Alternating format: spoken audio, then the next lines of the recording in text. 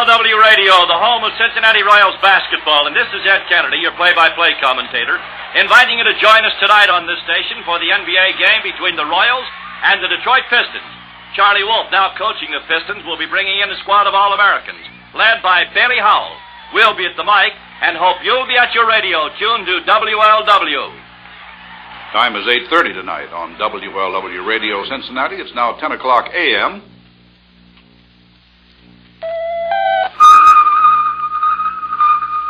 NBC Radio, News on the Hour, brought to you by Bayer Aspirin for fast relief from headache, muscular pains, or fever of a cold. Now here is Russ Ward, NBC News. President Kennedy, in his second day of speech-making in Texas, is defending the TFX warplane as a powerful force of freedom. We'll have a report from Texas coming up. South Vietnam's Revolutionary Council has dismissed 31 high-ranking military officers for an indefinite period while investigations are made into their activities during the Diem regime. French officials are quoted today as saying the de Gaulle government would give sympathetic consideration to economic and military aid for Cambodia. Cambodian Prince Norodom Sihanouk reportedly has said France is the most capable power to represent the Western world in that part of Asia. There has been no official request for help, however. 9 South Koreans have been killed and 9 others injured as they were gathering scrap metal on a U.S. firing range north of Seoul. The victims died when an Honest John rocket landed in the area. An Army spokesman said the South Koreans had been warned of danger on the firing range, that they were trespassing when the tragedy occurred. By a margin of more than 100 to 1, delegates to the Roman Catholic Ecumenical Council have given final approval to the use of modern languages instead of Latin in most forms of church worship. This is the first definitive action by the Council. That report on the President and other news after this from Bayer Aspirin. Did you know that the average American has 3 or more colds a year? If you should come down with the pains or fever of a cold or flu during this cold and flu season, remember this. To feel better fast, Bayer Aspirin is the kind of pain reliever doctors recommend.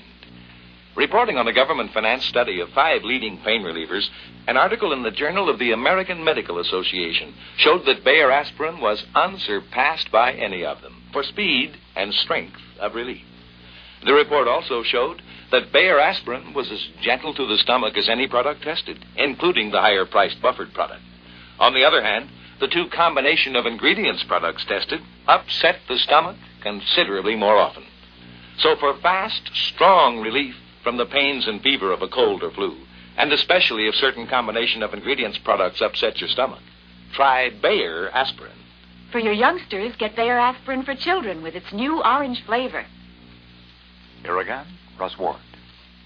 President Kennedy has opened the second day of his political swing through Texas. The story from NBC's Robert McNeil with the presidential party in Fort Worth.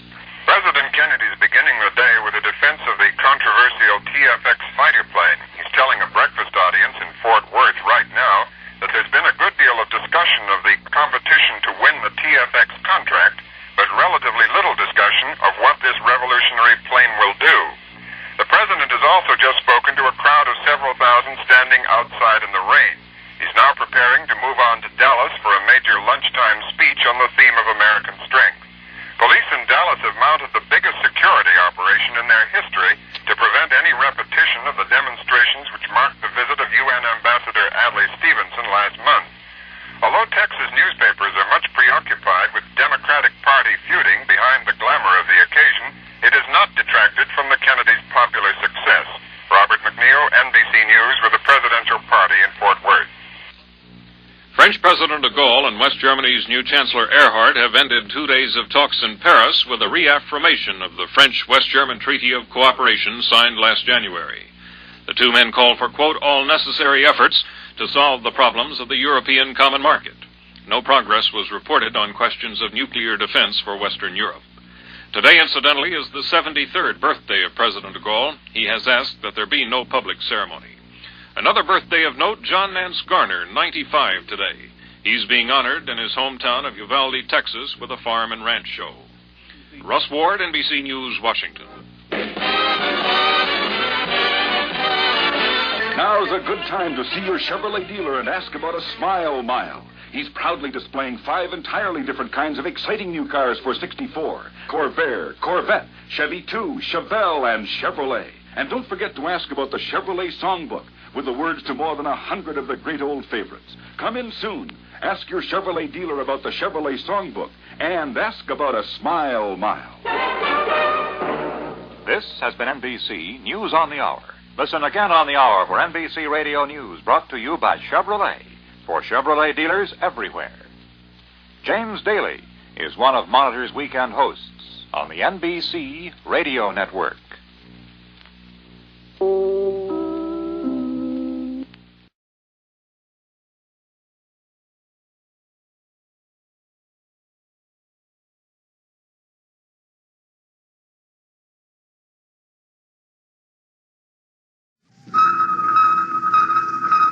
NBC Radio News on the Hour, brought to you by Wynn's friction-proofing products to correct and prevent car trouble from radiator to gas tank. Now here is Martin Agronsky, NBC News. President Kennedy denounced critics of his foreign policy today as prone to confuse rhetoric with reality. On the second day of his Texas tour, the president used a Dallas speech to contend that those who advance seemingly swift and simple solutions to every world problem will end in endangering the nation's security. Though the president didn't mention Arizona Senator Barry Goldwater by name, there was no doubt his remarks were aimed at the man who is now regarded as the front runner for the Republican presidential nomination. Acting Commerce Secretary Franklin D. Roosevelt, Jr. has testified to the Senate Banking Committee that the U.S. will have to hurry its decision on selling surplus wheat to the Soviet Union, as the Russians have now set a May 21st deadline for beginning shipments. Roosevelt argued against the proposal of South Dakota Senator Munt to bar government-sponsored credit for wheat purchases by any communist nation. He contended this restriction would bar U.S. businessmen from getting a fair chance to win a part of Russia's annual $4 billion of trade with the free world. At the United Nations in New York, the 17 member states of the presently postponed Geneva Disarmament Conference voted to resume negotiations at Geneva next January 21st. And more news after this from Wynn's Friction Proofing.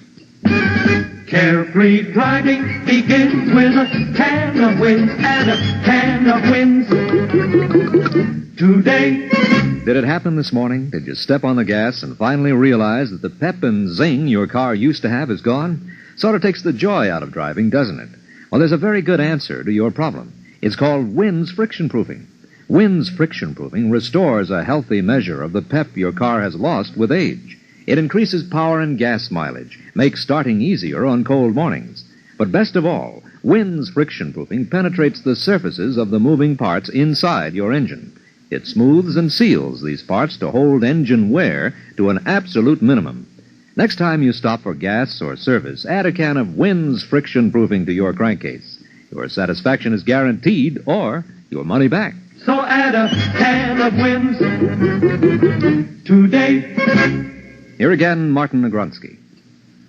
A two-day conference between West Germany's Chancellor Erhard and France's President de Gaulle has ended, and a report from NBC's Bernard Frizzell in Paris. West German Chancellor Ludwig Erhard made plain here today the German government's reliance upon the United States for its defense against the threat of Soviet aggression. That was the note on which Erhard wound up his two-day visit here to President de Gaulle. The French were reportedly careful not to present to Erhard a choice between themselves and the United States. But the Germans were said to be astonished at the sharply critical attitude of the French toward American policy. A joint communique called for all necessary efforts to get the common market moving forward again and to increase trade with the United States through the forthcoming Kennedy round of negotiations for tariff reduction. But no concrete agreements were announced. This is Bernard Frizzell, NBC News, Paris.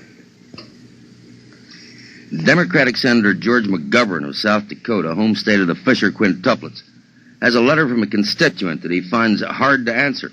The constituent writes that he doesn't mind a bit all the gifts to the Fisher family, but that he feels he's being unfairly treated despite his similar circumstances.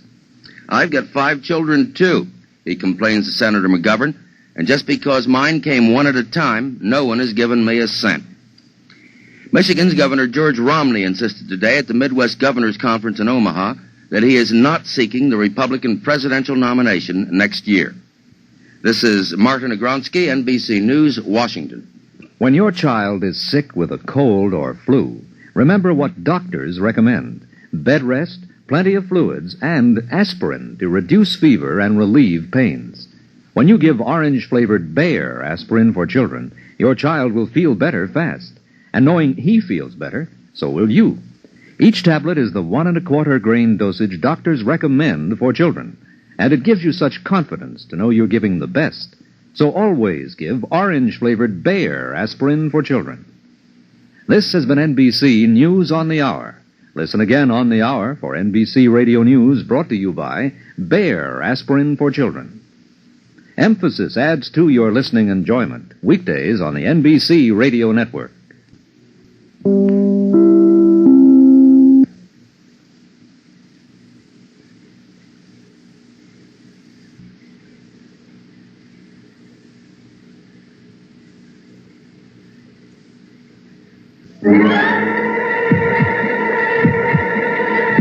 This is Morgan Beatty, NBC News, Emphasis, the Ledger of Life, the man who was promoted from the highest office in the United States to a job of no importance. That observation on people and the times in a moment.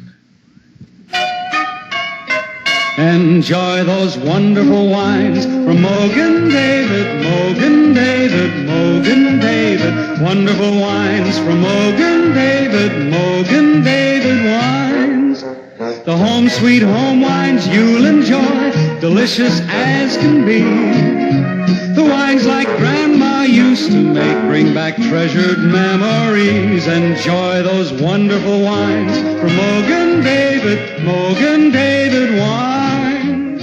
It's here, the cheeriest, cherriest wine you ever tasted. It's Morgan David Pure Cherry Wine. Not too sweet, not too tart. Any time's the right time to enjoy it. Morgan David Pure Cherry Wine. Enjoy those wonderful wines from Morgan David like Grandma used to make. Morgan David Cherry Wine, specially sweetened. Morgan David Wine Corporation, Chicago. This is Morgan Beatty, Emphasis, the Ledger of Life, Dateline, Uvalde, Texas. A famous American, John Nance Garner, celebrates his 95th birthday today. He's not as hale and hearty as he has been, but mercifully, he is sharp in mind. When our hero was born, November the 22nd, 1868, the United States was still an infant among the great powers of the modern world. By 1893, John Nance Garner had earned the nickname that has stuck to him to this day, Cactus Jack. He has acquired a habit of life that may have had something to do with his lifespan. He acquired the habit of eating at least one grapefruit every day. And in 1893, Cactus Jack was elected to what he has called the most important job he ever held. That was superintendent of schools in his hometown. They never gave me credit for that in these biography books, he has said. No, the biographers regard Speaker of the House of Representatives as Jack Garner's biggest job.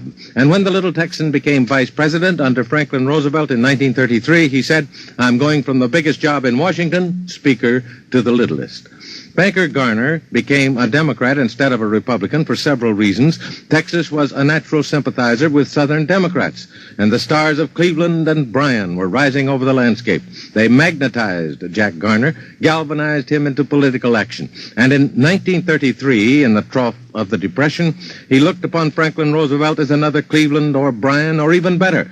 He loved the New Dealer to the end, even though he parted with him on the third-term issue and on economics. Cactus Jack recently decided to give much of his money, over $1 million, to educational institutions in Texas. To whispers that his relatives might be disappointed in that, he says, "It's my money. I'll do what I please with it." And those who thought Cactus Jack was kidding when he said he had given up both his cigars and his sour mash bourbon whiskey, he used to drink it by the glassful, at age 90, well, they were dead wrong. He has puffed a cigar only on rare ceremonial occasions since that time. He raises pecans, pheasant's eggs. He keeps hens to hatch the pheasant's eggs. He still wears khaki pants and shirt, both for every day and Sunday. And when Cactus Jack Garner sits in his rocking chair, in the setting sun in the afternoon, or in the shade of his porch at noontime, he keeps his belt unfastened for comfort. When he left Washington a generation ago, he vowed to make no meaningful political comments. Hardly a line of that kind of thing has appeared. But he has made no secret of his friendship for Harry Truman and Lyndon Johnson and the late Speaker Sam Rayburn. Today, Cactus Jack keeps right up with the times. He has 2 television sets so he can watch 2 ball games at the same time. He hates nothing more than the fuss and feathers of a birthday celebration. One thing for certain, he wouldn't give up his afternoon nap for all the birthday celebrations in Christendom. Morgan Beatty, NBC News. Here's a thought for Thanksgiving. Have a heart-to-heart thought with the one you love, that special someone you're thinking of. Send flowers by wire, it's easy to do, through the FTD florist nearest you. The Thanksgiving special at $7.50 is only one of 26 arrangements in the new Florist Telegraph Delivery Selection Guide, available at your FTD florist. This is Morgan Beatty, Emphasis, the Ledger of Life, reminding you that Emphasis is heard 8 times daily, Monday through Friday, on this NBC station.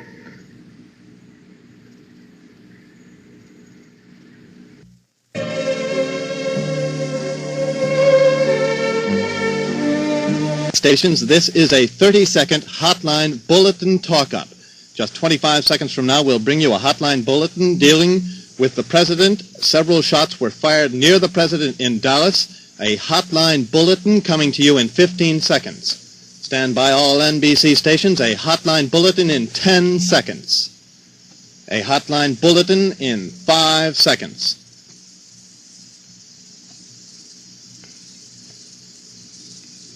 This is an NBC News bulletin. Shots were fired near President Kennedy in Dallas. Here is a report from Robert McNeil, NBC News, with the presidential party in Dallas. Several shots were fired as President Kennedy's motorcade passed through downtown Dallas. Crowds screamed and lay down on the grass. As the motorcade went by, police broke away and began chasing an unknown gunman across some railroad tracks. It was not known if the shots were aimed at the president. Repeat, it is not known if the shots were aimed at the president. This is Robert McNeil, NBC News in Dallas, Texas. And here is a flash from the Associated Press in Dallas. The Associated Press reports that the president was seriously wounded. This is not confirmed. This is a flash. Repeat, this is a flash from the Associated Press in Dallas. They report that the president was seriously wounded by an assassin's bullets. This is an unconfirmed report from the Associated Press. I repeat, the Associated Press reports from Dallas that President Kennedy was seriously wounded by assassin's bullets in Dallas. This has been a hotline bulletin report from NBC News. Stand by for later developments as they become available.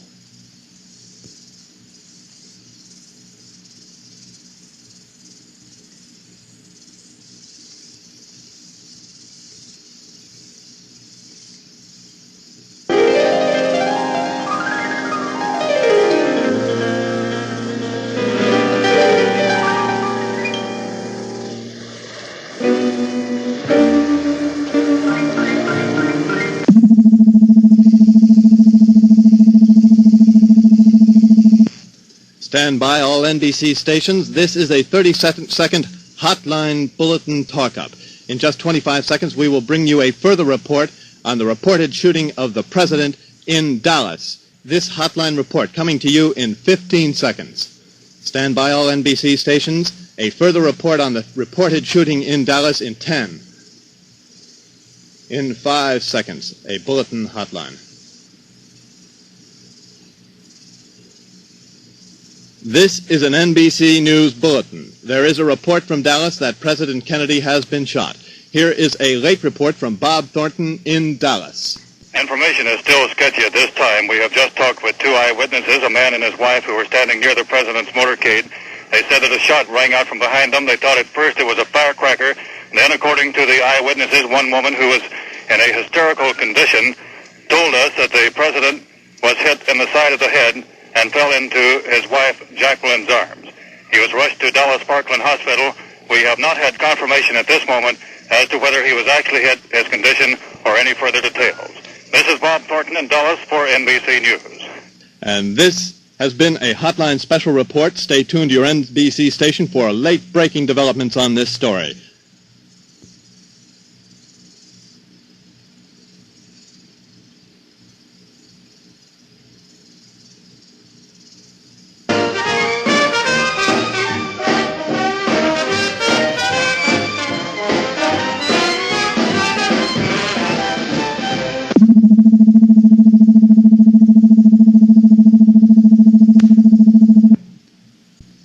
Stand by, all NBC stations. This is a 30-second hotline bulletin talk-up.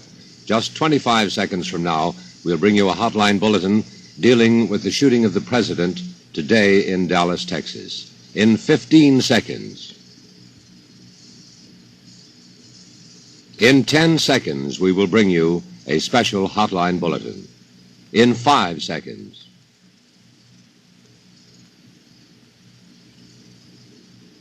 This is an NBC News Bulletin. We take you now to Robert McNeil, NBC News in Dallas, Texas. Several shots were fired today as President Kennedy's motorcade passed through downtown Dallas. A police officer at the scene said he believed the president had been wounded and has been taken to hospital. People screamed and lay down in the grass as the shots were heard as the motorcade went by. Police immediately fanned out over a wide area. A small Negro boy and a white man said they had seen a man with a gun in the window of a building overlooking the route. This is Robert McNeil, NBC News in Dallas, Texas. This has been a Hotline Special Report. Stay tuned to your NBC station for other Hotline reports and for the late developments on the NBC News on the Hour.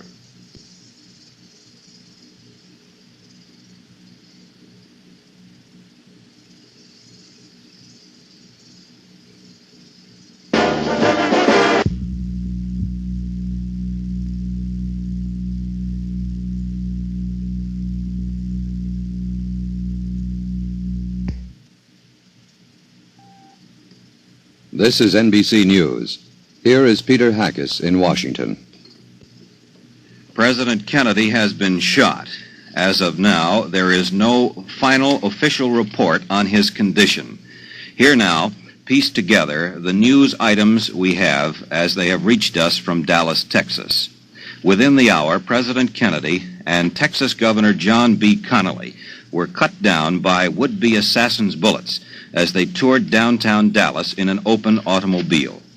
Representative Albert Thomas, Democrat of Texas, says he's been informed the president and Governor Connally were both still alive after having been shot in an assassination attempt.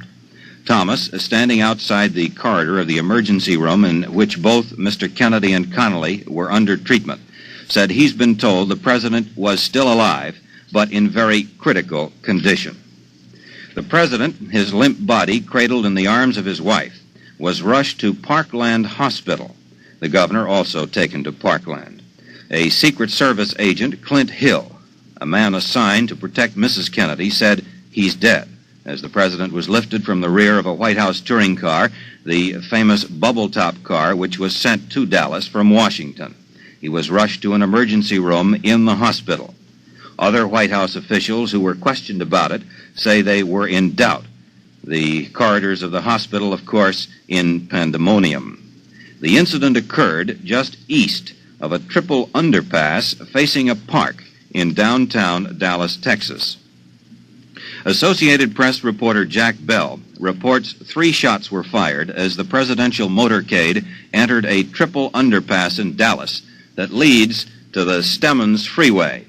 After the president was shot, the Secret Service waved the motorcade on at top speed to the nearby Parkland Hospital.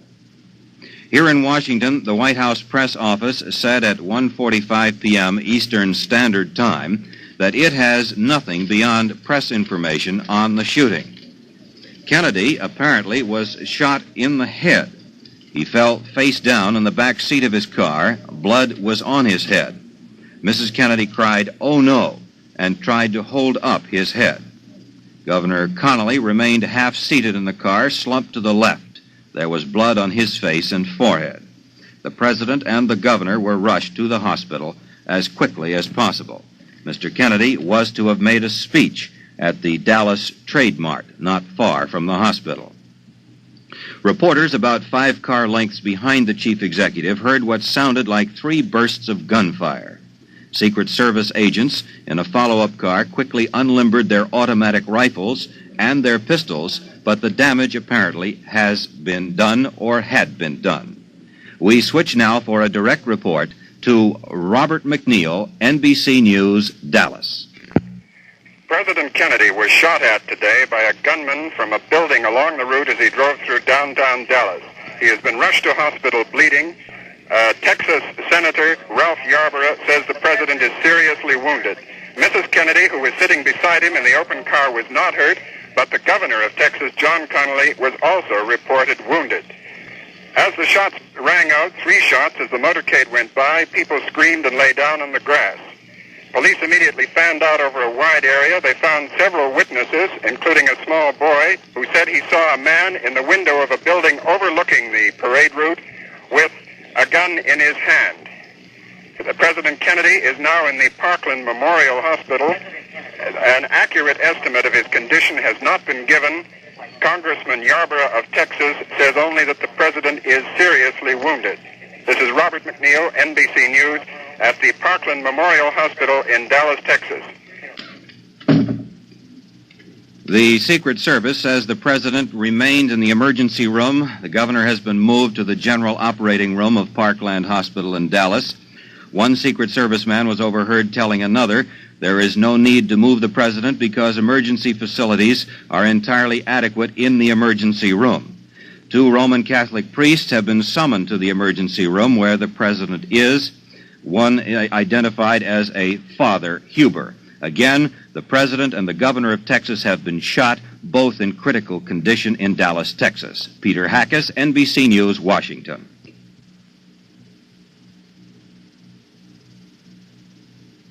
Now here is Edwin Newman, NBC. The latest word on President Kennedy's condition comes from Representative Albert Thomas of Texas. He says he's been informed that Mr. Kennedy is still alive, but in very critical condition. 2 Roman Catholic priests have been summoned to the room where Mr. Kennedy is lying. Here is a bulletin just in. President Kennedy has been given blood transfusions at Parkland Hospital in Dallas, Texas. That is where he is lying. This is an effort to save his life. The president is at Parkland Hospital after the assassination attempt against him and Governor John Connally of Texas. The president was shot in the head. Governor Connally was shot in the chest. He has been taken to the operating room. The president remains in the room to which he was originally taken because emergency facilities there are said to be completely adequate. To repeat, the president remains in the emergency room at the Parkland Hospital in Dallas because emergency facilities in that room are considered to be perfectly adequate. The president has been given blood transfusions in an attempt to save his life. 2 Roman Catholic priests have been summoned to that emergency room. A White House spokesman said someone had asked for the priests. We have not yet been told who sent for them. To recapitulate today's events, a sniper shot President Kennedy and also Governor John Connally of Texas, with whom the president was riding as they drove through downtown Dallas today. Mr. Kennedy apparently was shot in the head, and he fell face down in the back seat of his car. It was an open car. Blood was on his head. Mrs. Kennedy was by his side. She was not hurt. She was heard to cry, "Oh no," and she tried to hold up the president's head. Governor Connally remained half-seated, slumped to the left. There was blood on his face and forehead. There was also blood on his chest. The president and the governor were then rushed to the Parkland Hospital near the Trade Mart in Dallas, Texas. The president was to speak at the Dallas Trade Mart in the course of his 3-day visit to Texas. Today was the 2nd day. Blood was spattered all over the limousine, which had been flown in especially to carry the president in the Dallas welcoming parade. Secret Service men at once drew their weapons, but it was too late to prevent the damage that had been done. I repeat, the president is still alive, but he is said by Representative Albert Thomas of Texas, one of his hosts in Dallas, to be in very critical condition. The corridors of the hospital are described by those who were there as in pandemonium. At the height of the drama in the emergency room where the president is lying, a weeping Negro woman bearing a small, bloody child rushed into the hospital. A nurse and an intern went quickly to her side. Mrs. Kennedy, as I have said before, is safe, but she is stunned by what has happened. Mrs. Connally also appears to be safe. She is stunned also. We will, of course, continue with our news bulletins moment by moment as they come to us. We now join the facilities of NBC Television for a simultaneous broadcast. NBC correspondent Bill Ryan is speaking. Window of a building about a block away from the cars. There are other reports that a man was seen with a high-powered rifle. There is no indication yet that whoever fired the shots at the president and the Texas governor has been found. The word from Parkland Memorial Hospital is that President Kennedy is being treated in an emergency room of the hospital, that he has received blood transfusions, that he is in critical condition but alive. There is no word on how many times he was struck by bullets or where he sustained the wounds. Now, we are going to attempt once more to return to station WBAP-TV, Fort Worth, Dallas, and newsman Charles Murphy. There is no definite word yet that the person who fired the shots at President Kennedy and Governor Connally in Dallas has been apprehended. We have just received this report, though. Moments ago, authorities took a young man into custody. They took him to the county sheriff's office near the Triple Overpass, near where the shooting occurred. The man was neatly dressed. He's in his early 20s. He is protesting vehemently his innocence, and he says that he has witnesses to prove that he is innocent. 2 Roman Catholic priests have been summoned to the emergency room where the president is. A White House spokesman said someone had asked for the priest, but did not say whom. Blood transfusions have been administered to President Kennedy. Governor Connally has been moved to the general operating room.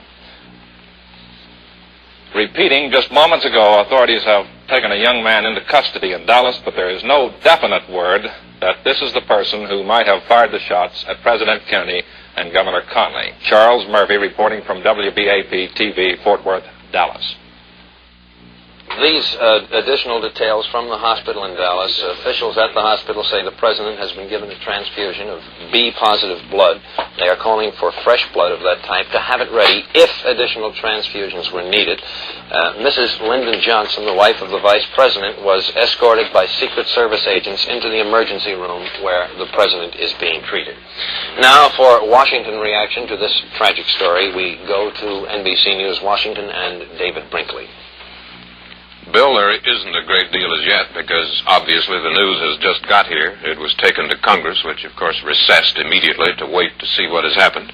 We've checked with the White House, which has told us it doesn't know any more than we know, and in fact has been listening to us to see what it could find out. The president's brother, Edward Kennedy, Teddy Kennedy, was on the floor of the Senate and was informed of the news by the Senate Democratic leader, Senator Mike Mansfield. The only word beyond that we have is that Senator Kennedy didn't know at the moment whether he would go to Texas or not.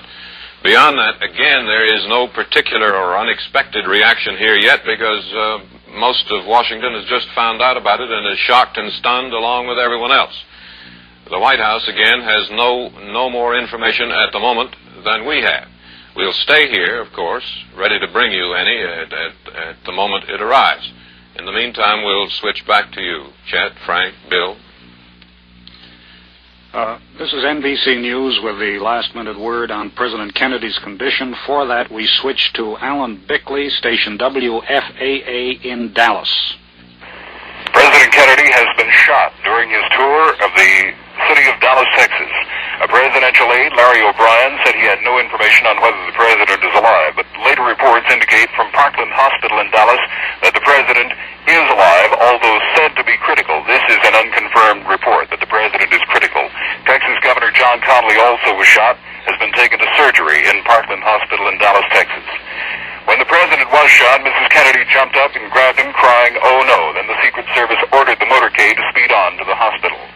Apparently, from witnesses at the scene, we can deduce that the attempted assassination was committed by a slender white young man, about 30 years of age, probably from the vicinity of the Texas Book Depository building in downtown Dallas. Police and Secret Service men have now cordoned off that building. The center of downtown Dallas is in a virtual state of siege. They are combing the floors of the Texas Book Depository building in an effort to find the suspected assassin. This is Alan Bickley reporting for NBC News.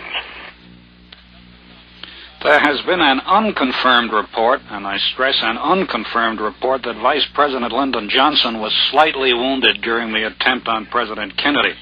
One spectator said he saw Vice President Johnson walk into the hospital holding his arm.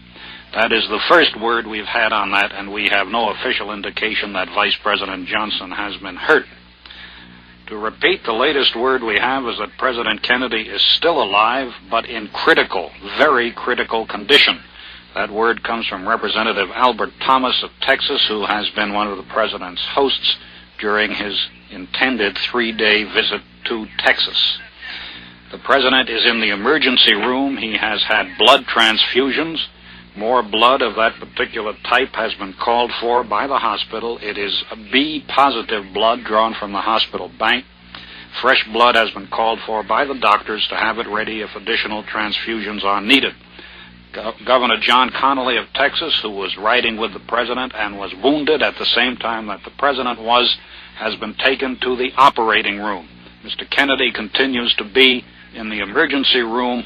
Facilities there are said to be adequate. We will be back with additional information as soon as we receive it. This is Edwin Newman, NBC News. I beg your pardon, I am told to continue because there is a bit more information.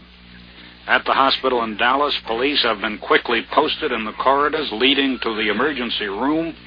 Secret Service agents are on duty and have turned reporters away 40 feet from the door of the emergency room where the president is lying critically ill.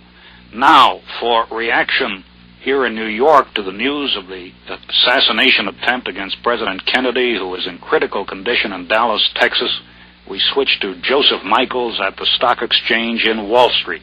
The stock exchange itself has just suspended trading. A Board of Governors meeting was called by Keith Funston immediately after the terrible news was received, and the decision after the market was running slow and it tumbled about 2.5 points, 12 minutes behind on the ticker, with many issues suspending immediately, was that the market itself should suspend. I'm down here at Wall Street.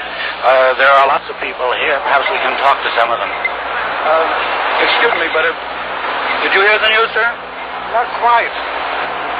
I couldn't hear. I was standing all the way out here. How about you? I didn't hear anything. I just was. Did you know what happened? Yes, I know. How do you feel about it? I don't know. It's shocked. Very bad. Terrible shock to the country and everything else. I don't know. It's unbelievable to think something like that could happen. Do you think it's a dangerous thing for us all? I certainly do. Where was the FBI? How do you think the street will react to this, sir? Well, I guess the market will go down. It always does in a tragedy. The vote in critical condition, huh? So we hear tell. Do you think this will have any serious effect on the market, sir? On what? On the market? I doubt it. Why? Well, I'd have to say, I doubt very seriously. The general condition of people here was that the ones that we've talked to so far was that this is an awful thing. This is Edwin Newman, NBC News in New York. We have an interview with an eyewitness to the shooting of President Kennedy in Dallas. I must repeat now, the president is still alive, but is described as being in very critical condition in the hospital in Dallas. He has been given blood transfusions. 2 Roman Catholic priests have been summoned to the emergency room in the hospital where the president is lying. Now, we're going to let you hear an interview with an eyewitness to the shooting that took place in Dallas a short time ago. What is your name, ma'am? Jane Hill. From Dallas? That's right. And did you see the shooting, miss? Yes, sir. Can you describe what happened? Yes, sir. Can you do that now? They were driving along, and we were the only people in this area on our side, and the shots came from directly across the street from us. And just as the president's car became directly even with us, we took one look at him, and he was sitting there. He and Jackie were looking at a dog that was in the middle of the seat, and about that time 2 shots rang out just as he looked up.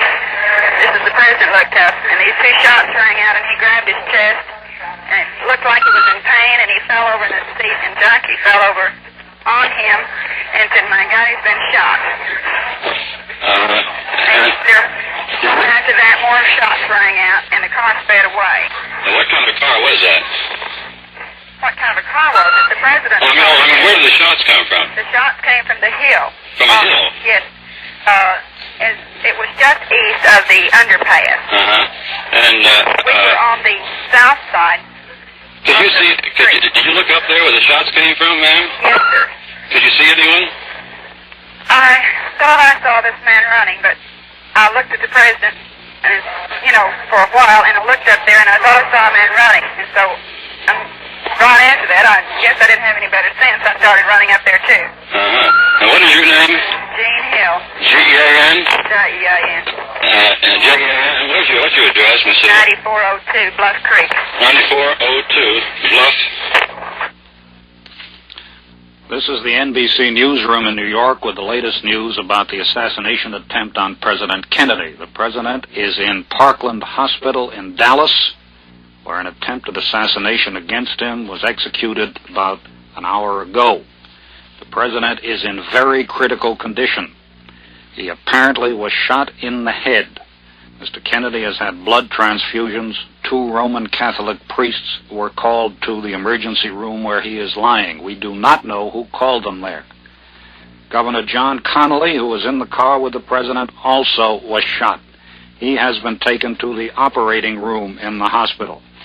An assistant to Governor Connally said he asked him how it happened, and the governor replied, "I don't know. I guess from the back they got the president too."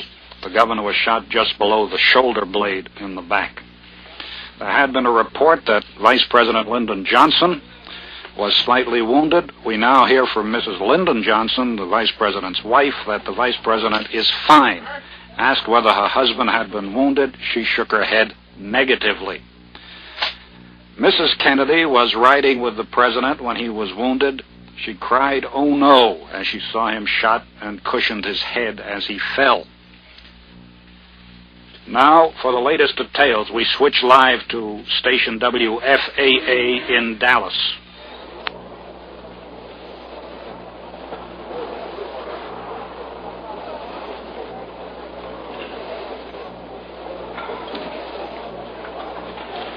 This is the NBC newsroom in New York. We try again to get the latest details from station WFAA in Dallas.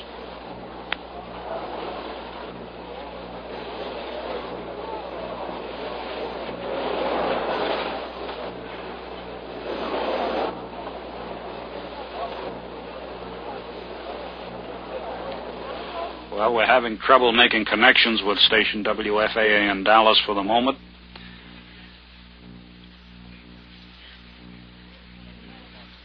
We now join the NBC television network telecast for the latest information. Anxious members of the White House staff gathered, including Major General Chester V. Clifton, military aide to the President, and Brigadier General Godfrey McHugh, the Air Force aide.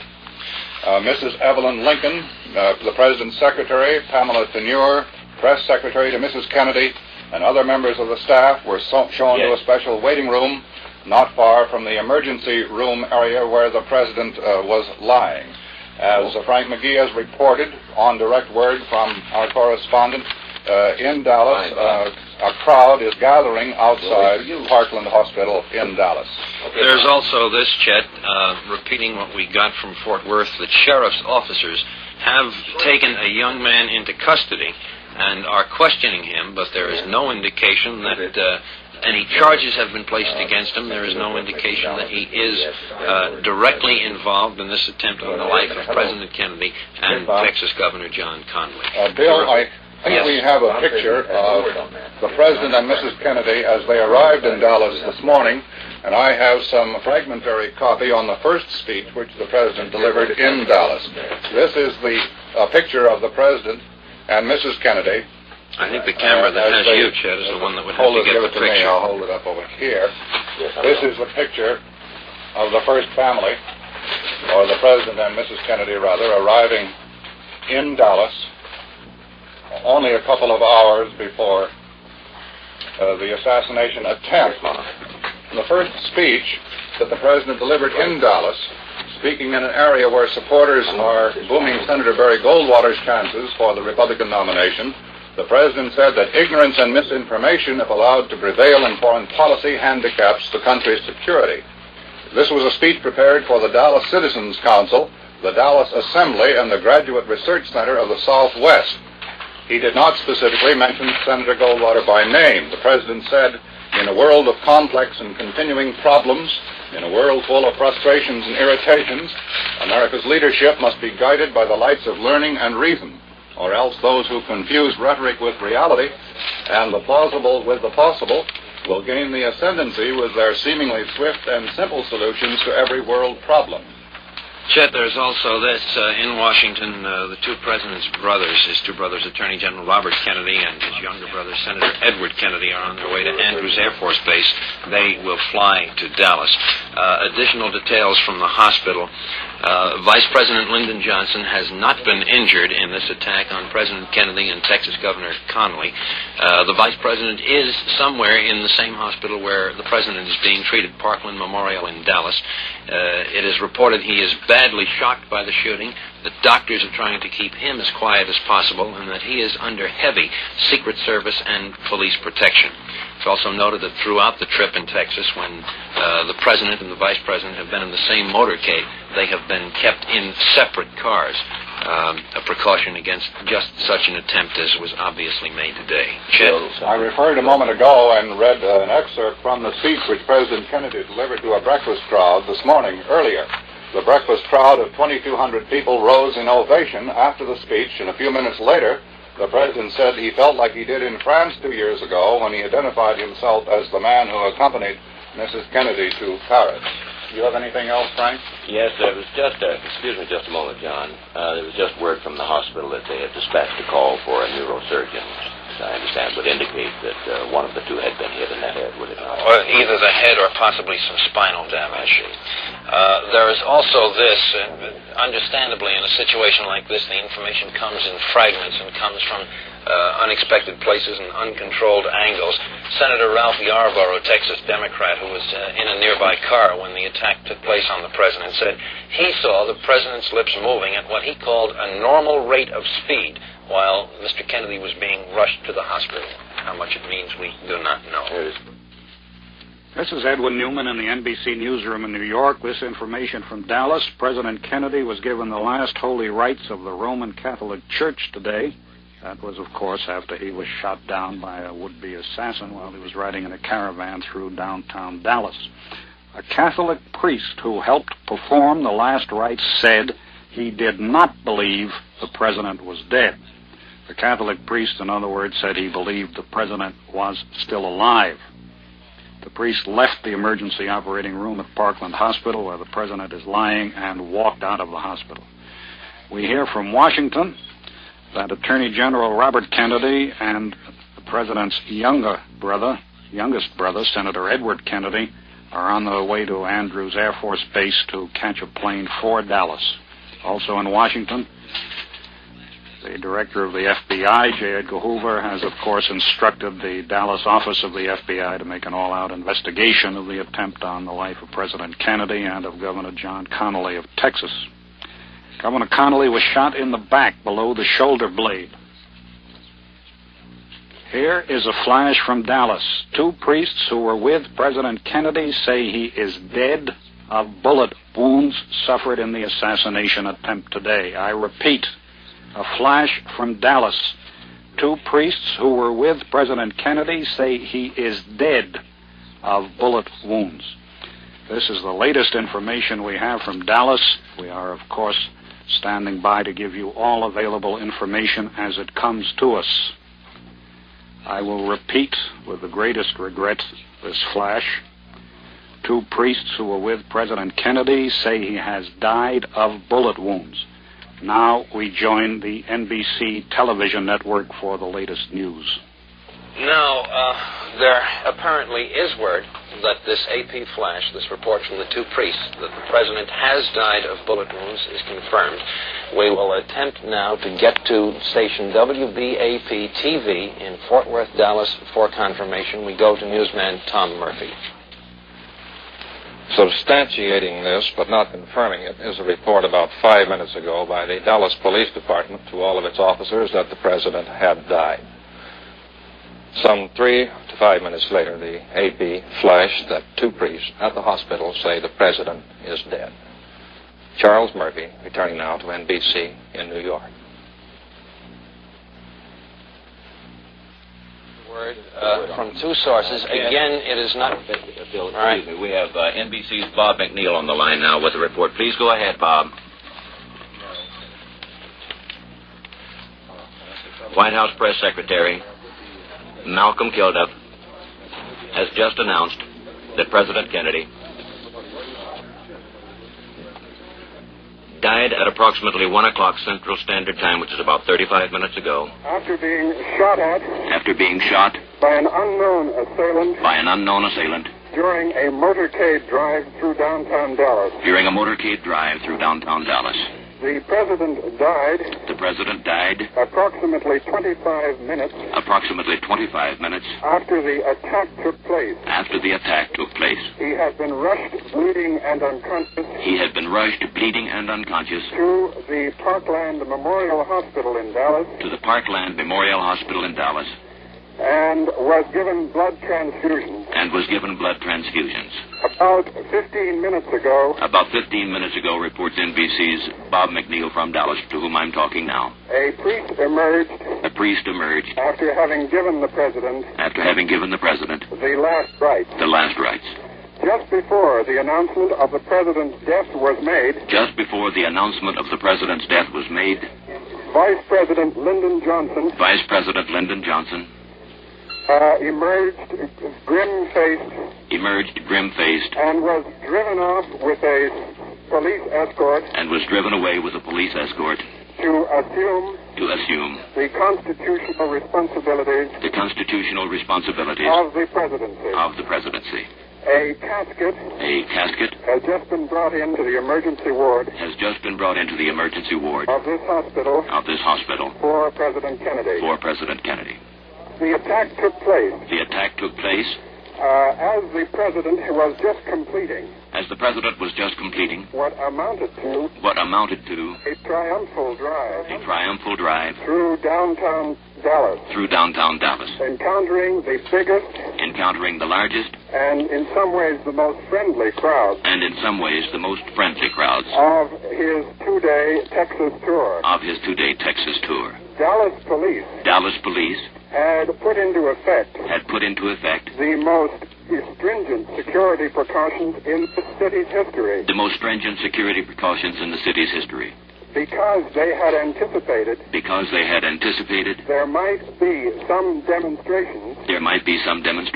Against President Kennedy. Like those which marked the visit. Similar to those which marked the visit of UN Ambassador Adlai Stevenson. On October 24th. Mrs. Kennedy. Who was sitting beside the president. In the open car. Was not hurt.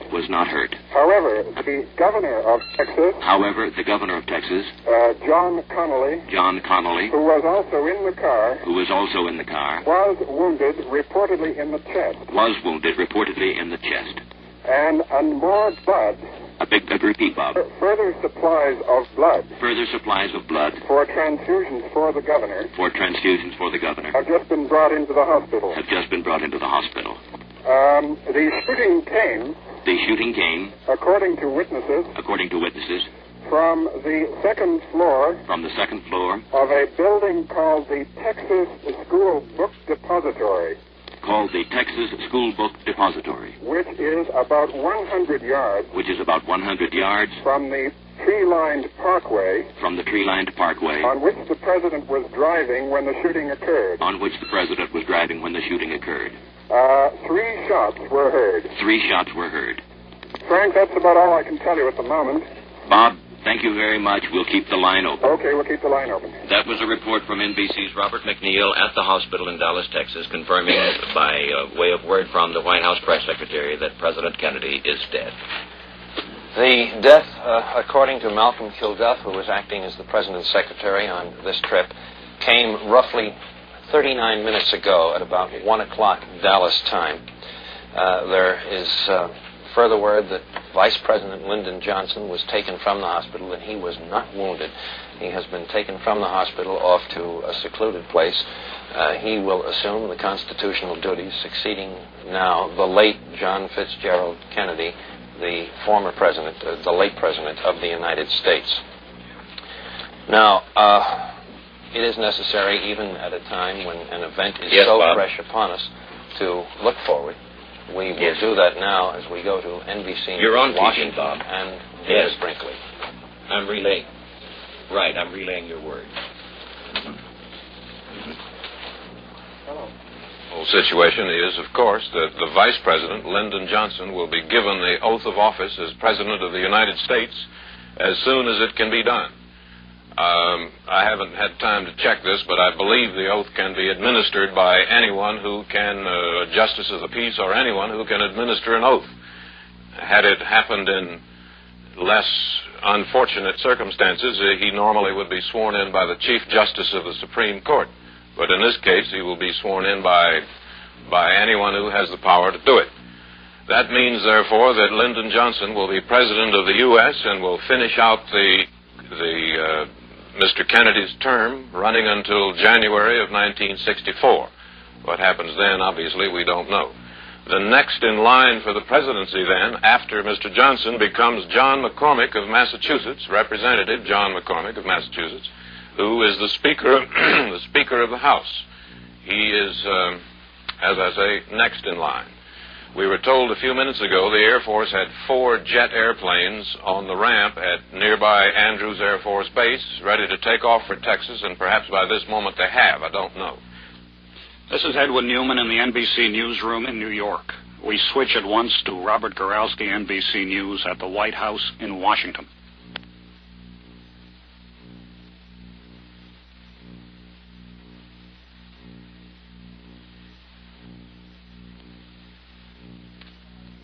There's some delay in getting to Robert Goralski at the White House in Washington, who will give us the latest information from there about the death of President Kennedy by assassination in Dallas. Now we switch to Robert Goralski at the White House in Washington. Secretary of State Dean Rusk has just been...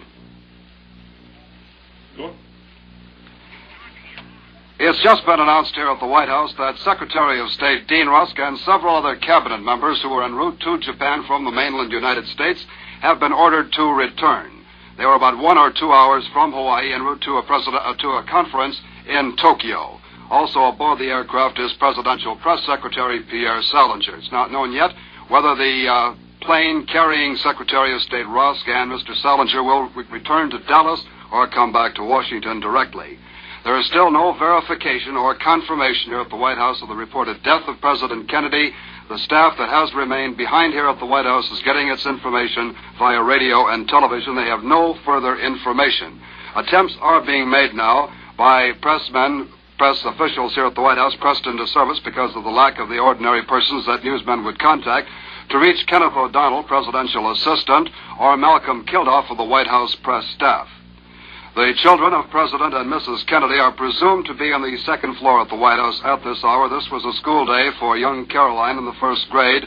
John Jr. is also believed to be in the White House. They were to go to Middleburg, Virginia tomorrow for the weekend, at which time they were to join the President and Mrs. Kennedy. Here at the White House, the secretaries are ashen-faced. They're on the verge of tears, and I might add reporters are feeling the same way and look the same way. Robert Goralski, NBC News at the White House. The last rites were administered to President Kennedy by Father Oscar Huber of Holy Trinity Church in Dallas. Of course, at this point, the information that comes to us is fragmentary. It has all to be pulled together. There was an eyewitness description of the scene from a man who was 15 feet away when the president was shot. This man is Charles Brehm, B-R-E-H-M. He said the president was waving and the first shot hit him, and that awful look crossed his face.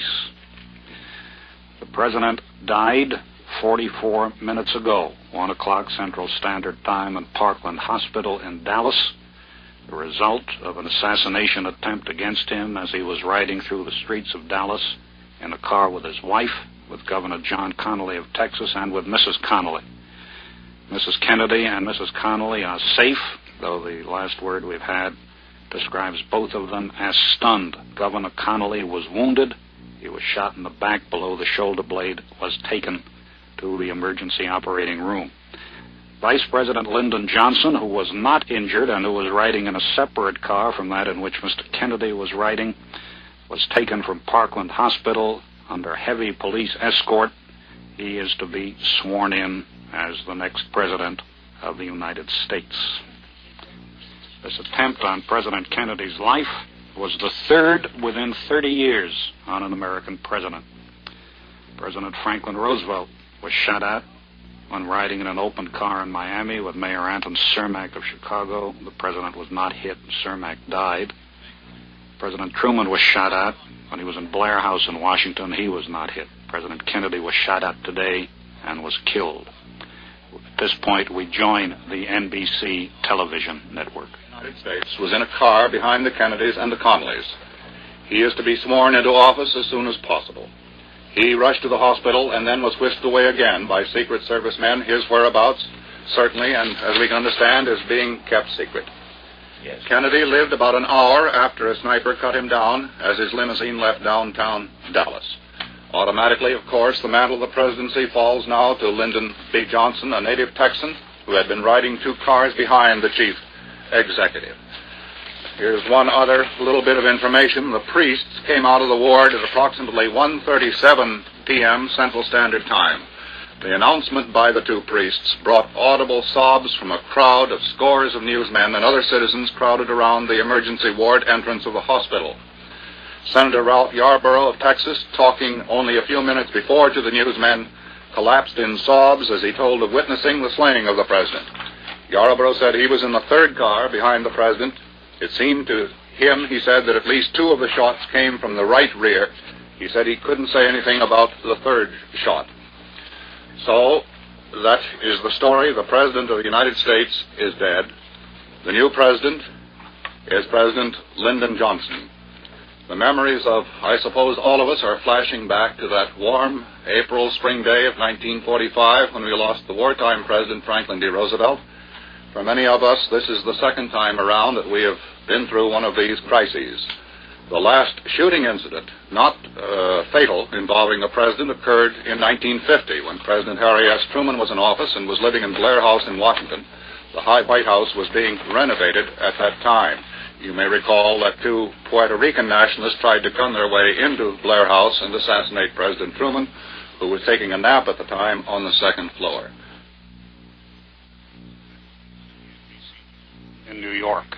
An eyewitness to the shooting, fatal shooting of President Kennedy today was NBC cameraman John Hofen. John, where were you when it happened?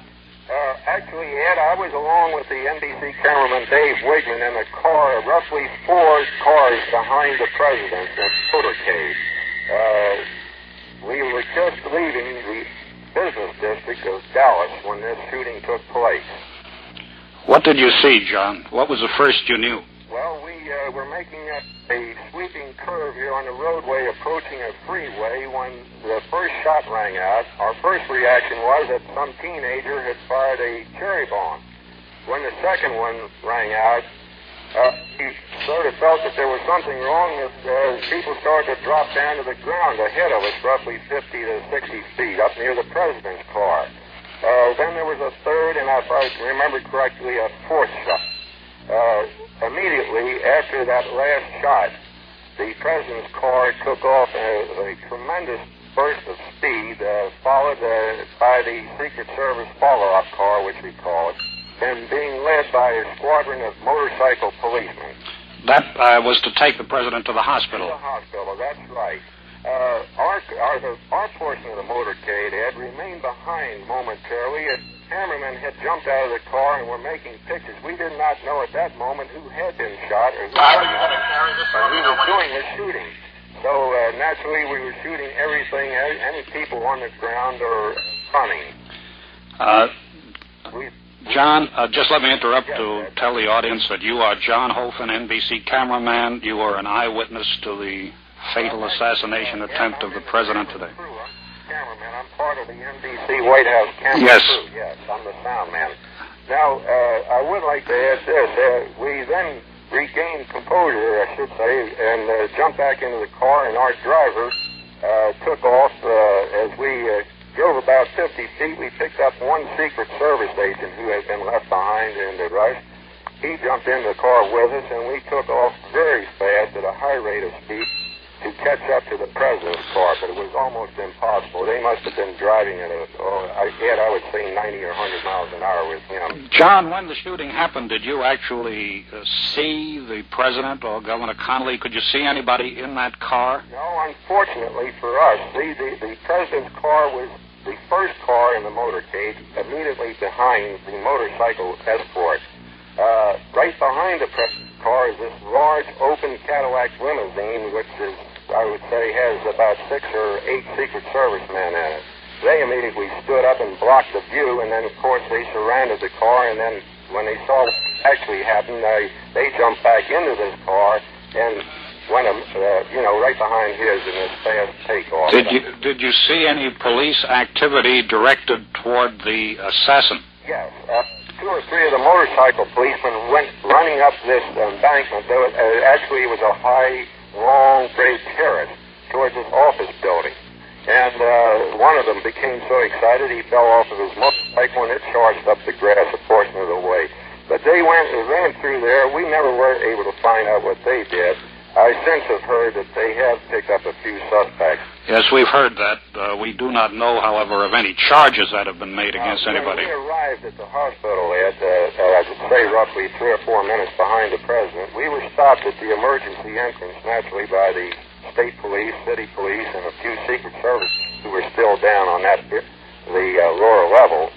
And the Secret Service men who knew us asked us to please remain there, that they would do whatever they could to help us. Just as I was leaving with home in my pocket to make a delivery to go on the air, Malcolm Kilduff, the Associate Press Secretary on the President's staff, came over and quietly said, John, he said, they tell me the President has died. We did not have a strict confirmation at that moment, and of course I have been roughly a block and a half away from the hospital now since talking to him and talking to you. Thank you very much, John. I must interrupt you because we want to switch to Robert Goralski at the White House in Washington. The American flag above the White House has just been lowered to half-mast, a solemn confirmation of the death of President Kennedy. As the flag was lowered, large numbers of people outside the White House noted the flag flying at half-mast. Most of them did not know what had happened. They talked to the White House guards, who had then informed them the President of the United States is dead. Large numbers of people out there now, probably about 400 or 500. They're standing, watching the activity as limousines come into the west side of the White House. Senator Hubert Humphrey arrived about 20 minutes ago. Reporters are still coming in, photographers. There's been contact with various congressmen, but still nothing more official about plans for President Lyndon Johnson to assume the office. This is Robert Goralski, NBC News at the White House. This is Morgan Beatty, NBC News, New York, taking over from this time. There's considerable confusion as to exactly where these rifle shots came from. As we could tell from our report down in Dallas from our own staff man, it's not clear whether or not they came from a building or from an area close to the underpasses, a triple group of underpasses, or whether it came from a building. Now, Senator Yarborough of Texas is giving us this kind of information. These are quotes. These are quotes from the senator just right after the assassination occurred. You could tell, he said, that something awful and tragic had happened. He said, I could see a Secret Service man in the president's car, leaning on the car with his hands in anger, anguish, and despair. I knew something tragic had happened. Yarborough had counted 3 rifle shots, others have said there were 2, as the presidential limousine left downtown Dallas through a triple underpass. The shots were fired from above. Now that we're sure of. Possibly from one of the bridges or from a nearby building. That's the senator's view. But another witness, television reporter, said he saw a gun emerge from an upper story of a warehouse commanding an unobstructed view of the presidential car. We've already had fleeting references to this warehouse building and a gun emerging from a window. So you see, we still don't have enough information, and there are people under arrest. The sheriff's office in Dallas has several persons under arrest. And, of course, the standard report is that they have a white man, about 30 years old, under arrest, and a rifle has been recovered from the scene of the shooting, and it was a foreign-made rifle. Of course, this kind of reporting is very difficult at this time. The police themselves are busy trying to organize, along with the Secret Service and other government agencies, the Federal Bureau of Investigation. John Edgar Hoover has issued orders to his men to cooperate, and they have not yet coordinated all of the information they have. But it's quite certain that they have a great deal more information about the assassination of President Kennedy than they are revealing at this time. And now we switch to John Lavacek in Miami. Havana Radio has just broken into its regular news broadcast with a bulletin and is broadcasting the news of President Kennedy's death to the Cuban people. The radio announcer, a woman, is broadcasting the regular United Press International dispatch from the United States. She is detailing all of the information she has at this time. This is John Lavacek, NBC News in Miami. It's also clear from the reports we have that the Secret Service agents assigned directly to the president, that is, the men in the car or around the car with him, were almost certain he had been killed from the beginning. The president was shot, we can now either repeat or confirm, through the right temple, and the bullet went cleanly through his head. The White House physician has now stated it was a simple case of a bullet straight through the head. At least one Secret Service man at the entrance of the hospital kept murmuring. One of Mrs. Kennedy's Secret Service men kept murmuring as the car went up to the hospital and the president's body was being taken out that he's dead, he's dead. I'm sure he didn't know at that time he was dead, but Secret Service men know you can't be shot through the head, temple to temple, without being about as close to death as a man can be. And the question of administering the oath to the Vice President, Mr. Johnson, has still not been resolved, but the Secret Service has thrown an extraordinary guard around the Vice President. Mrs. Johnson was seen by reporters not too many minutes ago, and she was asked how the Vice President was, now the President of the United States, and she said, he's fine. We repeat what we've told you before, that Vice President Johnson was not shot. The other man shot was Governor Connally of Texas. And the governor, by the way, has talked with Mr. Huber, his principal assistant. He is in apparently fairly good condition. He has said that he saw the whole thing, and they got the president too, he told his assistants. The doctors have discovered that Governor Connally of Texas has been shot just under the shoulder blade in the back, and the seriousness of it has not yet been determined, but he's conscious. He's able to talk to his friends. And Mr. Huber said that the governor had asked him, he had asked the governor what he could do for him, and the governor had asked him, please just take care of Mrs. Connally for me. So apparently the governor of Texas is not injured as badly as it would appear that he had been at first. Incidentally, NBC News reports from Dallas that a car believed to be the assassin's getaway car has been seized in Fort Worth. And the suspect, the man still not identified, has been taken into custody. Also, a policeman also was shot and killed during the assassination.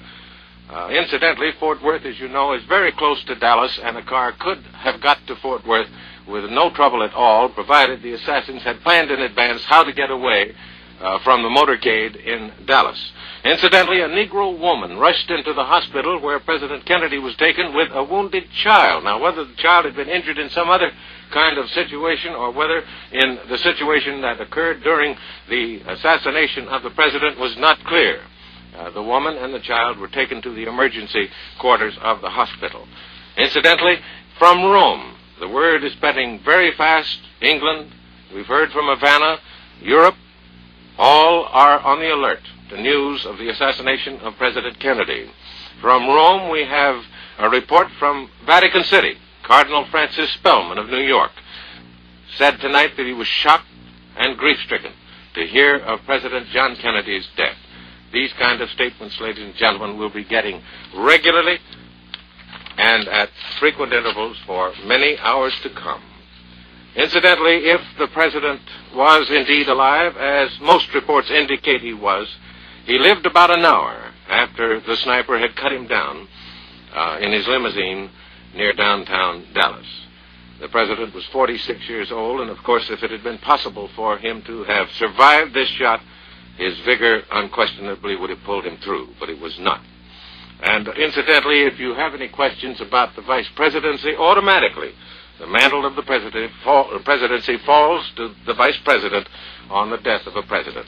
That means that he doesn't have to take any oath of office immediately. He is President of the United States. That's Lyndon B. Johnson of Texas, and as we reported to you, he was unhurt because he was automatically kept in another automobile so that there would not be the double close risk of the president and the vice president together in a situation of this kind, particularly in travel areas. And now let's see what they're doing on NBC TV News at this point. They have new reports on the president's assassination. The practice she's developed the last couple of days took the initiative in going over to the fence, and she and the president walked all along the fence, shaking hands with both hands, and the crowd was really delirious with them. And this kind of reaction was something like the reaction that was encountered in the big crowds all the way through the town. Very friendly. I saw only one hostile sign all the way through the motorcade, which went about 10 miles. And then suddenly, in the middle of this bright sunshine, the friendly crowd, and nobody expecting anything, these three muffled shots were heard. And it couldn't have been a more startling, gruesome contrast to the very pleasant, sunny, friendly atmosphere that he'd received, despite all the warnings that things were going to be difficult for him here in Dallas.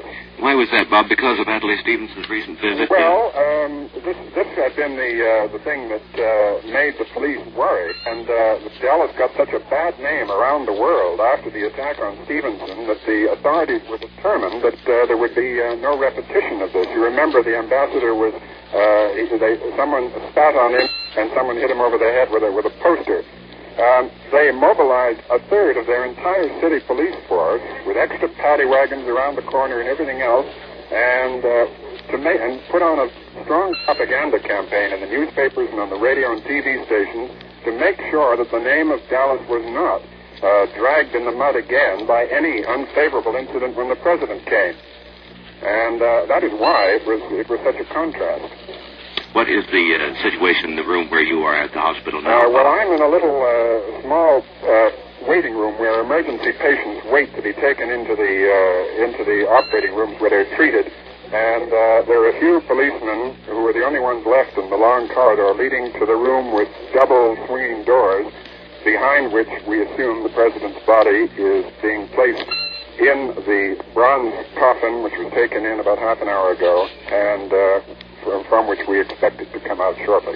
Bob, we have a still photograph here in the studio that has just moved, and it shows a man and a woman and what looks like two small children lying on the ground. I understand you saw these people. Yes, well, they were the first people I went to. I must have got there shortly before that picture was taken, when I jumped out of the press bus, and they, in common with many other people, were screaming and lying down in the grass to escape from the shooting. The minute the shooting sound started, the air was filled with the screams of women and children. A sort of very feminine wailing filled the air, and everybody lay down on the sidewalks, on the grass, on the edge of the parkway. And I assume that the picture you're talking about is that, because nobody else I know was besides Kennedy and Governor Connolly. We lost a part of that. You say, as far as you know, no one else. As far as I know, no one else was hit other than President Kennedy and Governor Connolly.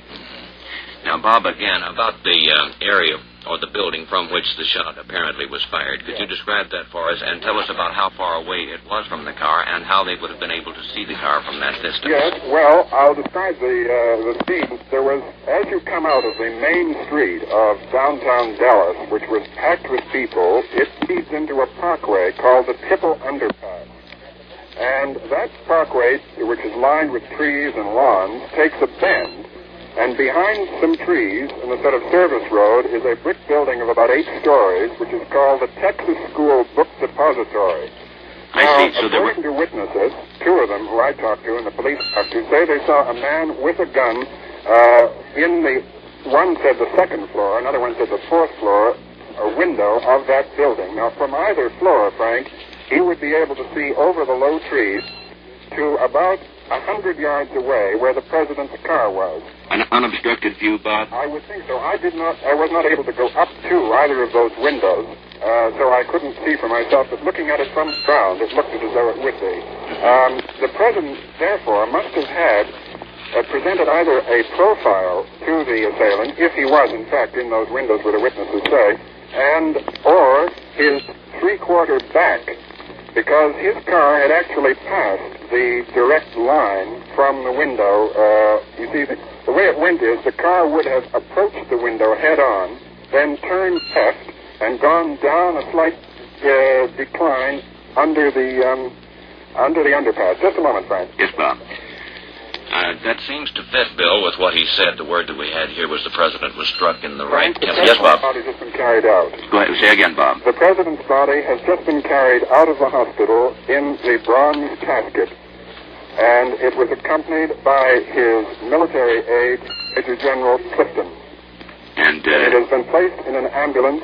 I understand it is being taken straight to the air base where he landed to be flown back to Washington. I see, Bob. The crowds have all been moved away from the door by the local police and the Secret Service. I can hear the motorcycle escort outside with the ambulance starting up. And the president's body, with the police motorcycle escort, is now pulling away from the hospital. It is about 1.5 hours since he was shot. The president has been dead for about 1 hour and 7 minutes. Vice President Lyndon Johnson, who is now constitutionally the president, left immediately after the president's death was confirmed, and with a police escort went off to the airport, presumably to go straight to Washington to assume the constitutional responsibilities of the president. Bob, returning to your earlier narrative, you had just taken us to the point where the president's car had turned, and I was about to ask. Now, there were 3 cars behind him with Secret Service and several Texas congressmen, and then I was in the first press bus, the front of the first press bus, which came behind those.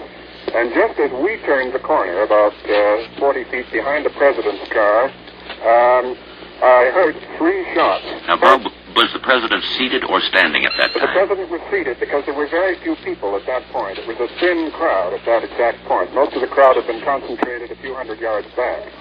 The president was seated, Mrs. Kennedy was seated, but when I heard shots, I saw people fall to the ground and was not looking for the moment at the president. The car immediately disappeared under the underpass and speeded up to go straight to the hospital.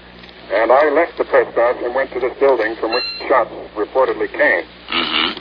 What sort of a building is it, Bob? Well, it is I told you the title. It's the Texas School Book Depository. It's a orangey brick building of about 8 floors, and it was showing an expanse to the street of maybe about 8 windows wide in the front.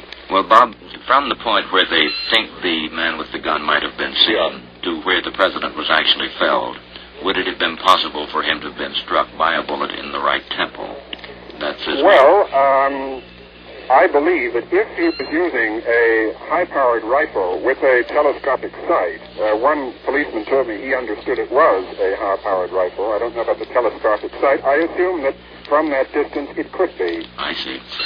Could be. About how fast was the president's motorcade going at the time of the slowly. fire? It was about, by that time, having just gone around the corner, it was probably between 15 and 20 miles an hour. Mm-hmm. And Vice President Lyndon Johnson was how far behind?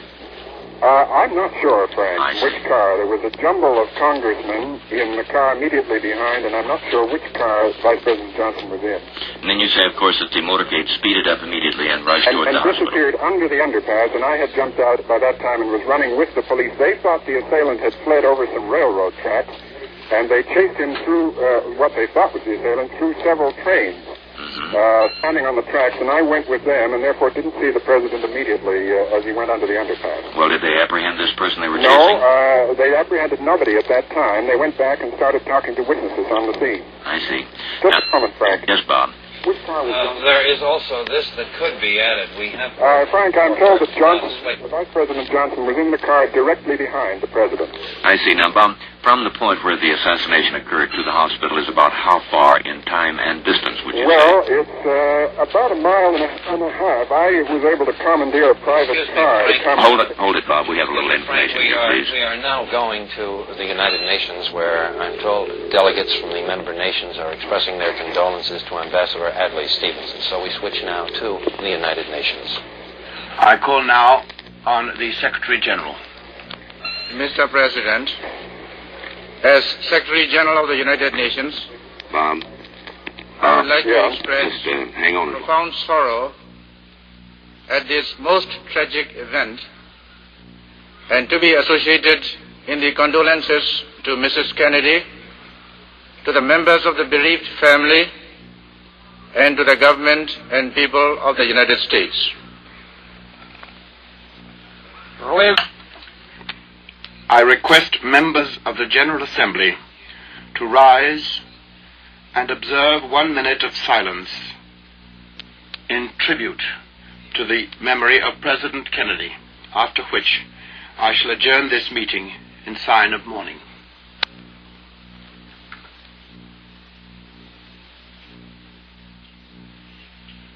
Ladies and gentlemen, silent mourning in the United Nations for the President of the United States. This is Morgan Beatty, NBC Radio, New York. We have bulletins from Dallas. Governor John Connally of Texas underwent an operation for a gunshot wound in the chest at 1:30 p.m. Central Time today. Connally's condition, as we have indicated to you before, is serious, but those close to him say that his doctor's report, the vital signs were good, meaning his vitality was strong and he could probably stand the operation. Doctors said Connally had a good pulse. His respiration is satisfactory. And now as to more vital facts, the statistics of death in Dallas, the assassination of President John Kennedy. The hospital report shows that the president lived about 30 minutes after the sniper cut him down as his limousine left downtown Dallas. Newsmen said the shot that hit him was fired at 12:30 p.m. Central Standard Time. The hospital record now shows that the President of the United States died at approximately 1 p.m. Central Standard Time of a bullet wound clear through the head.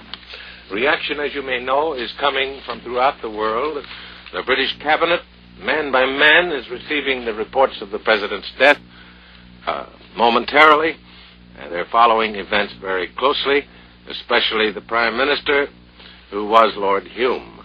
The reaction in Washington is just as you would expect it: shocked, stunned, and unbelieving. And yet, it's true. We take you now for reaction in our capital to Robert McCormick, NBC News at the House of Representatives in Washington. Never has the Congress of the United States been so stunned. The members of the Senate are walking around literally with glazed eyes. They scarcely speak to each other. They are in dazes, really. They seem to have no awareness, really, of what's going on. In the interval before the President's death was confirmed, they clustered around the ticker tapes in the lobby outside the Senate chamber for every last word that came in. One or two of the secretaries moving around were already crying, but in the meantime, we do have some reaction, and to begin, here is Senate Republican leader Dirksen. There are some things that are simply incredible and leave one absolutely speechless. This is one of them. I knew John Fitzgerald Kennedy as a representative, as a senator, and as a president for 14 years or more. And my last visit with him was on Tuesday morning this week. I went early to present him with a turkey from the Turkey Growers Association. He was so amiable, so affable, so agreeable, and he looked in the very pink of condition, notwithstanding a rather rugged tour in the state of Florida. The thing that stuck in my mind most, when suddenly he shouted to a lot of school children and to those managing this live turkey, "Don't take the turkey away until the children have had a chance to come up and see it." We visited about many things: politics, bills pending in Congress, the future, 1964, and everything that one can encompass within a half-hour visit. And suddenly comes this mortal blow. that strikes him cold in death. I say it's an incredible thing. And my heart goes out to the family. And frankly, I'm a little bewildered by this turn of events, as I know the nation and the whole wide world will be. So first, my sincere sympathy to the entire Kennedy family. And in the language of the chaplain, as we had a prayer, in the hope that transfusion might infuse recovery, that the nation still stands and the nation will live. And ladies and gentlemen, the tribute of Senator Dirksen of Illinois from Washington. And now we have urgent bulletins from Dallas again. We reported to you not too long ago that the report that a policeman had been shot, now we have detail to a certain extent. A Secret Service agent and a Dallas policeman were shot and killed today some distance from the area where President Kennedy was assassinated. We have no more information on that, but from the Secret Service, Lieutenant Eric Kaminsky reports the assassin weapon appears to have been a high-powered Army or Japanese rifle of about .25 caliber. The rifle had a scope on it, the same kind of rifle, apparently, that Medgar Evers, the Negro leader, was shot with in Mississippi. The entire building, as we've noticed before, or told you before, this was a warehouse near the underpass where the president was traveling. But the entire building, this warehouse where the sniper was located, was evacuated sometime before the president passed by. People were working in the building, however, at the time of the shooting. Dallas Police Inspector J.H. Sawyer says police found the remains of fried chicken and paper on the 5th floor of that building. Apparently, the person who had been there quite a while.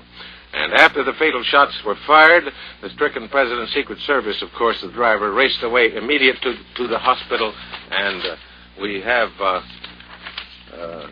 further reports at this time from Dallas to piece out this story as fast as we possibly can. One of the prime reporters on station WFAA, the NBC affiliate in Dallas, is standing by.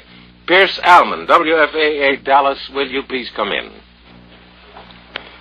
About 12:15 today, I and a couple of other people from the station decided to walk about 4 blocks north from our studios to greet the President of the United States as he came through Dallas on a motorcade.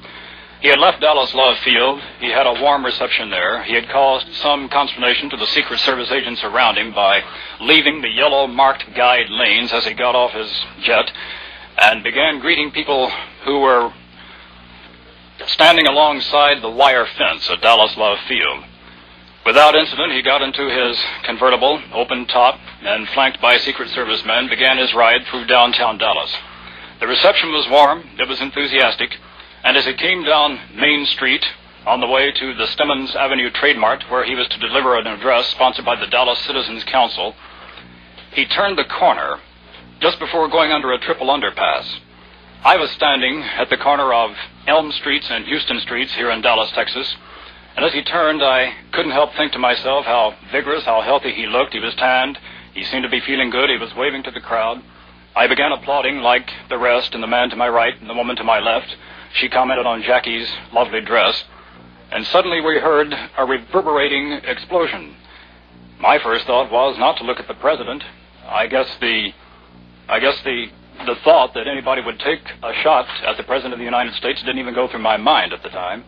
I rather looked around as if to say, well, someone has fireworks and it's in pretty poor taste at this moment. The President ducked, at least that's what it looked like to me. I thought this was a natural reaction. I didn't realize at the time that he had been shot and was slumping. There were 3 shots fired. They were spaced. They didn't seem to come from any automatic weapon of any kind. Rather careful and deliberate aim. A Secret Service man was killed. No one seemed galvanized into instant action. Everyone was rather stunned. And suddenly, the Lincoln convertible sped away at top speed, and guns appeared on everyone around. The police came around, flinging us to the ground, saying, hit the dirt. And they began not returning fire because of the crowd, but rather looking for someone at which to shoot. I ran, along with a few other people, over to the top of a knoll, which was just north of the site. It was about 20 feet. Everyone seemed to be running in that direction. Very foolish people, now that we look back on it. We couldn't see anything, though. There's a large building, about 7 or 8 stories, on the corner of Elm and Houston Streets. It's a Texas school book depository. It prides itself on being the largest in the state. It has several floors that are not used too often that stack dusty books. And we wondered to ourselves at the time how it was possible to cover all the open windows in this building as well as all the open space around. How the Secret Service, how the FBI men, how the county sheriff's officers, and how the Dallas police officers could do this. Well, evidently they could not successfully. We went into the Texas School Book Depository building, and immediately it was cordoned off by men with high-powered rifles and shotguns. They began searching the building, and first reports said they found direct evidence that the shots were fired from there. But at last reports, and this was just a few minutes ago, they are not certain which floor, if they were fired from this particular building. Supposedly it was Japanese ammunition. Anyway, the president, as he left the scene, was stretched out on the turtleback of this car, and he was holding Jackie, or I guess Jackie was holding him. It took him about 5 minutes to get to Parkland Hospital, and I didn't learn that he was dead until I got back here to the station.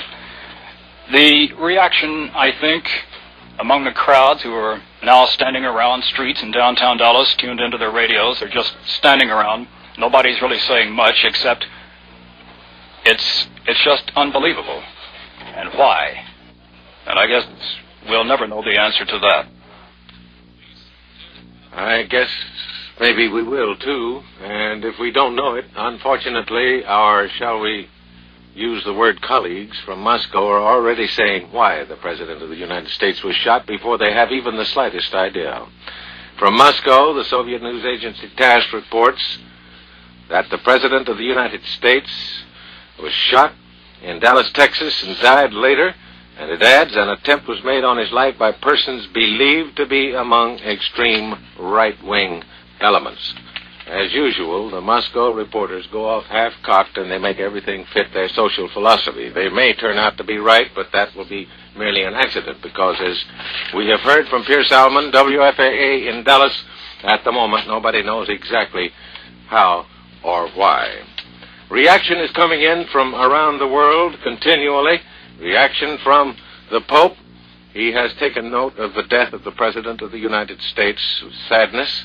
And from Cardinal Spellman of New York, and here in New York City, where President Kennedy frequently visits, we have Joseph Michaels. He's at City Hall in New York. Morgan, I'm near Trinity Church. Trinity Church, the famous Trinity Church at the head of Wall Street. This was a huge blow to everyone. The stock exchange closed at 2:09, closed by the Board of Governors when the floor was in a chaotic condition. Perhaps you can hear the bells behind me now. Trinity Church's bells are ringing again. Our reaction is not from presidents or heads of church, but from his fellow citizens, among them first a young Negro. Losing Kennedy is like losing a father, because he's been like a father to everyone in this nation. Everyone in this nation is going to miss him very much. I don't know why they did it. Kennedy didn't do nothing to nobody. On the contrary, he tried to help everybody in his home.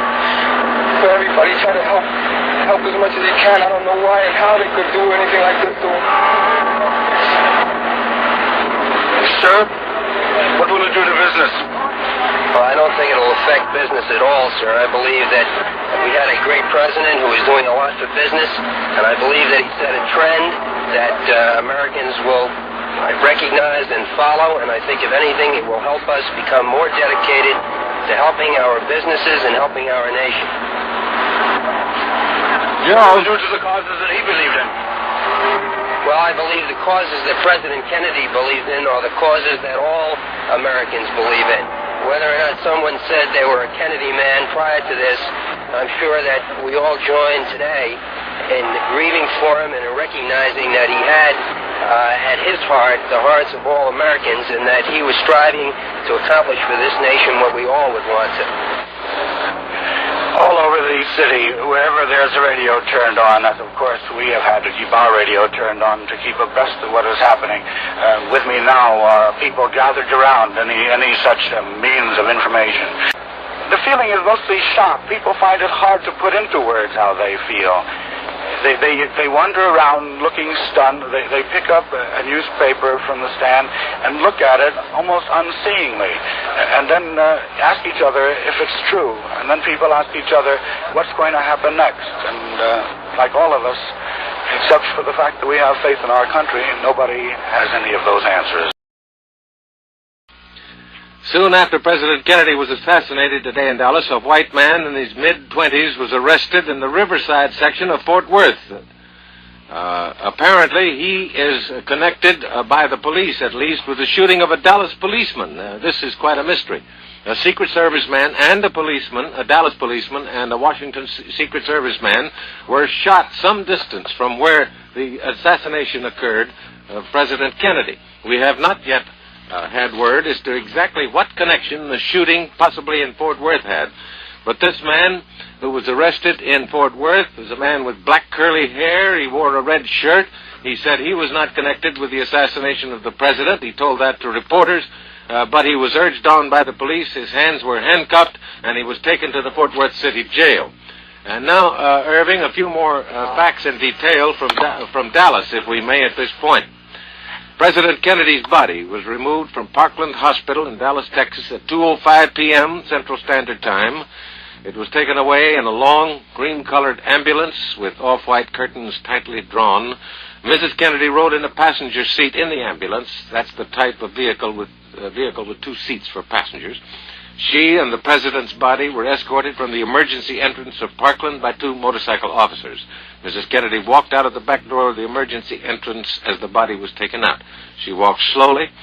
She looked around her in a dazed manner, and she appeared to be in a state of shock. Another announcement, White House Secretary Malcolm Kilduff said the president's body would be flown to Washington this afternoon, almost immediately. The Dallas Sheriff's Department says a rifle has been found in a staircase on the 5th floor of that warehouse building near the scene of the assassination. And now we have confirmation of exactly the kind of weapon. It was a 7.65 Mauser rifle.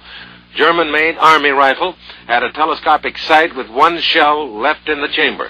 3 spent shells were found nearby. As you've noted before, we've had reports that there were either 2 or 3 shots. The police credit 3 shots with being fired, and incidentally, the 3rd shot apparently struck Governor Connally of Texas because he was wounded in 2 places. One place is, of course, of no importance, but the wound in the back under the shoulder blade is the one for which Governor Connally of Texas is now being operated on. His condition is still serious, although his physicians feel that the vital points, his pulse, his reaction generally mean that he may well pull through. And now we have another bulletin from Dallas. White House authorities report that the body of President Kennedy will arrive in Washington at 5:30 p.m.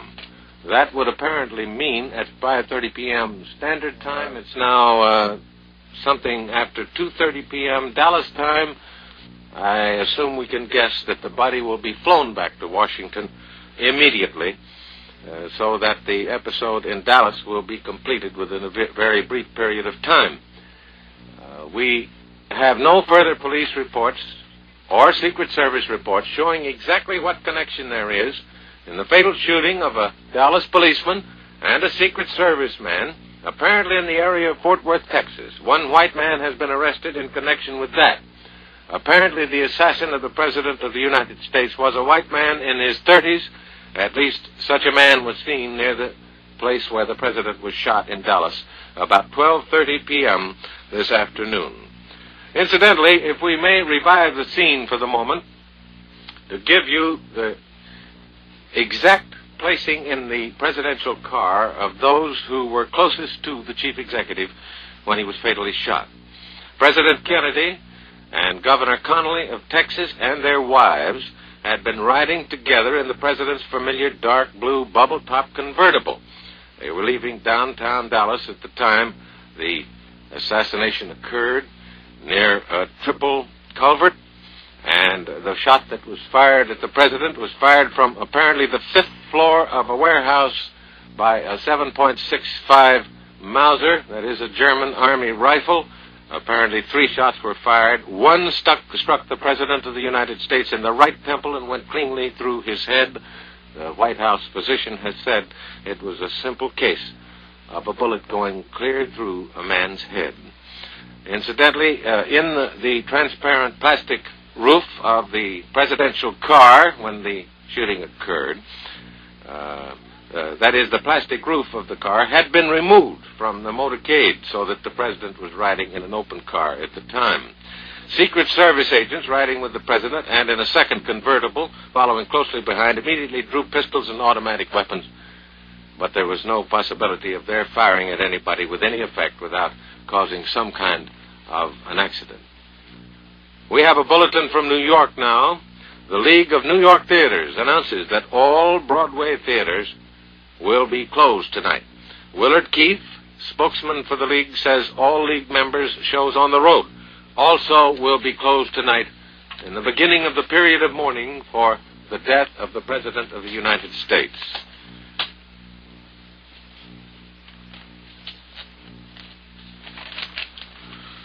NBC News has learned that the military officers charged with arranging for state funerals are at the White House at this moment, discussing possible funeral plans. Mr. Kennedy is the first president to die in office under the new Defense Department setup. So protocol will have to be written as it is. That is, the idea of the military handling a funeral of the President of the United States is an entirely new one, and they will have to set precedents at this time. For those of you who may not know about it, one of the important facts of life in Washington is that the military is in charge of the District of Columbia in many ways. The Capitol building and so on is the only building there that's excluded from their direct charge, and they are indirectly in charge of that. So that it is entirely fitting, as was done a few years ago, that the Defense Department should handle affairs such as the one that we have regretfully and sadly before us, a funeral of another President of the United States, and this one in the terrible tradition of Lincoln and McKinley. The Army will have charge as usual. There are caissons and ceremonial horses at Fort Myer, Virginia, of course, along with units of troops ready for use in such capacities, so that Fort Myer will take charge of the funeral arrangements for President John Kennedy of the United States. And now more reaction from the Capitol. We switch now to NBC's Robert McCormick at the Capitol for reaction in the House of Representatives. Actually, this is reaction from the Senate. One of the first members of Congress to get the bad news was one of President Kennedy's oldest friends, Senate Democratic leader Mansfield. He turned pale when he heard the news, and then he and Dirksen together left the chamber to call the White House. Here is what Senator Mansfield had to tell us later. The passing of John Fitzgerald Kennedy is not only a tragedy for the nation which he so ably represented, but is, I think, also a mark upon the respectability and the responsibility of some of our citizens. This good, this decent, this kindly man, this harassed man who had so much on his shoulders and received from some people so little in the way of support in return, this man is now gone to his reward. And I will miss him as a personal friend. The nation will miss him as a great president. And the world will miss him as a great leader.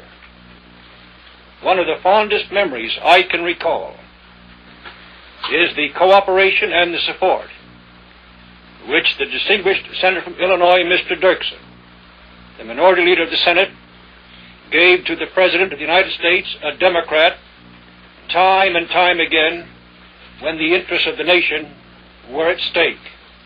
And I know how grateful he was to you for the many contributions you made, and I'm just as grateful, and the nation is too. Words are useless to express one's true feelings at a moment like this. Mike, a person's perplexity is just too great in a tragic moment like this.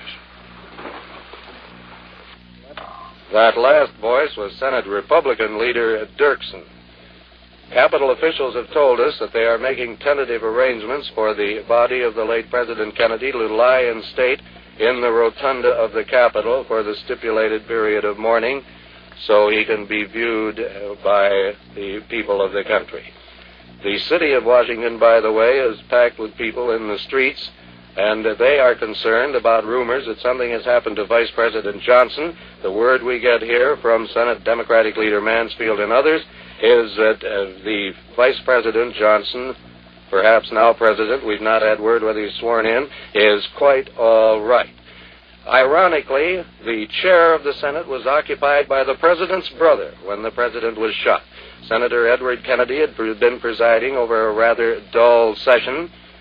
A Richard Riedel, who mans one of the doors to the Senate lobby, brought the news into the Senate of what had happened and had the terrible job of telling Senator Kennedy that his brother had been shot. And here is Mr. Riedel's story. Richard Riedel, to already given my name. Press liaison, which means contact between the Washington correspondents, members of the press gallery, radio, television correspondents, White House news photographers, and the periodical press, with the senators on the floor, arranging appointments, asking them questions. In the 45 years I have been on the staff of the Senate, since September 27, 1918, when I was a 9-year-old boy and a page for 4 years, this is one of the hardest blows and one of the most moving, tragic experiences that I have ever known to sweep over the Senate. I may, if there's time later, mention when President Roosevelt died and President Truman, Vice President, then was presiding when the word of his death came. Well, the routine, the tickers in the lobby, AP and UP tickers, are read by senators and staff members for routine information. Phyllis Rock of the staff of Senator Morse of Oregon was in the lobby by herself reading the ticker. She turned to one of my assistants, Tom Pelican, who is with Senator Long of Missouri in his office part of the time, and said, "The President has been shot." Tom rushed out to tell me. I immediately went into the Senate chamber in front of the desk of Majority Leader Senator Mike Mansfield, raised my voice so that he and the senators, the surrounding desks, could hear, and said, "Senators, the President has been shot." It, of course, was like a shockwave, a jolt. I crossed the aisle to the Republican side, where Senator Dirksen was seated, and in the same manner told Senator Dirksen and the Republican senators who were at adjacent desks, with, of course, the same shocked reaction and stunned expression on their faces. I then happened to recall that a few moments before, the President's brother, Senator Edward Kennedy of Massachusetts, was presiding over the Senate. I turned and he was still occupying the chair. I knew that someone would have to inform him. I thought I might as well. It was a very difficult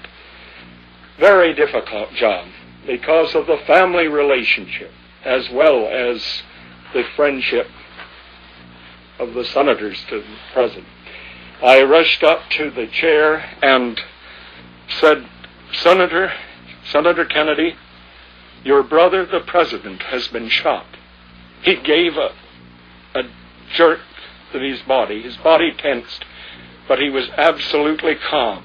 And as I recall, Senator Kennedy, then presiding over the Senate, when he heard this awful news, said no. And that was all. In an orderly manner, he gathered up the papers on his desk that his routine office work that he brings when he presides over the Senate, so that he can conserve the time, the long hours presiding over the Senate by working at his office work. I walked off the rostrum with him with my arm around Senator Kennedy, patting his shoulders, and said, "Senator, if there's anything any of us can do, let us know. My own suggestion would be that you contact the Air Force and have them rush you out to Texas to your brother's side in a jet, in a military jet." Well, of course, that turns out now to be unnecessary, because the President's body is being flown back to Washington, and it's expected to arrive there at 5:30 p.m., and in that connection, we can report that President Johnson is expected to take the oath of office as President of the United States aboard an airliner before flying immediately back to the nation's capital. The entire Kennedy party, of course, is flying back immediately to Washington. And from Dallas, the mystery concerning exactly how and why this assassination occurred seems to increase rather than decrease with the passing of time and the gaining of more information. The Dallas Police Department has arrested a 24-year-old man, Lee H. Oswald, in connection with the slaying of a Dallas policeman shortly after President Kennedy was assassinated. The man is also being interrogated to see if he had any connection with the slaying of the president. Oswald was pulled screaming and yelling from the Texas Theater in the Oak Cliff area of Dallas. He brandished a pistol. Officers took it away from him after a scuffle. Police officer M.N. McDonald, who was cut across the face in the scuffle, quoted Oswald as saying after he was subdued, "Well, it's all over now." That may or may not mean anything in connection with the assassination of the president. A large crowd was congregated around the theater and witnessed the arrest. Police had to hold the crowds back because many apparently connected the arrested man with the slaying of the president and wanted to get at the man.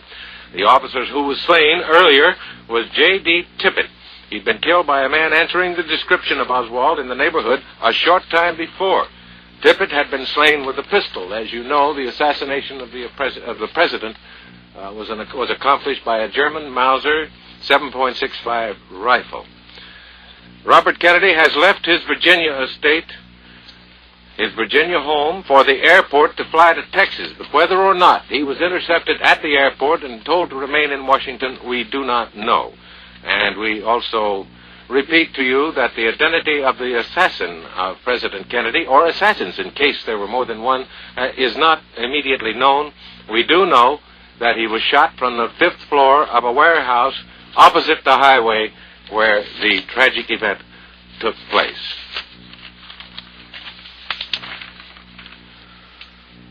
Dr. Malcolm Perry, the attending surgeon at Parkland Hospital in Dallas, said when he arrived at the emergency room, "I noticed the president was in critical condition with the wound of the neck and head." When asked if possibly the wounds could have been made by 2 bullets, he said he did not know. He said immediate resumptive measures were taken, and Dr. Kemp Clark, chief of neurosurgery, was called along with several other members of the staff. Dr. Perry said they arrived immediately, but at this point the president's condition was critical and moribund, meaning that he was dying. A tracheotomy was performed to assist the president's breathing. The doctors said an oxygen machine was used, and an electrocardiograph machine was attached to record any heartbeat. When asked to specify, Dr. Perry said the entrance wound was in the front of the head. Before, we'd been told it was from temple to temple. Well, of course, that could be in front of the head.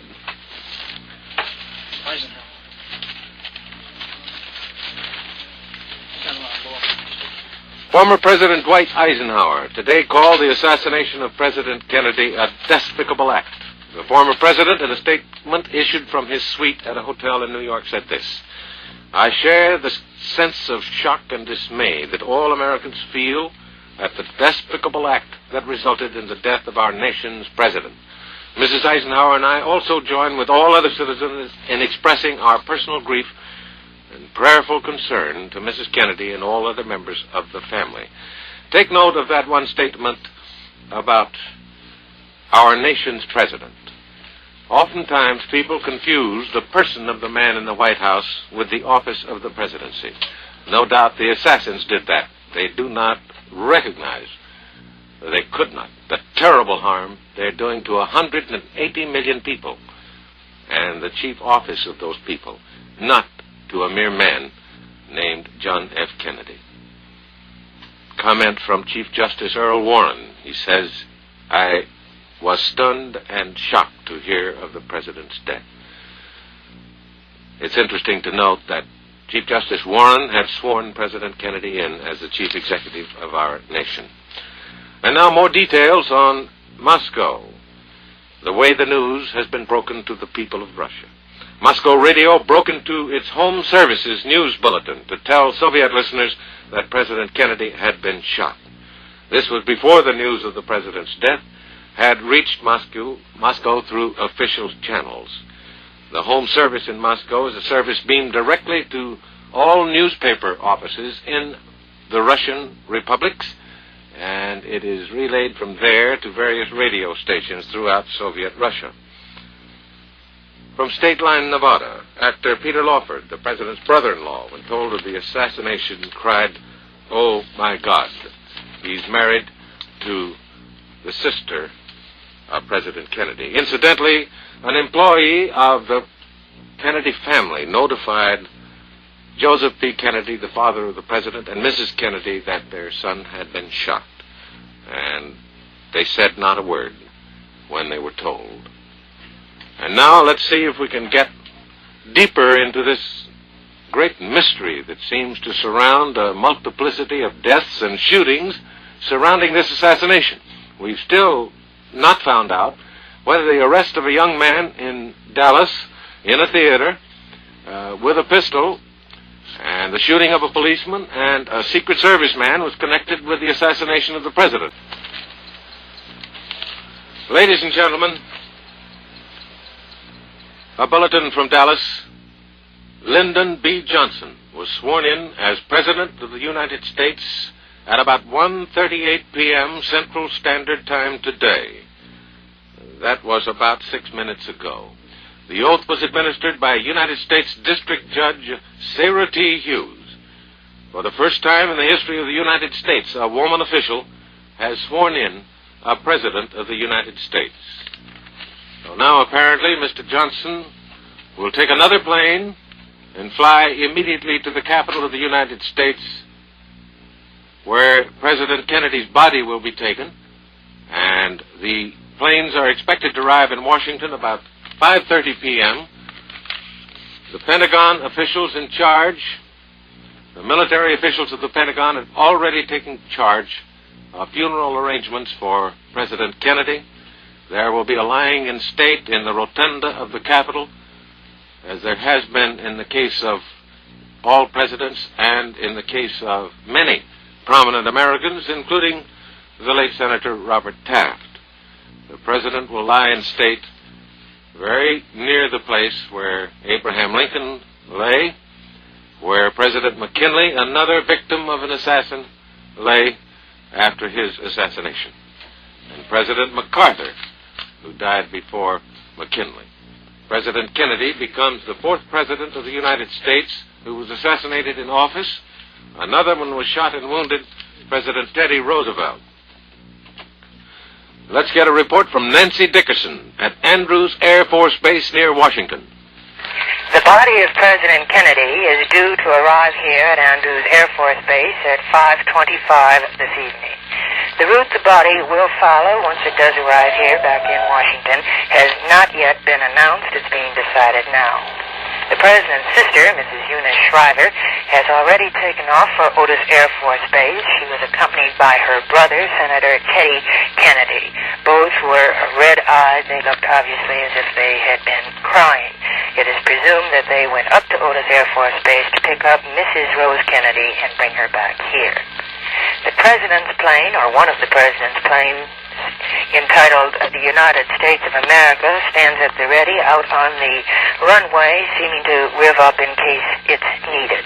There's a sense of shock and deep disbelief here as the flags at the Air Force Base have been lowered. This is Nancy Dickerson of NBC News at the Andrews Air Force Base. And now, a most impressive statement about the death of the president, a very brief one, from a man revered by all Americans, former President Herbert Hoover, who only recently passed through the illness of his lifetime and whose life was despaired of for some time. This is the voice of the true conservative in the United States of America. I am shocked and grieved to learn of President Kennedy's assassination. He loved America, and he has given his life for his country. I join our bereaved nation in heartfelt sympathy to Mrs. Kennedy and their 2 children. The voice of the true conservative, who's always American and loyal to the office of the presidency of the United States. So few of us understand the full meaning of that office, entirely apart from the man in it. And now, on hand in the Senate of the United States is a man who has covered the activities of 3 presidents. Ray Shearer, at the Senate. Ray, will you come in? One by one, Morgan, the leading figures of the Senate and the House have been appearing in the Senate gallery, ashen-faced, white, stunned, making statements. Senator Goldwater said, "It is a both shocking and dreadful thing that a thing like this could happen in a free country. The president's death is a profound loss to the nation and the free world. He and I were personal friends. It is also a great loss to me. Mrs. Goldwater and I offer our heartfelt sympathies to Mrs. Kennedy and the president's family." The senator then announced that he has canceled his scheduled appearance tomorrow night in Grand Rapids. Charles Hellick, the House Minority Leader, has just been here. He said the assassination of President Kennedy is an unspeakable crime against all the people of this country. The world should know, Halleck said, that in this hour of national tragedy, Americans stand together as one, shocked and grieved at this unbelievable news. Political differences had no part in the personal affection I felt for President Kennedy, an affection I have reason to believe the President felt for me. Here now, Senator Russell of Georgia. The news of this dastardly crime, he said, has stunned and shocked the American people and the friends of freedom throughout the world. The assassin's bullet has stricken a brilliant and dedicated statesman at the very height of his powers. My personal relations with the President, both as a fellow member of Congress and during his presidency, have always been most cordial, and I have a deep sense of personal loss. The heart of the world goes out to the members of his family in this tragic hour. Senator Byrd was here about 15 minutes ago. He said, "I am deeply shocked. The assassination of President Kennedy is a disaster to the nation and to the free world. I cannot find words to express my personal distress." Hubert Humphrey said, "America has lost a great president. The world has lost a great leader. I have lost a good friend. What an incredible tragedy. Our prayers go out to President Johnson. His task is great. His responsibility is unbelievably heavy. He will need the cooperation, faith, and help of every American. He has mine." That from Hubert Humphrey, possibly the president's closest associate in Congress. Senator Wayne Morse said, "In this dark and tragic hour, a great president has fallen. The immorality of the assassination is beyond understanding. All the world has lost a great leader and a wonderful human being. Let us pray for his loved ones." Senator Daniel Inouye of Hawaii, he said, "This Black Friday will be long remembered by the people of our nation. We have lost a great man, a man of compassion, a man of strength. The loss of his leadership will be long felt by our nation and the free world." This from Senator Edmund Muskie, Democrat of Maine. "It is difficult to adjust to the shock of the news. It is impossible to comprehend the motives of one who would do this to his country. We have lost a great leader. I have lost a good friend. If I were to suggest what President Kennedy would say if he were here, it would be, this is a time to pray for our country. We must be restrained in our reactions. We must stand together, and I repeat, pray for our country." Now from Senator John Tower of Texas. "In company with all loyal Americans, I am shocked beyond words at this terrible tragedy that has been visited upon our land.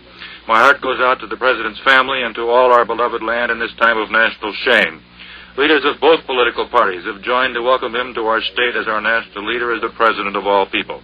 There are no words to express my shock and dismay. My prayers are also with the family of our governor, that is Governor Connolly of Texas, that he might soon recover from this cowardly attack and lead our state as he has ably done. Our republic has survived these crises before, says John Tower, in other places and in other times. The knowledge that it would also survive this crisis, however, does not lessen our remorse that such a blow should be struck to our nation. We ask Speaker McCormick to come and make a statement. He is too stunned to appear.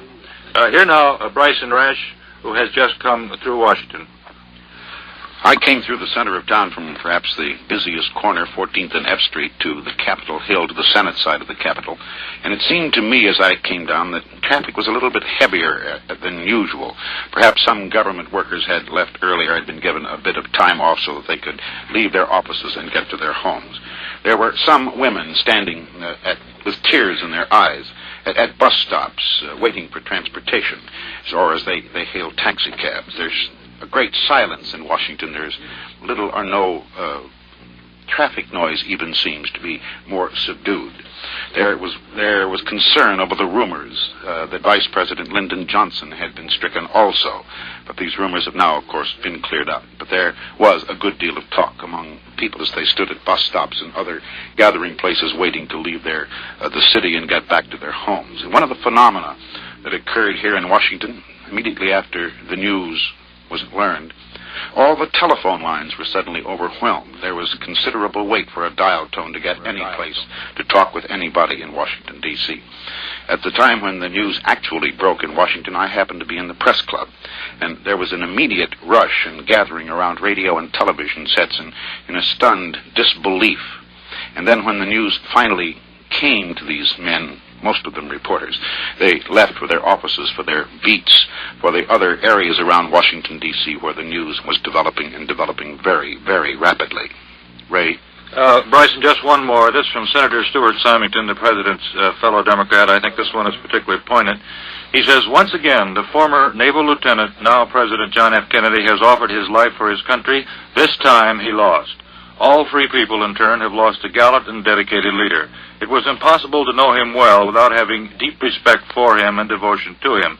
To Mrs. Kennedy and the family, my wife and I send deepest sympathy. Now back to you, Morgan. Well, if you'll stand by a moment, Ray, I'd like to bring up the historical facts in this situation, which seem to be our most important reporting duty at this time. So for those who have heard the information before, please bear with us, because we now have detail. Lyndon Baines Johnson was sworn in as President of the United States aboard the presidential airplane. Incidentally, it was Air Force One, and it immediately took off for Washington. Mrs. Johnson and Mrs. Jacqueline Kennedy were with him. They were in the forward compartment of the airplane, and as you've already heard from NBC's Nancy Dickerson, that's Andrews Air Force Base. The party is expected in Washington at 5:25 p.m. Eastern Standard Time. The Vice President, now the President of the United States, becomes the 36th President. But, of course, there will always be those who will debate this point. It'll be interesting to know what the history books show. Actually, I think President Kennedy was listed as the 36th. There's a very definite reason for this. One president served twice, but not consecutively. And for those of you who don't know your history too well, and I'm sure there's only one or two of you, that man was President Cleveland. So the question of whether the 36th or the 37th president is rather interesting. And now for more details on this rather large and growing mystery surrounding the assassination. The last time we were in Dallas, we told you how a Secret Service man and a Dallas policeman were shot and killed in an area some distance from the scene of the assassination of the president on the way from downtown Dallas to the outskirts of the city, to the airport. And we told you that a man has been arrested by the name of Oswald in connection with the slaying of the policeman. That the shooting occurred in the 5th floor of a warehouse directly opposite the overpass where President Kennedy was passing at the moment of the assassination. Incidentally, to refresh in the minds the scene, we have an eyewitness account from Charles Bream, 38 years old, of Dallas, who was standing in the big crowd at the curbside about 15 feet from the president's car. This is a witness who was closer to the scene than any other. And here's what Charles Bream says. We are quoting him. The president was waving, and the first shot hit him, and then that awful look crossed his face. There were at least 3 bursts of gunfire. Now, that has been confirmed by the police. And the president slumped over on the seat, and Mrs. Kennedy screamed and said, "Oh, no, oh, no," and Governor Connolly, he was also shot, fell face forward on the floor, and the police charged up a grassy knoll into a nearby park. Secret Service men unlimbered automatic rifles and drew pistols, but it was too late. There was no point in firing. And now, let's pick up the story from there. We go again for a conversation to WFAA's Tom Perryman in Dallas, Texas. Will you come in, Tom? Morgan, the story here is that the suspect arrested in connection with the shooting death of a policeman might be the man who assassinated President John F. Kennedy in Dallas this afternoon. He is being interrogated this time by Dallas police, but the late report indicates this might be the man. Crying, Federal District Judge Sarah T. Hughes swore in as President Lyndon B. Johnson at Love Field this afternoon. The body of President Kennedy, along with President Johnson and Mrs. Kennedy, flew in Air Force One, the presidential jet, to Washington. The casket was rushed to Parkland Hospital shortly after the late chief executive arrived with 2 body wounds suffered at the hands of an assassin. Governor Connolly is reported not out of the woods and has undergone surgery at the hospital. The suspect, when arrested, said, "Well, it's all over now." That's the suspect arrested by Dallas police, 24-year-old. His name is Lee Oswald. He was pulled screaming and yelling from the Texas Theater in the Oak Cliff section of Dallas. He brandished a pistol, which officers took away from him after a scuffle. And a policeman who was cut on the face in the scuffle quoted Oswald as saying, "Well, it's all over now." Tom. That's the story. Well, Tom, can you tell us this? Is there any way we can connect up Oswald with the scene at the overpass? In other words, what we have here is a picture before us of a man being arrested, saying it's all over now. He screamed, and apparently he shot another man, a policeman, and we have a report. We don't know that it's absolutely true that a Secret Service man was also shot. Now, do we have anything to trace this man from the scene of the assassination to where he was arrested, or is this simply police guess, or do we just not getting enough information on the point? Too quick or something? Can you tell us? Morgan, we do have information that a Secret Service man was shot along with a policeman. However, in the confusion, it's hard to confirm exactly what has happened here. The man that was arrested in connection with the shooting of the president and the shooting of a policeman fatally also in Dallas is undergoing interrogation. He was located at an area near the end of the motorcade and would not have been far from Oak Cliff, the area where he was arrested at a theater, Morgan. That's the story. Oh, in other words, what we can assume without knowing up to this point is that the man who did the shooting got out of that building some way and got to this theater where he was arrested, if he should happen to be the man. Right. I see. In other words, he got clean away from that area. He'd probably planned it well in advance. Now, Tom, if you'll stay on a moment, maybe you'll have more news for us. Right. We have another report on the arrival of the body of the president. He's expected to arrive at Andrews Air Force Base at 6:05 p.m. That would put the president's body on a different plane than that carrying President Johnson, who has taken the oath of office, and Mrs. Johnson and Mrs. Jacqueline Kennedy. The 3 of them are in the forward compartment of the plane Air Force One, as we understand. So apparently 2 planes are being used, and the President Johnson and Mrs. Johnson and Mrs. Kennedy will arrive in Washington ahead of the president's body. And as we have been told, the Pentagon, the military officials of the United States, have taken charge of funeral plans and mourning period for the president in the District of Columbia, and it has already been determined that the body will lie in state in the rotunda of the Capitol, where so many prominent Americans have laid in the past.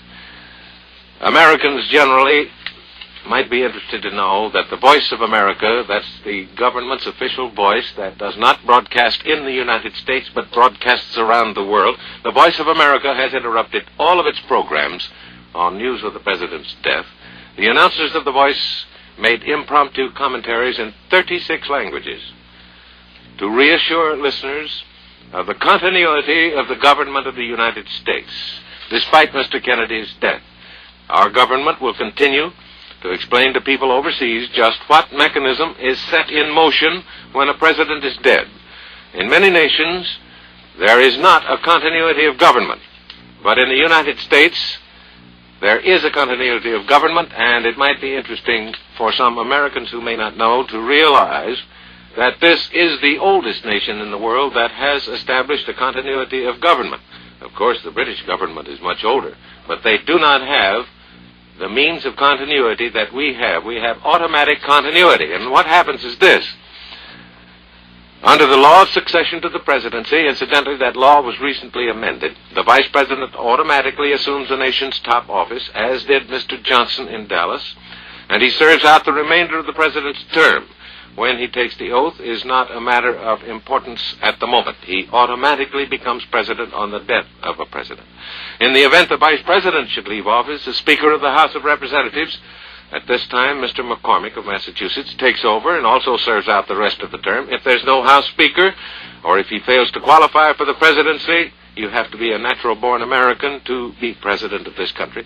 The President pro tem of the Senate assumes the office of president. Then in the line of succession, Secretary of State, Treasury, Defense, the Attorney General, Postmaster General, Secretary of Interior, Secretary of Agriculture, Secretary of Commerce, and Secretary of Labor.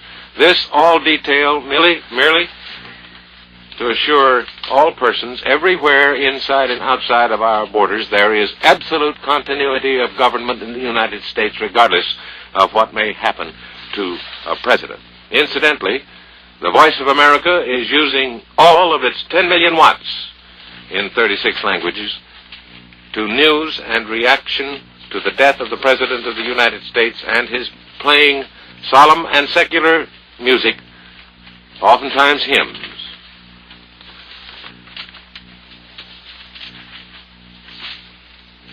Tom Perriman of Dallas, are you still on?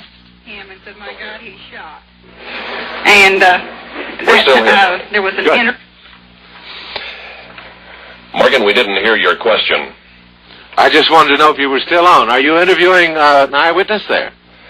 We are not at this time. We have some mobile units that are in the process of doing that, we hope. Do you have any further information on the arrest or on any other phase of the departures? Soon after the president was assassinated in Dallas this afternoon, a white man in his mid-20s was arrested in the Riverside section of Fort Worth in the shooting of a Dallas policeman. The man, who has black curly hair and wore a red shirt, denied that he was connected with the assassination of the chief executive. But his hands were handcuffed and he was taken to the Fort Worth City Jail. As you know, one man in Dallas was arrested at a theater after allegedly shooting a policeman, and was arrested in connection with the assassination of the president. There was thought to be a connection between the shooting of the policeman and the shooting of the president. Now that's the latest we have on it, Morgan. Another arrest, however, it's not known if there is a connection with the assassination. Oh, now this means two white men are in custody. Right. This one man was arrested in Fort Worth in connection with the shooting of a Dallas policeman. I just wanted to make it clear to the listeners we have reported the arrest in Fort Worth previously, but we have not indicated clearly that Oswald, the man arrested in the theater, and the man arrested in Fort Worth are two separate men, and there is a possibility then that both of them have been arrested in connection with the assassination. That's right. Now, since the police found signs of fried chicken and 3 empty shells on that 5th floor, and they found a foreign-made rifle, a Mauser 7.65, and they have noted indications that the man on the 5th floor had been in that building. It was empty except for workmen, as I understand it. Then we have here the developing situation that there must have been a long-planned operation here that was intended to strike the president at exactly this point. In other words, this was no sudden, shall we say, assassination without premeditation. That's right, Morgan. What it appears here, The motorcade, which had just passed through the downtown crowd, standing 10 and 12 feet deep along each curb, broke apart in pandemonium as Secret Service agents rushed Kennedy and Connally to the hospital where he was shot. Now, Kennedy was shot at a spot where there were very few spectators, after driving almost within handshaking distance of many thousands of people.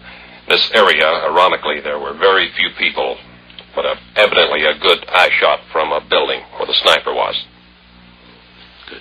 All right, Tom, then, is there any more information about Governor Connally? The last we heard, of course, is that he's still in serious condition. They are operating on him. He's shot between the shoulder blades or just under the shoulder blades in the back, apparently a danger there from blood internally. And also, there's indications that he might have been shot in another place, but not so seriously. Do you have any more information on his condition? Right. We're being told right now they opened up his ribs. Roger Reddy is standing by and has just learned of the condition of the governor, so we'll turn it over to Roger Reddy. Roger? The governor's condition, Tom, is reported serious by hospital spokesman right now. They opened up his chest and discovered 4 broken ribs and a bruised lung. The lung had collapsed, but they re-inflated it. Governor Connally received transfusions.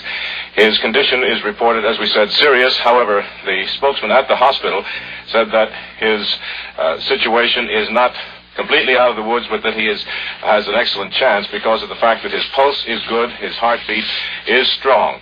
There was no damage to any of the major arteries of the heart area. He was shot by a bullet that entered in his back and came out through his right chest. Well, may I ask, I'm sorry I'm not immediately aware of this. I believe he's a rather strong man, virile and young. What, do you, either one of you know his age, Governor Connally?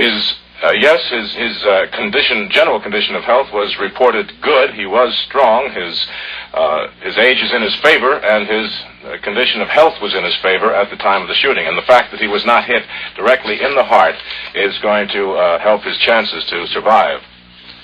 Oh, we're glad to know that. At our hands his age, but probably was around 45, 46, somewhere around there. That was our impression, that he was about the age of the president, which was 46. And now, gentlemen, we have an emergency report coming in from Europe. Come in, will you please? Welshengen in Bonn, Germany. How are you, Morgan? Yes, Bonn. The reaction here is, of course, as stunned as anywhere else.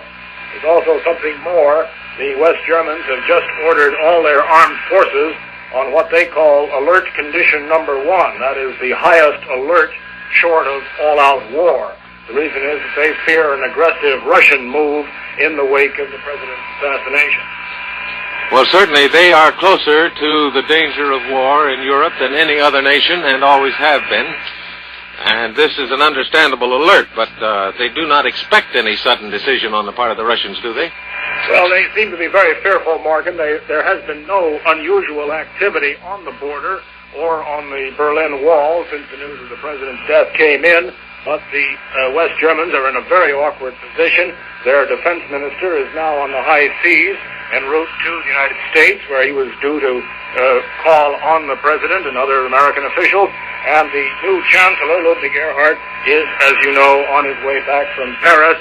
He's due just about this time at the Bonn railway station after a 2-day visit with General de Gaulle in Paris. And, of course, the West Germans are very nervous with all their leadership out of town, out of the country, and so they have ordered this alert, even though, as you say, there's no immediate cause, the sense of intelligence information to justify it. Yes, but as we have noted before, the Russians themselves have shown a great deal of ignorance of the continuity of government of the United States, despite the fact that they know the physical aspects of it. Therefore, it is not an unwise thing to stress and emphasize that the free world and its allies are not in any way discommoded, even though we are in the midst of personal and national tragedy.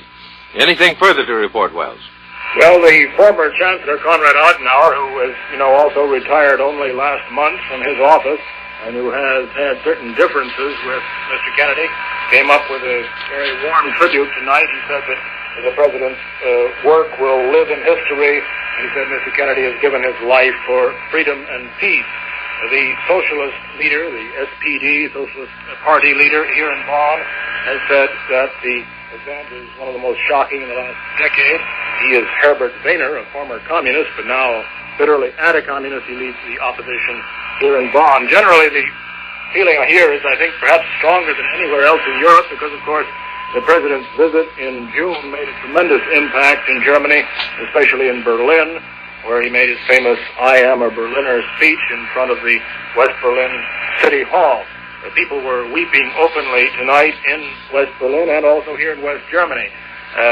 Defense Ministry employees, by the way, have been summoned from their homes, and they are now filing into the Defense Ministry, which is in an old Nazi Wehrmacht barracks on the edge of Bonn, to take up night-long vigils as part of the alert condition or mobilization condition number 1 that has been ordered by the West German government.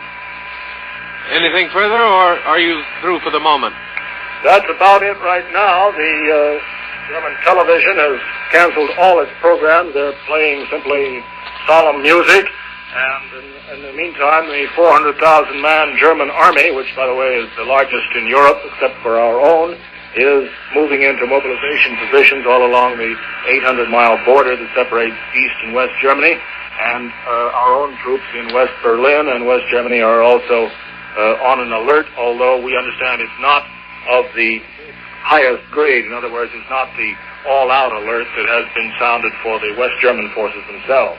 Thank you, Wells Hangen, NBC News in Bonn. You may be interested to know that all radio stations throughout Western and Eastern Europe, and Eastern Europe, of course, includes the satellite powers of Russia, all radio stations of Europe broadcast only funeral music after announcing the death of President Kennedy by assassination. Television stations kept up a steady flow of bulletins and canceled regular programs. Church bells tolled in many capitals. We switch now, once again, to Dallas, Texas, to WFAA. Tom Perryman, will you come in? Yes, we will, Morgan. Governor Connolly was shot 3 times. A bullet entered his right arm, his left leg, and the back. He is reported in very, very serious condition, but not critical condition. Also, we have 2 of our newsmen at the mic right now. Both were there when the president was shot. I would like for you to hear the comments of Mel Couch and Pierce Allman. Mal, could you tell us what you saw? Yes, I was in the 8th car in the motorcade. There were 5 other newsmen, myself, in this car. We just rounded a corner, and the president's car was heading out of downtown proper. We were at right angles to the president's car, about approximately 50 to 75 feet away. I heard this shot, or what it sounded like at the moment, to be a motorcycle backfiring, and I heard another one, and by the 3rd shot, it sounded, by then, the men in the car realized that it was not a motorcycle, but it was someone firing. Our car rounded the corner just as the president's car sped off down underneath an underpass and out onto what is known as Stemmons Expressway. I looked to the left of me as a policeman fell, pulled his pistol. To the right of me, 2 citizens dropped to the ground, and I had a chance to take a quick shot of the window from whence the assassin fired his weapon. That was an eyewitness report from Mal Couch, WFAA TV newsman. Pierce Allman also was nearby when the president was shot. Can you add anything briefly, Pierce? Not at all, Tom. I heard the 3 shots. I glanced. The president was down in the car. I thought he was ducking, which was a natural reaction. And Jackie was just beginning to clutch at him, and he and Jackie, then the car sped off, and I ran over to the Texas School Book Depository building where the shots occurred. And I didn't see anybody run out or run past. We just got back from there. That's the story from here, Morgan. Thank you. I would like to note at this time we have word from the White House Secret Service detail about the confusion surrounding those who died along with the president. The White House Secret Service detail denies that any Secret Service man was killed in the Dallas assassination. Now, that's the report that's been bothering us from the beginning of this report to you on the assassination of President Kennedy, because we did know and had confirmation that a Dallas policeman had been shot. And, of course, the man apparently connected with that has been arrested in a theater At least the man by the name of Oswald, a young man, black curly hair, has said it's all over now. But anyway, the Dallas policeman has been shot. There has been no Secret Service man shot. Incidentally, the Secret Service detail in the White House announces that Speaker John McCormick of the House of Representatives has now received a Secret Service guard. He is next in line for the presidency behind Lyndon Baines Johnson, who has been sworn in as President of the United States and is now en route to Washington. The Police Department of Dallas, Texas, reports that Lee H. Oswald, who was arrested in a theater in the outskirts of that city soon after the assassination of President Kennedy, is the prime suspect in the assassination of the president. They identify Lee H. Oswald, this curly black-haired man in his 20s, as a chairman of a Fair Play for Cuba committee. Now, in that connection, it is interesting to note what the Fair Play for Cuba committee is in the United States, or the various committees that were formed in universities primarily a couple of years ago. I happen to have reported the Fair Play for Cuba committee formation. This committee was originally formed with $5,000 traced directly by the Federal Bureau of Investigation from the hands of the foreign minister of Cuba, Raul, to an American, and it was intended to build a backfire against the government of the United States here. Now, this does not indict all Fair Play for Cuba committees, but the fact is that Fidel Castro was the father of the Fair Play for Cuba committee idea in the United States, and the proof is complete and absolute from beginning to end. So we repeat the bulletin just received from Dallas, Texas. Lee H. Oswald, a young man in his 20s, black curly hair, was arrested in the theater in Dallas as the prime suspect in the assassination of President Kennedy. He scuffled with the police. He wounded one of the police. And when he was finally subdued after a pistol was taken away from him, he said, well, it's all over now. So all of the evidence points to the fact that the police of Dallas are on the track of a very tragic connection involving the death of the President of the United States. There was a slight further detail on that point. Oswald worked in the building from which the shots were fired at the President. His supervisor said he was there at noon. That was a warehouse about 8 stories high. The shot was fired from a 5th or a 6th-story window. That has not been definitely determined yet. And there were workmen in the building refurbishing it for some reason or another. There were no tenants at the time in the building. So Oswald was a worker in this building, and he had been there at noon, was seen there by his supervisor at that time. The man's name is Lee H. Oswald. He's been identified as a chairman of a Fair Play for Cuba committee, and the Fair Play for Cuba committee was formed with money, dollars, supplied directly by Fidel Castro through his foreign minister, who was then in the United Nations about 2 years ago or 3 years ago. And we now have what at least is an indirect connection with the situation.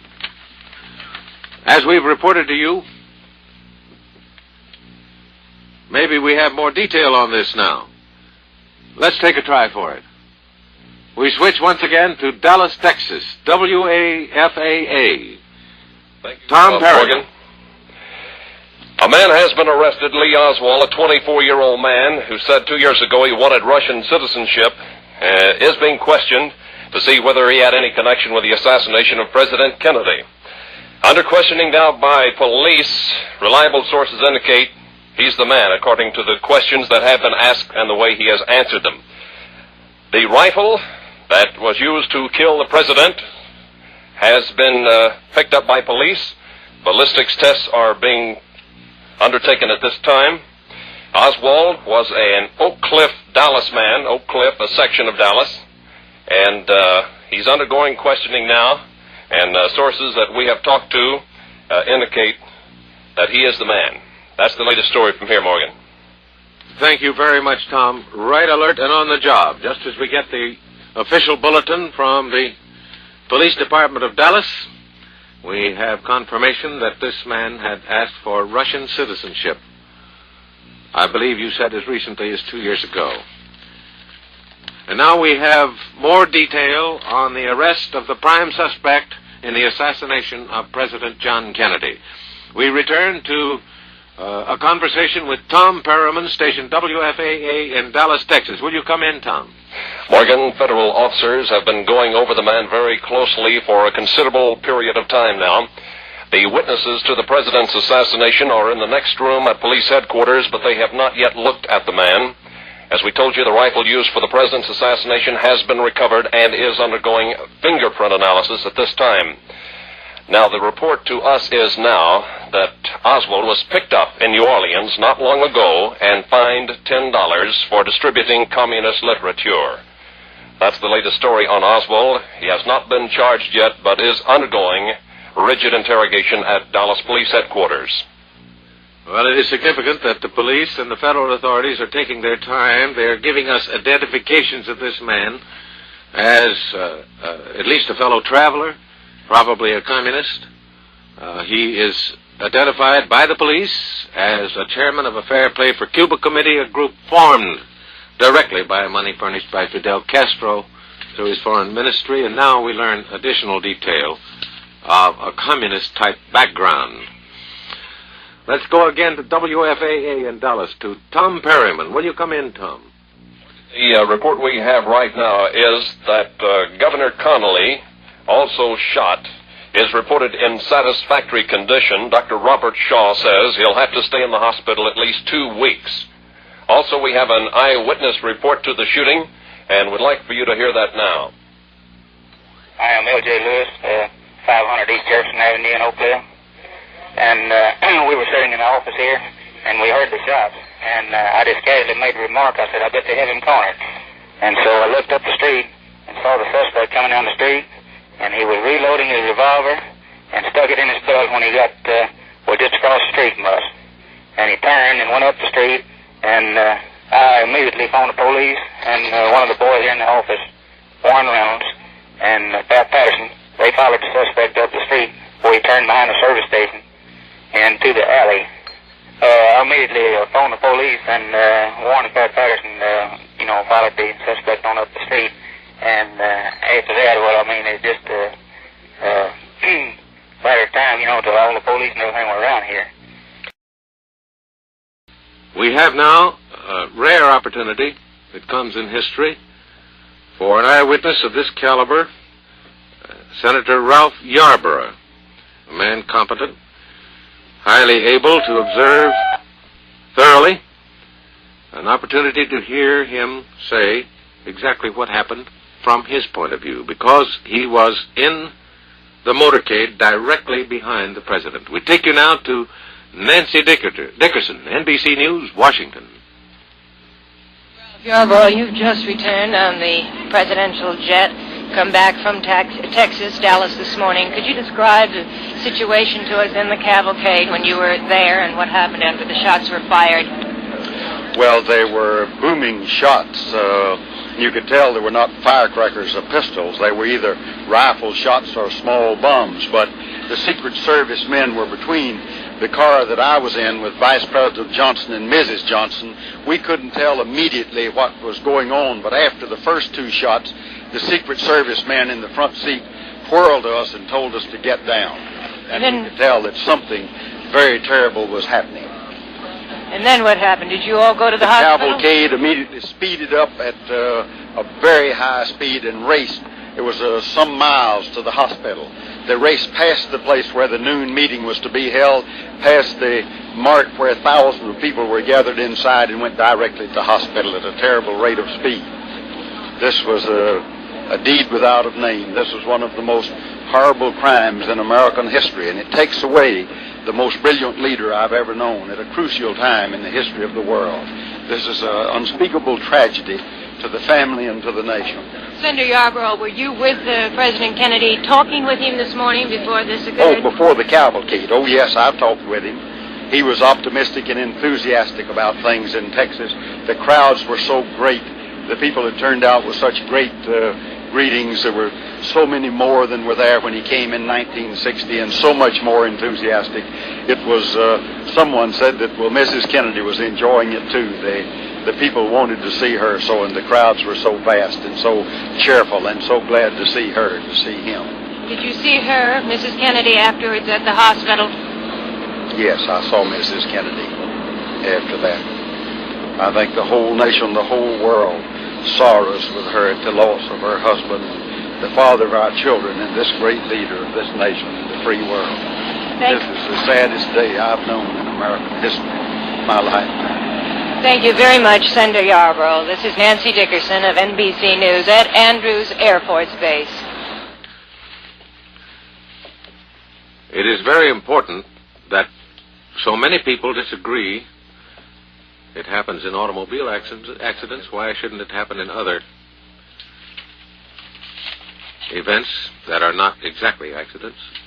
It is important that so many disagree as to how many shots were fired. We now are advised officially from the hospital, and no doubt the autopsy on the President's body tonight in Bethesda Naval Hospital near Washington will bear this out, that the President was shot twice. Now, it has been reported before that Governor John Connally, with him in the car, was shot twice, and yet witnesses heard only 3 shots. We do know for sure that the President has been shot twice. It is possible that one of the shots of the 3 also struck the governor, or maybe 2. But in any event, he has been shot twice. And, by the way, they have operated on Governor John Connally.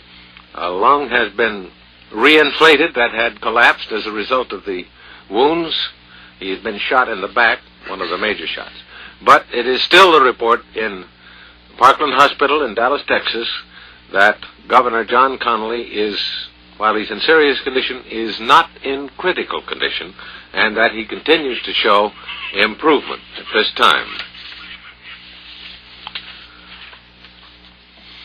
Incidentally, the President's body was brought to Washington in a bronze casket. It was placed in a military ambulance to be taken to the Naval Hospital at Bethesda. It will remain there during the night for the autopsy, which, as we reported to you before, is routine in such official deaths, as the President of the United States, in circumstances that are beyond the natural. And a full and complete report will be in the history books of the nation concerning the manner of the death and the cause of the death, the accurate details of the President of the United States. That's why the body was taken to Bethesda Naval Hospital near Washington. It will go to the White House tomorrow morning, where it will lie in repose for the private mourning of the family and for those who were close to the Kennedy family, either in the official family of the cabinet and others, or in the Congress. But this is a private act. The body in repose at the White House. Later it will be taken to the Capitol, where it will lie in the rotunda for the public, lying in state for the tribute of the nation at large.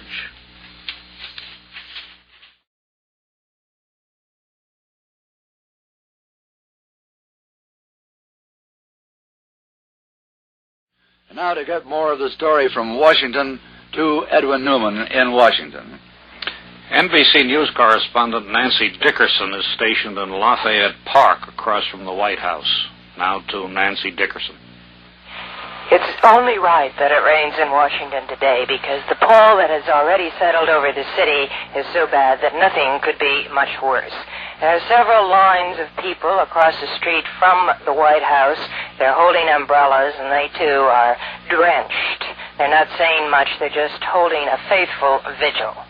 There are really 2 centers of activity here as you stand and watch across the street from the White House. One is in President Johnson's office. His old office is the Vice President, in the Executive Office building. Now, the other one is in the White House, centering around the Press Secretary's office. And the activity goes back and forth between these 2 places. For the time being, President Johnson's office is deferring to the White House operation, and all official acknowledgments are coming from there. Mr. Johnson's office is a very, very busy place. The phones are ringing constantly. Secret Service are preventing most people from trying to get up there.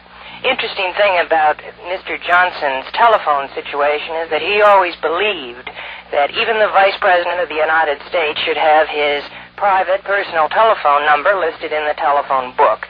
He has always adhered to that until last night when you called the Johnson home. An operator came in and said all those calls are being referred to the White House. That number is National 81414.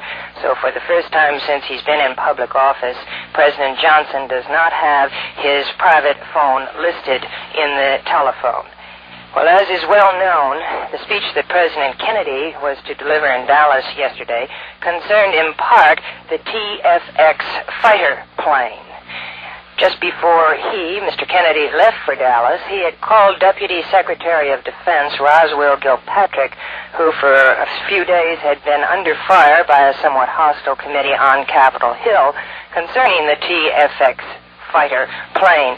Mr. Kennedy called to congratulate Gilpatrick and said he had done well and said, "Don't be concerned about the criticism. After all," said Mr. Kennedy, "I've been criticized a lot too." This is Nancy Dickerson of NBC News at Lafayette Park across the street from the White House in Washington. And there's more word from Dallas about pro-communist Lee Harvey Oswald. He's arrogant, he's still in handcuffs, he's charged with the assassination of President Kennedy. Police said paraffin results on his hands were positive. They began questioning him again. This would indicate that he had fired a rifle. And Dallas Police Chief Jesse Curry said Oswald's mood ever since he's been held has been very arrogant. He doesn't answer questions directly. He just says, "That's ridiculous," and "That's silly." Chief Curry disclosed that a substantial amount of communist literature had been found in Oswald's rooms. He didn't specify what the literature was. Chief Curry said there were 3 witnesses to the shooting, and police were looking for a man who was reported to have picked Oswald up after the shooting. Curry said the Dallas police had not known Oswald was in town. It's customary, Curry said, for the FBI to notify local police when someone with a subversive background arrives in the area. Curry said Oswald has no lawyer. He understands that Oswald's mother is arranging for one. He said the Civil Liberties Union called and wanted to know if Oswald had been informed of his rights. Oswald is a Marxist, a Castro sympathizer. He calmly ate a breakfast of oatmeal, apricots, bread, and coffee. Paraffin results on Oswald's face were not available, although we had the report of the paraffin tests on his hands. We go to Tom Perryman, station WFAA in Dallas. We have information now from the Dallas Police Headquarters. One of our men reports a taxi cab driver is now being questioned. The cab driver is alleged to have picked up Oswald, the accused slayer of President Kennedy, somewhere between the area where President Kennedy was shot and Oak Cliff, his home. The suspect, Oswald, is alleged to have taken a bus about halfway to his home in Oak Cliff, just across the river from the downtown Dallas area, where he took a cab from there to his home. He changed clothes there and went to the theater a short time later. Also from Dallas, the county judge, Lou Sterrett, is going to meet with the mayor, Earl Cavill, as soon as he can, possibly today or tomorrow. He is proposing the erection of a monument at the spot or near the spot where John Fitzgerald Kennedy was assassinated in downtown Dallas. This is Tom Perryman at WFAA reporting for NBC News. We also repeat a story received from the Defense Department earlier that Oswald, Lee Harvey Oswald, the man being held, once wrote to Texas Governor John Connally from Russia, pleading that his undesirable discharge be reversed. The exact date of that letter not known, but presumably it was while Connally was serving as President Kennedy's first Secretary of the Navy. All of which raises a new question whether the real target of the assault was Mr. Kennedy or Governor Connally. The two were riding with their wives in the presidential car when 3 shots rang out from that high-powered rifle from a high-level window overlooking the parade route. Mr. Connally was seriously injured, but is in satisfactory condition now. The president, of course, killed in that assault. And this just in from Dallas. Homicide Chief Captain Will Fritz said today The assassination case against Lee Harvey Oswald is cinched. He said flatly, "This is the man that killed President Kennedy." 24-year-old Lee Harvey Oswald being held in Dallas, Texas, for the assassination of the president. Now we try again for NBC's Robert McCormick in Washington. Russ, Robert McCormick is taking a brief time off. This is Edwin Newman. What were you hoping to hear from us? Reaction perhaps to the news that the police officer in Dallas has said that the case against Oswald is cinched. That is a rather extraordinary thing to say at a time like this, and they must have certainly what evidence they consider conclusive against Oswald. I wonder what they have learned that they did not tell us about earlier. Have you heard anything on that? Edwin, we're waiting for a pickup now from Dallas on this later development. It does seem a little odd that the case is cinched this early. They have perhaps made other tests. They had given us earlier, you remember, the results of the paraffin tests on the hands. They had not given us the result of the paraffin tests on the face. The tests on the hands had shown, they said, that Oswald had fired a rifle. The tests on the face presumably would have shown something more. I just want to say that we've had a further statement from the homicide chief in Dallas, Captain Will Fritz, the man who said the assassination case against Oswald was cinched, and who said this man killed President Kennedy. He also said, "Without going into the evidence, I can tell you this. This case is cinched. This man killed President Kennedy. We are convinced without any doubt he did the killing. There were no accomplices." So the homicide chief of the Dallas police has said that he is convinced that Lee Harvey Oswald killed President Kennedy and that he did it without help from anyone else. Now, Russ, earlier today they had revealed that they had arrested a second man and were questioning him. Do you judge from this, then, that they have deduced that the second man was not connected with the crime?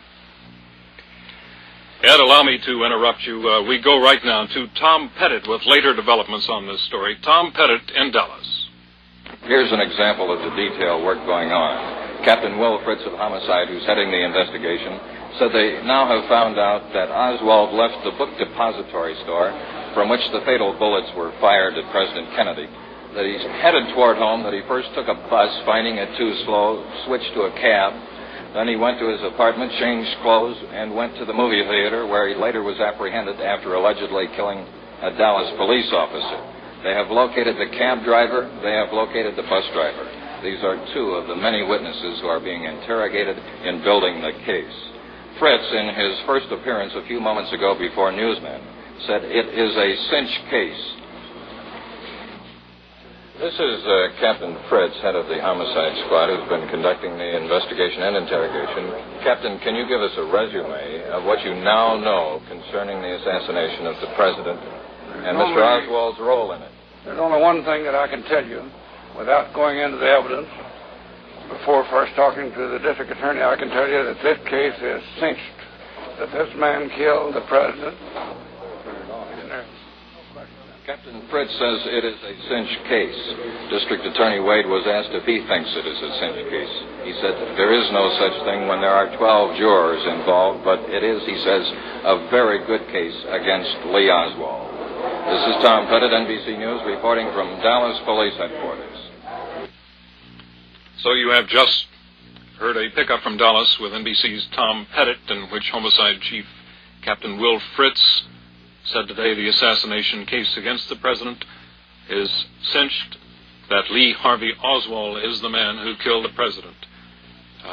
Again, we are quoting Homicide Chief Captain Will Fritz. Further developments from Washington now as we go back to Edwin Newman. Russ, I wanted to put a question to you that I hoped you might be able to put to Tom Pettit. We have had the statements of the statement of the homicide chief in Dallas, Captain Fritz, that the case is a cinch. It has been cinched, and that Oswald is the man who killed President Kennedy, and that he did it alone. There were no accomplices. Has Tom Pettit, and I know what difficulties he's laboring under, been able to get any kind of indication from the people in charge of the case as to what the motivation of Oswald was? You suggested earlier this afternoon that it was at least conceivable that it was Governor Connolly of Texas against whom Oswald was acting, if indeed he did act. Have you heard anything more about that? We have not, Edwin. The basis for that speculation comes from Dallas, and it is based on the fact that Oswald had written a letter to Connolly at an unspecified time, possibly while Connolly was serving as President Kennedy's Secretary of the Navy, in which Oswald is said to have objected strenuously to some ill deed he felt was done to him while he was in uniform. Apparently, he held the governor of Texas responsible for this, and there has been the suggestion that perhaps Connolly was the target for the assassination bullet. Again, we must repeat that Oswald declares his innocence. He has not confessed to anything. He has declined to take a lie detector test. And while Homicide Chief Fritz has said the case is cinched, Oswald himself says he is innocent, and the man has not yet gone to trial. So we simply pass along the latest development we get from Dallas. On the question of evidence, we have expect to hear from Pettit again momentarily, in which perhaps we can get further elaboration on that. I would assume, Edwin, that any additional evidence that may be held against Oswald will be held until the case comes to trial, that they certainly would not want to try the case on radio or television. No, quite. They must hold the evidence, and I suppose there would be people in other countries whose judicial and legal systems are different from ours who would be shocked that even this statement has been made, that the police officer in charge of the case says, in effect, that Oswald is guilty. There are other countries that would not permit that to be said, would not permit us to say it on radio or television or in the newspapers. It does seem unusual in that but there's a possibility of a mistrial when such statements are made before the man goes before a jury. I suppose we're getting perhaps too far ahead of the story, but I suppose Oswald's lawyer would almost automatically say it would be difficult, if not impossible, for him to get a fair trial in view of everything that has been said. Still, it is part of our legal system to see to it that he does get a fair trial, and as you have emphasized, and rightly, he is innocent until proved guilty. We might mention in this connection, Edwin, allow me to interrupt, that with the nationwide publicity that has been given Oswald's arrest, a change of venue would seem to me, and I speak strictly from the viewpoint of a layman, a change of venue would be impossible. That the name Lee Harvey Oswald is known now from coast to coast. Is there such a thing as granting a impartial jury to this man anywhere in the country?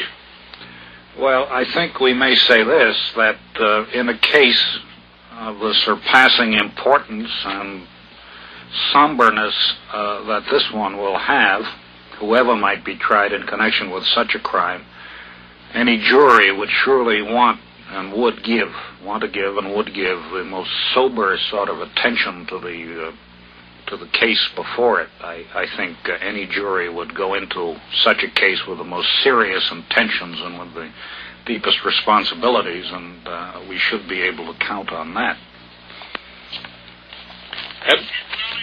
Edwin, allow me to interrupt this just a moment now. As we get further developments from abroad, we go to John Chancellor, NBC News, Berlin. From our vantage point here in West Berlin, several important themes of communist reaction emerged today in connection with the death of the president. The point of most immediate importance to the people of the United States is that the Cold War apparently is not going to turn hot overnight because John F. Kennedy is gone and Lyndon Johnson has taken his place. There are several reasons for this. One is the great length to which Premier Khrushchev of the Soviet Union has gone to demonstrate publicly sorrow and shock over the death of the president. He was echoed in these demonstrations by the highest range of Soviet officials, including an influential and unofficial personality, Mrs. Khrushchev. Premier Khrushchev went beyond telegraphing his condolences today. Moscow let it be known that he returned to Moscow especially from an out-of-town trip so that he could call on the American ambassador for a personal demonstration of his feelings. On top of that, the Soviets are sending First Deputy Premier Anastas Mikoyan to President Kennedy's funeral. Mikoyan serves a double purpose. He is an old and canny Armenian negotiator who has always got along very well with Americans, and he is a man of exalted rank in the Soviet hierarchy. Moreover, the governmental leaders of the East Bloc satellites and their propaganda organizations have been relatively profuse in their messages of condolence and their reporting of the president's death.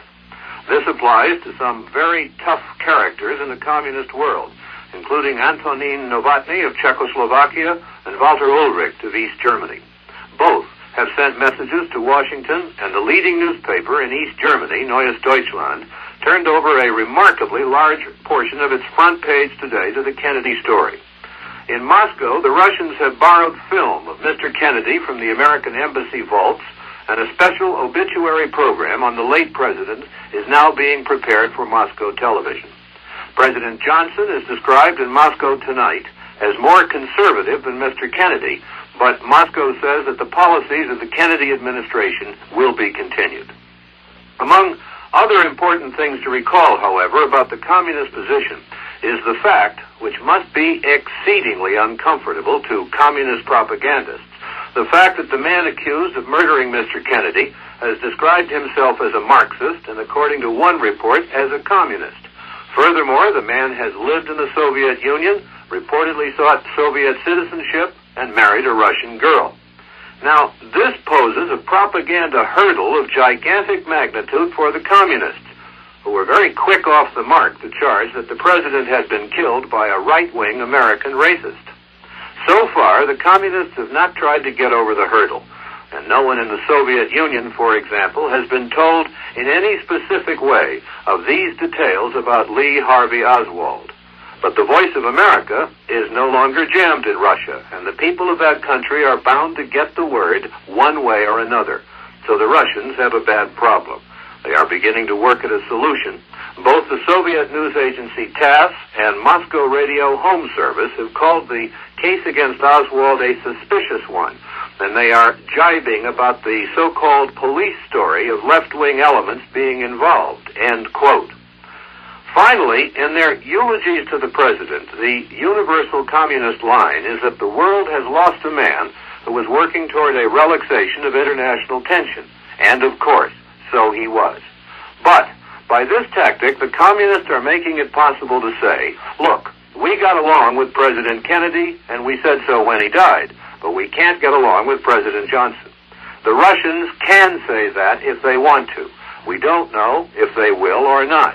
All we can say now is that on the basis of the evidence here tonight, the Cold War will not get a lot hotter tomorrow. John Chancellor, NBC News, Berlin. This is Edwin Newman in the NBC newsroom in New York. Ellie Abel is here with a late report about the funeral plans, the burial plans for President Kennedy. Up to now, there has been no decision announced on where the president is to be buried. It had been assumed he would be buried in the family plot at Brookline, Massachusetts, where he was born. However, we've just had a report that the Attorney General, Robert Kennedy, his brother, was at Arlington National Cemetery this morning, escorted by Defense Secretary McNamara, looking at potential grave sites. So there is this possibility, still unconfirmed, that the president will be buried in the National Cemetery. He is, of course, an accredited and decorated hero from his service in the Navy during the war, and if buried there, would lie alongside so many of his comrades in arms of World War II. If the president were buried in Arlington, Elliot would emphasize what so many people have said, that he did die on duty and in the course of duty. It would indeed, and would remove the whole business from the private family context and put him in a national shrine. I think nobody obviously would object to there being a private family service and burial, and if the president were buried in a family plot, nobody would object. But I think there is there not a great feeling that the president belongs to the nation? I'm sure of that, and I'm sure also the decision will be made primarily by Mrs. Kennedy and his brothers. If he were buried in Arlington, is there now a suitable plot that exists? Would something special have to be set up? Well, there are plots available for war veterans, and he, of course, qualified.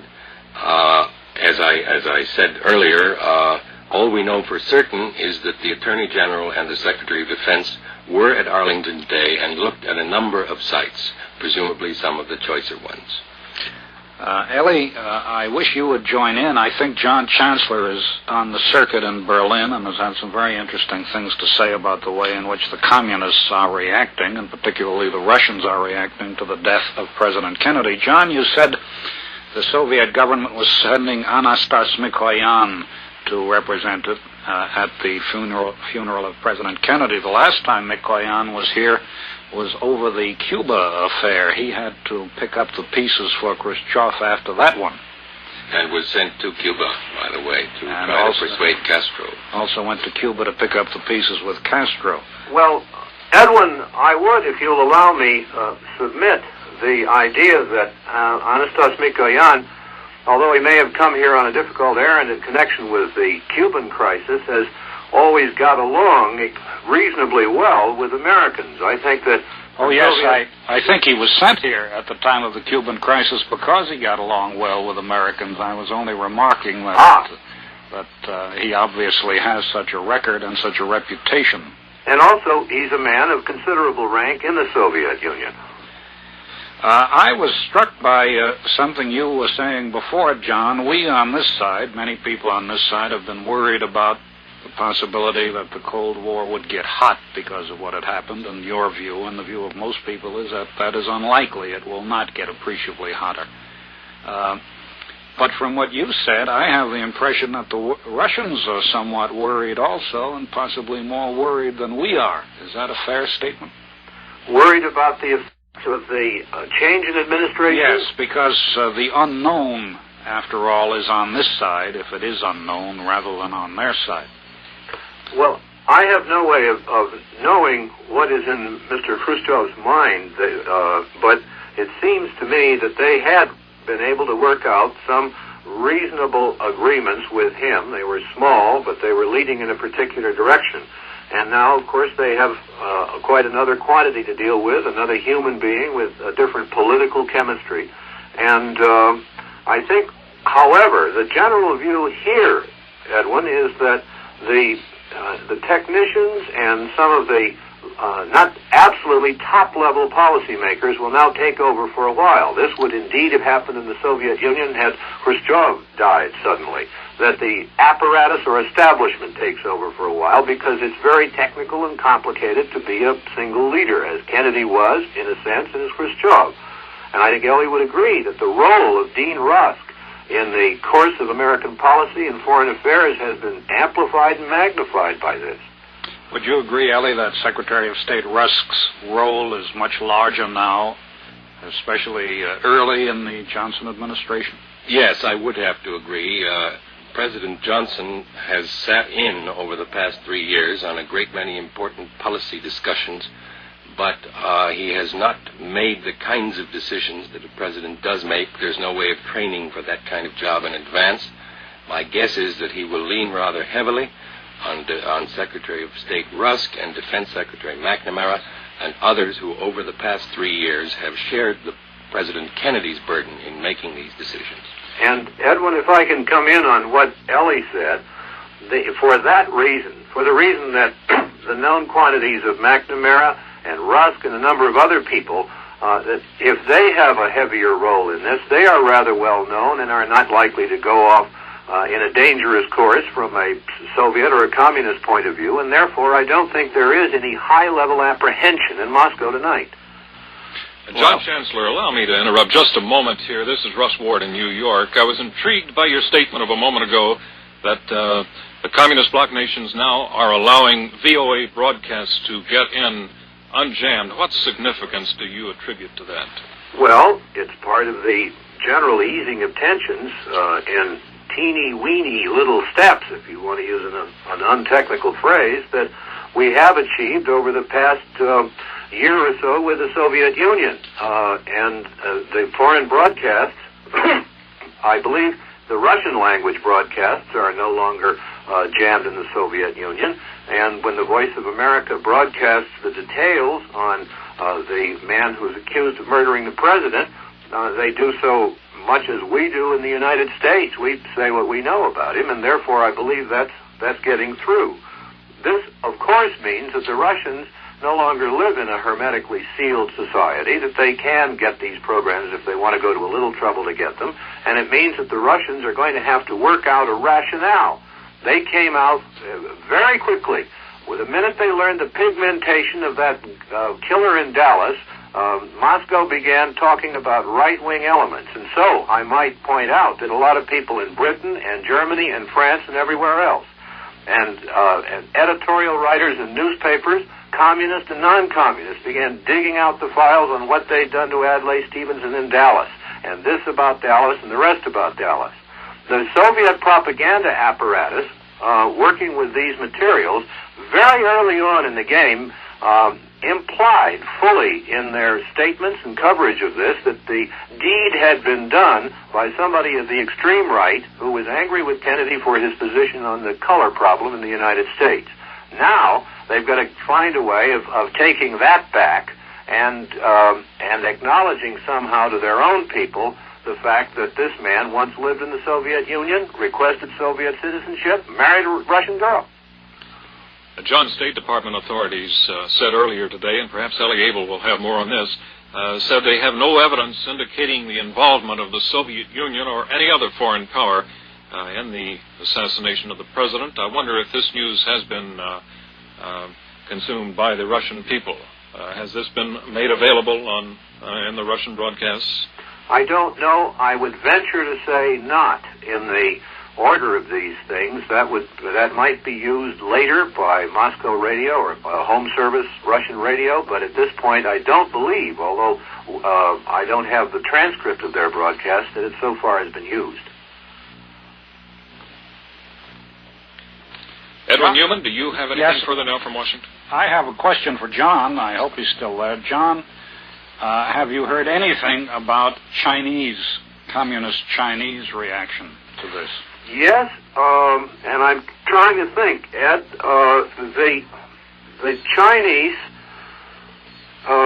They have been quite restrained, I believe. They have been extremely restrained, and they are not dealing with the Kennedy story. They are dealing with the Kennedy story, but they are playing it far down in their newscasts, I believe, and are giving it an unimportant position in their newspapers. The importance of that, it seems to me, is the fact that the entire tier of communist states and the Soviet Union itself, which we observe from Berlin, have given a very prominent display to the Kennedy story, and the Chinese are just not doing so. The view of the Chinese, then, one might judge, is that this really doesn't matter to them. It's not going to make any significant difference to them, and I suppose they would extend from that it should not make any significant difference to any other communist countries, Russia included. Well, I think from a dogmatic point of view, that's absolutely true. That the Americans are depicted as the international gendarmes, no matter who happens to be at the head of the nation, and that capitalism is a particular kind of evil, no matter how it is clothed or who heads it. So I would say in that sense, yes. I wonder if I might put in a question here to you or to Ellie or to Russ, if it isn't a little bit of showing off in a way of taking a story about the death of an American president, which is something that's pretty important to an awful lot of people, including an awful lot of Chinese, and being deliberately insulting about it in a particular way by playing such an important story in such a small way. Are there any thoughts on that? Well, my first thought on it would be what I have already said, which is that it would be part of the Chinese ideological argument that, in fact, the identity of the President of the United States doesn't really matter to them, that there are, in the first place, larger forces at work, and in the second place, that no possible change that could come about in the United States in personalities would make that, would have that great an effect on policy. I don't think that the Chinese can comfortably argue that a mere change in personality can eliminate what they would have to say are fundamental differences between them and us. And I think they would be obliged to say that the United States is trying to destroy China. That is what they do say. I think, therefore, it is ideologically, communistically, Marxist, Leninistically impossible for them to concede that it makes any difference. That is an awful thing to say, but I think it's true. Ellie, you want to say something? Well, I think the Chinese, as at present the orthodox party in the communist dispute, have to take the position that the United States is an imperialist power whose policies are determined by monopoly capitalists, as they call them, in this country. And they have argued for a very long time that the personality and leanings of the president are quite irrelevant, that imperialists behave like imperialists, no matter who happens to be sitting in the White House. The interesting thing is that the Russians, on the other hand, have been playing this rather differently. Mr. Khrushchev, who'd been missing for several days, and unreported at least, appeared this morning at Spaso House wearing a black suit, signed the book of condolences that Ambassador Kohler had set up at the door, talked privately with Kohler, sent messages to the new president and to the widow Kennedy, expressing his sorrow and that of the peoples of the Soviet Union over the death of a man whom he described as having worked so hard for peace. I think this is an indication in a rather a human vein at the moment, because of the tragedy of the president's death, of the rather different way these are able to behave. And it is, in a way, I suppose, another bone of contention between them, that the Chinese might well feel that the way in which the Russians are conducting themselves is not a way for a communist power to conduct itself. Are we holding a lot of people up, or could I ask a question? Russ Ward, I think you're in command. Are we holding other people up? We're holding no one up, and the microphone is yours, John. Well, I'd like to ask all of you what reaction you had, and I haven't been able to hear the coverage, so perhaps you've gone through this, but the original reaction you had when you learned of the president's death, did you feel that suddenly that the Russians might do something, that the Russians might take advantage of the fact that he'd just been killed to do some awful and not really well-defined thing to us? Was there any feeling like that in the United States? Russ, why don't you answer that? I don't think so, John. I think this country has a history of bipartisan support in most foreign policy, certainly in our dealings with the Soviet Union. I think the death of the president was more a personal thing, not one that could be translated in terms of what do we do now in Berlin, or what do we do now about Formosa, or what do we do about the Soviet Union or Cuba. I think that by and large, everyone in official Washington and everyone else is dedicated to the freedom of Berlin, is dedicated to the freedom of this country and its fight against international communism. I don't think for a minute that there were thoughts of sudden collapse of our foreign policy. Ellie, you probably have more to say on that than any of us. Russ, Ellie's had to go. Has had to answer a call. He has a number of people on the line from whom he's getting information. I think the answer to John, my answer to John's question would be that at the time President Kennedy was killed, I do not believe that anybody thought that any foreign power had anything to do with it. At least I don't know of anybody who thought that. I didn't hear it suggested. I think a great many people had the same reaction, that the same feeling that the Russians so apparently unwisely did, that it was something that came from perhaps the extreme right, somebody crazed but on the extreme right. That was a reading that so far at least appears to have been false. But I think since everybody was stunned and astonished and at first unbelieving, that it didn't occur to anyone that this might be any sort of international plot, or that the Russians would try to take advantage of it, because that would be too transparent a thing and too dangerous a thing to do. Anybody who tried to take advantage of it might well be associated in the public mind with the idea that they were responsible for it. Edwin and John, too, the immediate reaction that I heard in Washington was one that possibly it was a person who was irate over President Kennedy's civil rights program. As it turns out, if what we hear from Dallas is true, this seemed to have a negligible role in what took place, if any role at all. I'd like to rephrase my question, if I may.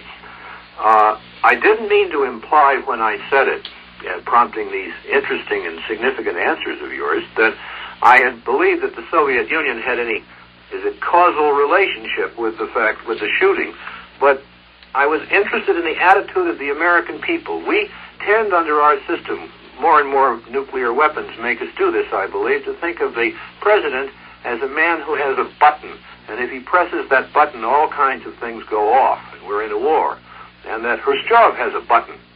And when one of the two men in the world who control these enormous arsenals of nuclear weapons dies, and there is this moment of uncertainty that follows his death about, excuse me for phrasing it this way, but who's got the button? Did any of these thoughts go through the minds of people you knew, or your own minds? And I'm not talking now vis-a-vis the Russians or any plot or any foreign policy things. You see what I'm getting at, Edwin? I see what you're getting at, John, and I do not know of anybody to whom that idea occurred, with the exception of the Germans, apparently, who took certain precautionary measures and put their armed forces, so we understand from Wells, hanging on a very high alert called Alert 1. That is, I suppose, a reasonable enough precaution to take when you are that close and when you don't know what is happening. But I am not aware of anybody who thought that the Russians would try to exploit this. What I was trying to say before was that I think the danger of trying to exploit it would have been overwhelming. I think anybody who tried to exploit it might have been accused of being responsible for it. In any case, I don't think anybody could try to exploit it without running the gravest sort of risks. Of course, we did have Pearl Harbor. People don't always stop to tell you what they intend to do to you. But the danger of the scope of the size of the reaction now is so much greater and so much more lethal that it is hard to see anybody doing anything of a risky nature. Well, then what we're really saying, I think, is that the securities and the dangers of the world situation are really so gigantic now that the death of one man, no matter how much we may miss him, are not really going to change that balance. They may not change it immediately, John. It is possible that they will change it in a variety of subtle ways later on because of shifting weights, shifting authorities within the, within the Western Alliance. That if, for example, President Johnson should be a less effective leader than President Kennedy has been, if American influence in the alliance should wane, if issues should arise between our allies and ourselves that cannot be resolved and that make tempers shorter on both sides, all of those things could certainly affect the future, and so the passing of President Kennedy could certainly affect the future. I think there was also something you mentioned before, that now the personal chemistry between Mr. Johnson and Khrushchev comes into the picture. Well, right? yes, ahead, I think what I was going to say was that President Kennedy and Mr. Khrushchev knew each other quite well and apparently understood each other reasonably well. At least they have for the last year. Well, they were in, to use again a non-technical term, they were pen pals. They had met, as I recall, only once at Vienna. Isn't that right? Yes, at Vienna. And in a very strained meeting, which I remember being there, and how we all recall how shocked and how sober the president was when he came away from that meeting.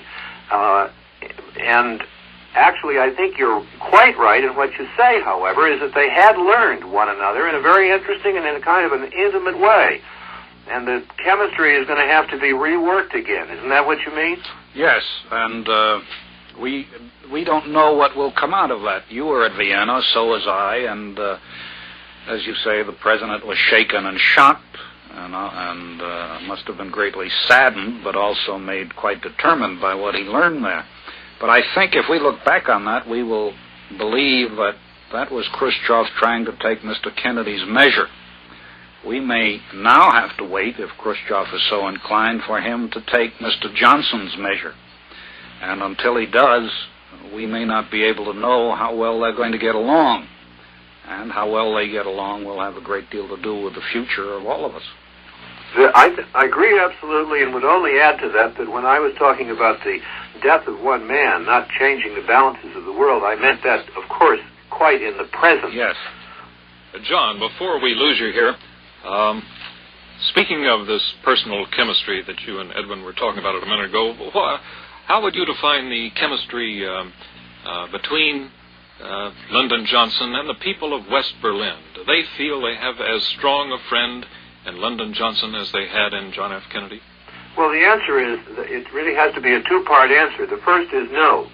Their manifestation of affection for Kennedy has been phenomenal. Last night at 1 a.m, we had 40,000 people in a torchlight ceremony here in front of the City Hall, and I defy you to find any city in the world last night, including Washington, D.C. or Boston, where 40,000 people gathered together in mute adoration of a man. So I think that no one could take his place in their hearts in this emotional week or weekend. Now, I remember Lyndon Johnson when he was sent here after the wall went up in Berlin, and he was here on the 19th of August, 1961, as a demonstration of American support. Then, at that point, he was, I believe, very effective with the people of West Berlin. We had been up to see the wall.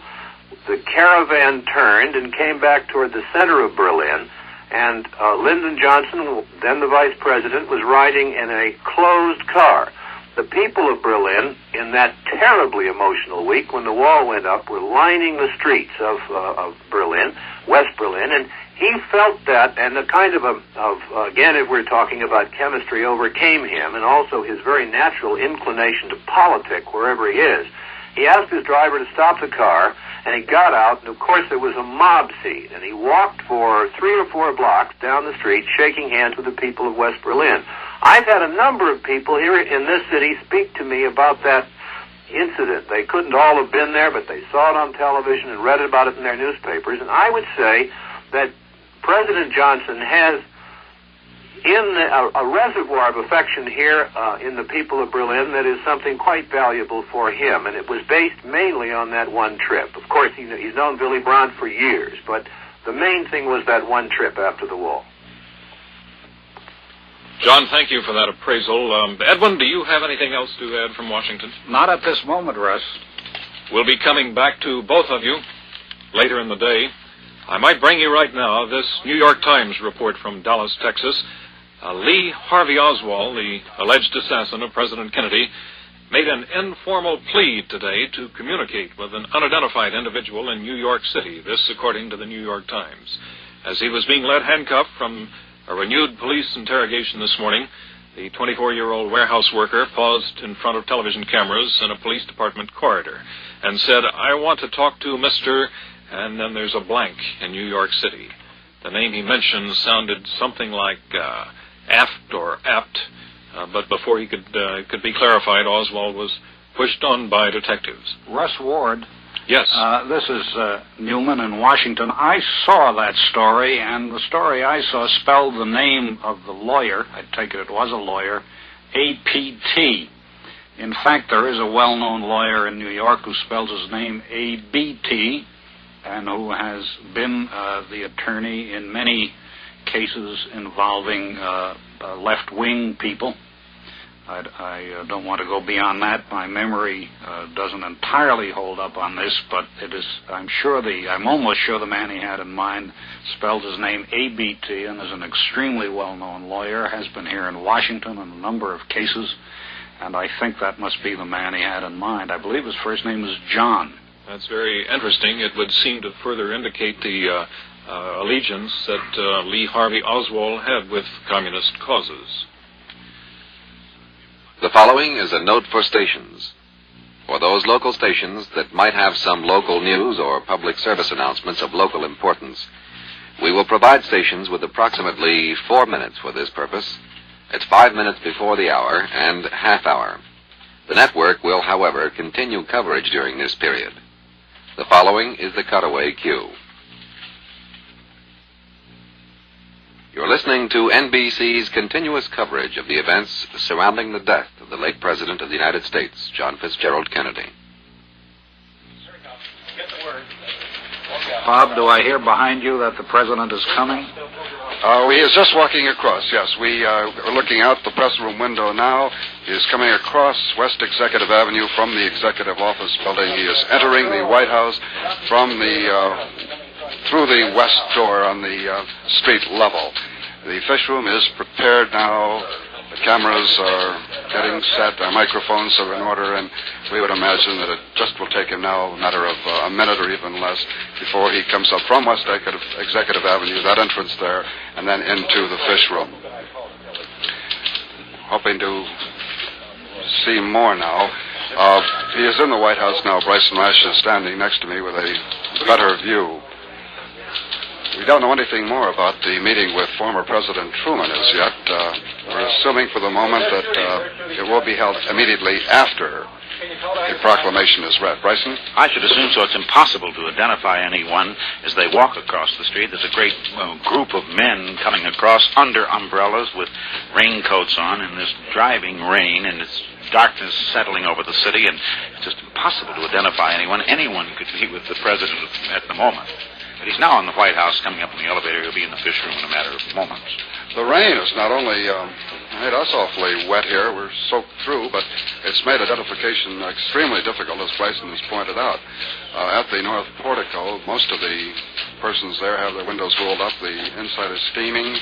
And now we're here. The President is now entering the fish room of the White House. He is walking to the battery of microphones. Ladies and gentlemen, the President of the United States.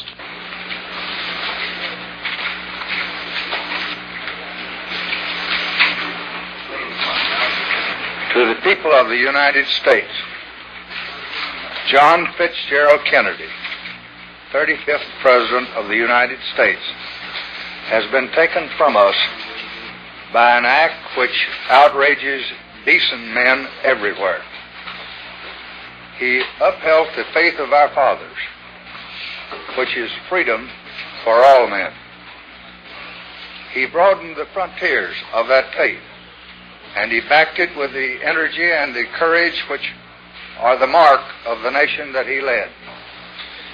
A man of wisdom, strength, and peace, he molded and moved the power of our nation in the service of a world of growing liberty and order. All who love freedom will mourn his death. As he did not shrink from his responsibilities, but welcomed them, so he would have us not shrink from carrying on his work beyond this hour of national tragedy. He said it himself. The energy, the faith, the devotion which we bring to this endeavor will light our country and all who serve it. And the glow from that fire can truly light the world. Now, therefore, I, Lyndon B. Johnson, President of the United States of America, do appoint Monday next, November 25, the day of the funeral service of President Kennedy, to be a national day of mourning throughout the United States. I earnestly recommend the people to assemble on that day in their respective places of divine worship, there to bow down in submission to the will of Almighty God, and to pay their homage of love and reverence to the memory of a great and good man.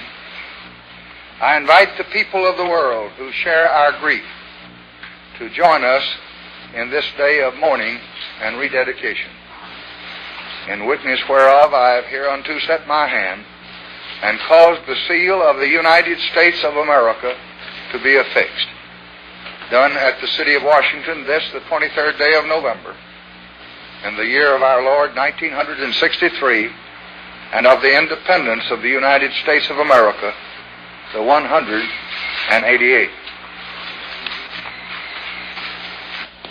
That was the President of the United States, Lyndon B. Johnson, reading a proclamation issued earlier this afternoon, proclaiming Monday, November 25th, as a day of mourning for President Kennedy. As President Johnson read the proclamation, when he said, "We offer reverence to the memory of a great and good man," he was filled with emotion. We thought for a moment that he might break down and cry, or in some way show his emotions and manifest themselves in a more obvious way. Tears seemed to come to his eyes at that moment when he referred to a great and good man. He paused and looked straight ahead when he said it. He referred to the President as a man of wisdom, strength, and peace. That's it from the White House, Ed Newman. We've just heard here in the NBC newsroom in Washington that President Johnson plans to address a joint session of Congress next week. That information comes from a top leader in the administration. He said it is still not certain whether Mr. Johnson will make his first congressional appearance as president on Wednesday or Friday, but it probably will be on Wednesday. He said he did not expect it to be a program speech or a partisan speech. That is to say, it will not deal with legislative matters. He thought the president would make a plea for national unity. Now back to Jim Hurlbut in New York. And Ed Newman will have a report from Hyannisport in just a moment. The NBC radio network has canceled all regularly scheduled programs to bring you this continuous coverage of the events surrounding the death of the late President of the United States, John F. Kennedy. We will be on the air with this continuous coverage until 11 p.m. Eastern Standard Time tonight. Edwin, perhaps the most shocked of anyone at the death of the president, aside from his family, that is, was the Secret Service assigned to guard him during this, what was hoped to be a joyous trip to Texas. And for more than 2 weeks before the trip, Secret Service agents had been working quietly in the city of Dallas to prevent the very thing that did happen yesterday, the assassination of the president. They had inspected the site for the president's speech. They had carefully looked over the route of his motorcade, talked to individuals whom they knew the president would come into contact with, even kept a log of all known troublemakers in the Dallas area so they could check their whereabouts and their habits. At first, the Secret Service even had vetoed the site of President Kennedy's speech, the Dallas Trade Mart, on the grounds that there were too many balconies from which a possible assassin might hide. They gave in on the site of the speech only after making sure that each one of the 14 entrances to the building would be covered, that all persons coming and going could be kept under constant surveillance. The Secret Service personnel supervised the selection of the menu that the president enjoyed while he was there. They overlooked the preparation of the food to make sure that the president received nothing different from that eaten by others. For example, there was no special steak prepared for the president on Thursday evening. It was picked from among thousands that were being prepared for dinner guests that night, picked at random. They made sure that all points along the route of the president's motorcade were carefully guarded, especially the points of underpass that the bubble-top limousine had to pass. All congested intersections and places where crowds would gather had an extra complement of police. They even enlisted 350 policemen from the Dallas force to be on hand the day of the assassination. Everything carefully covered, but of course impossible to watch each one of tens of thousands of windows which overlook the route of the motorcade, and from one of those windows, the assassin's bullet. We might read to you a letter received by Senator John Tower of Texas some months ago, written by Lee Harvey Oswald, a man being held in Dallas, charged with murder in connection with the assassination. Oswald at the time was in the Soviet Union, and he wrote to Senator Tower of Texas as follows. My name is Lee Harvey Oswald, 22, of Fort Worth, up until October of 1959, when I came to the Soviet Union for a residual document for non-Soviet persons living for a time in the USSR. The American Embassy in Moscow is familiar with my case. Since July 20th, 1960, I have unsuccessfully applied for a Soviet exit visa to leave this country. The Soviet refuses to permit me and my Soviet wife, who applied at the U.S. Embassy in Moscow on July 8, 1960, for immigration status to the USA, to leave the Soviet Union. I am a citizen of the United States of America, and I beseech you, Senator Tower, to raise the question of holding by the Soviet Union of a citizen of the U.S. against his will and expressed desires. And it's signed, yours very truly, Lee H. Oswald. The 24-year-old man, at the time he wrote the letter, he was 22, now 2 years later, being held in Dallas, Texas, charged with the assassination of John Fitzgerald Kennedy. We might add that Oswald protests his innocence, says he did not kill the president nor anyone else. We might also mention that Texas does have capital punishment in the form of electrocution. The ailing 75-year-old father of the president has been told that his son is dead from an assassin's bullet. Mrs. Rose Kennedy, the president's mother, Senator Edward Kennedy, their son, and a daughter, Eunice Shriver, all were present at the time. A neurologist, Dr. Russell Bowles, Jr. of Boston, stood by as the sad word was given to the elder Mr. Kennedy. His reaction was not made public. Mr. Joseph P. Kennedy, whose life filled with both success and grief, advised of his son's death shortly after Mrs. Kennedy returned from St. Francis Xavier's Church, where she had attended 2 masses this morning. More on this tragic story now as we go back to Dallas and NBC's Tom Pettit. Now, what is your speculation as to what the motive may have been? I try not to speculate on any crime. I don't think it pays to speculate on a crime. Is there any feeling among the Dallas police force that this might have been avoided? None that I know of. As far as being avoided, certainly you might say that it could have been avoided had you had someone in every window and every building. But the feeling among the Dallas Police Department, as it is with every other citizen in the country, is one of deep grief and deep regret. Thank you very much, Chief M.W. Stevenson, Deputy Chief of the Dallas Police Department. That is the picture at this hour at Dallas Police Headquarters. This is Tom Pettit, NBC News.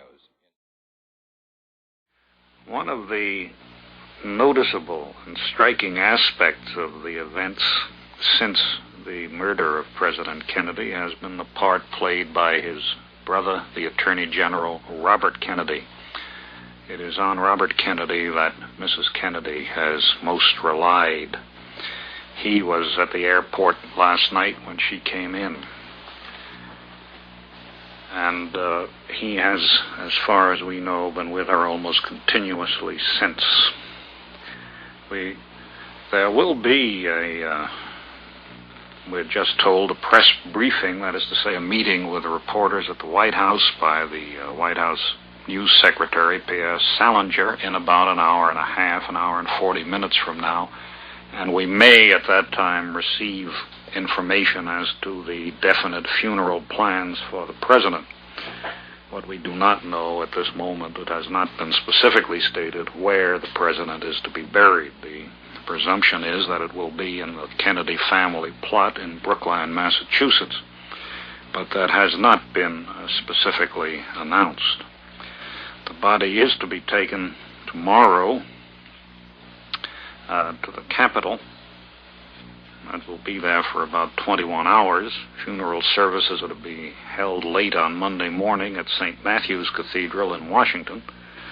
And probably the president will be buried in the Kennedy family plot in Brookline, Massachusetts, but that has not been specifically announced.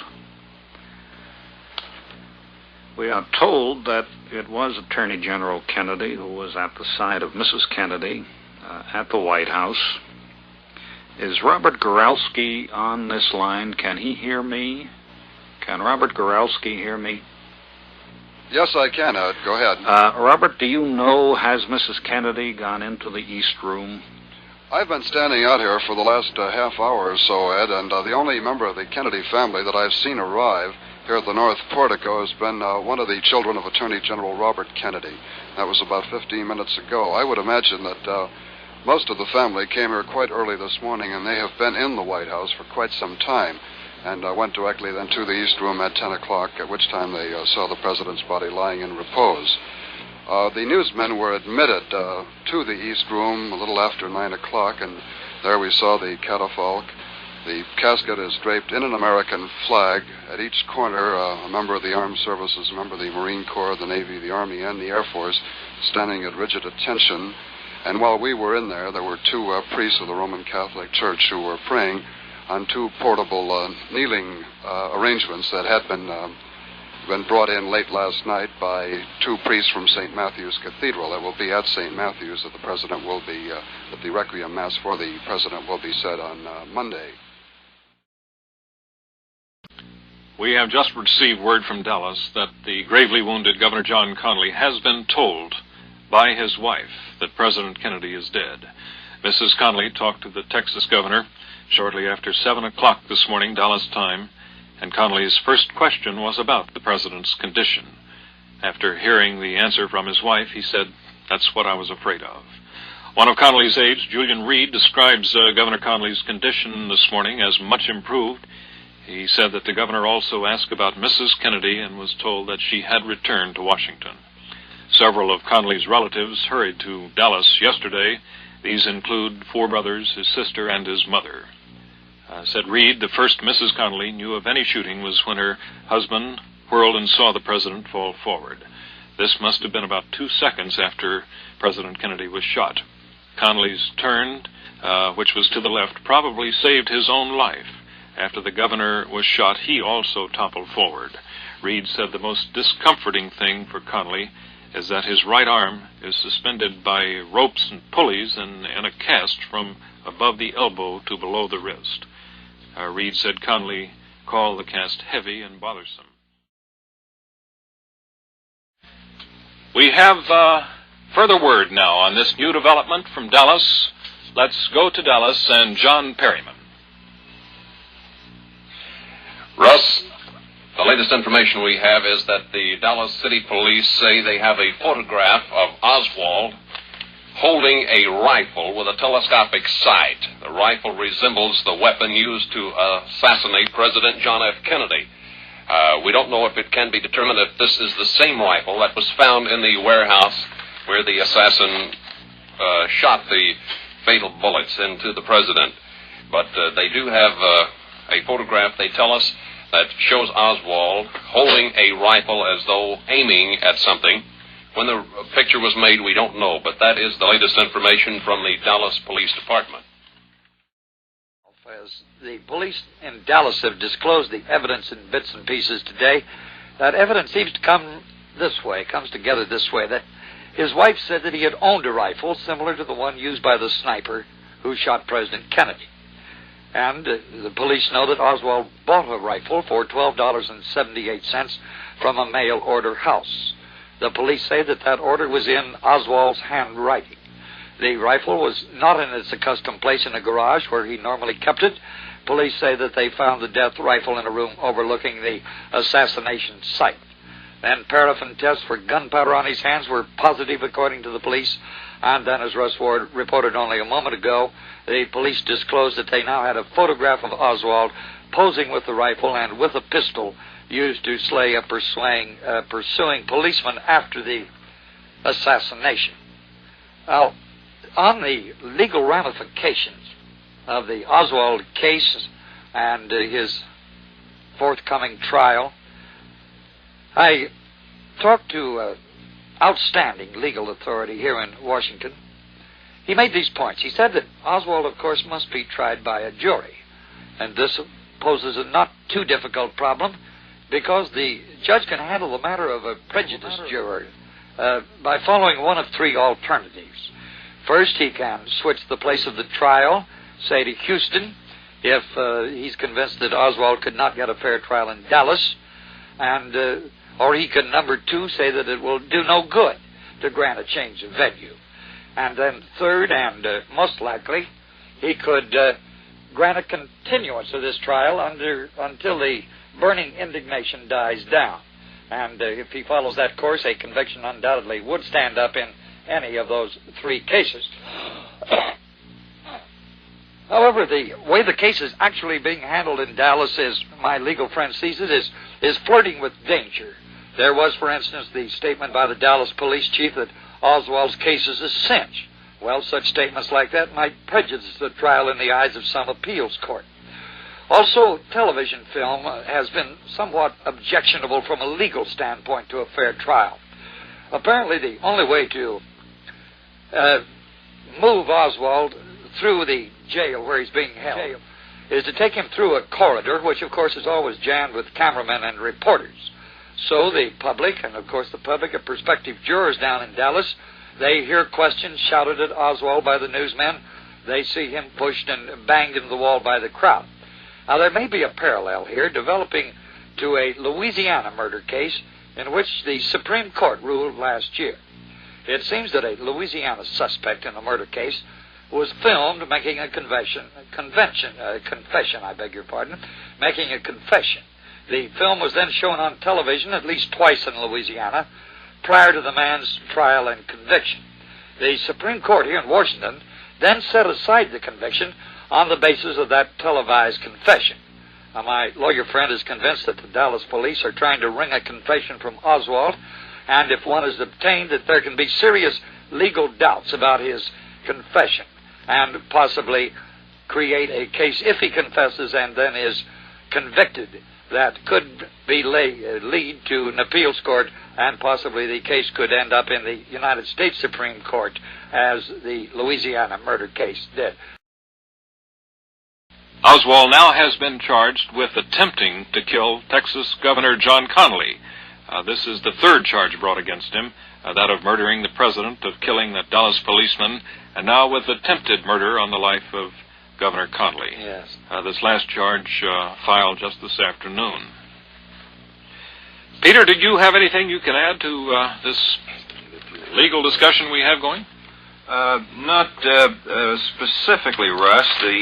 We discussed this earlier, Jim Hurlbut and I, and the question arose without any answers, of course, neither of us being legal minds or legally trained, as to just how much of a fair trial, legally speaking, this fellow can expect, because of the fact that our communications today are what they are.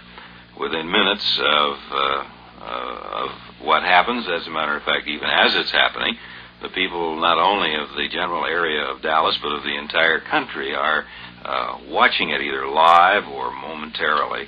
And the question that I raised, and Jim had no answer, nor do I, from a legal standpoint, won't it be rather difficult to pick a jury which Mr. Oswald's attorneys feel are not prejudiced in advance?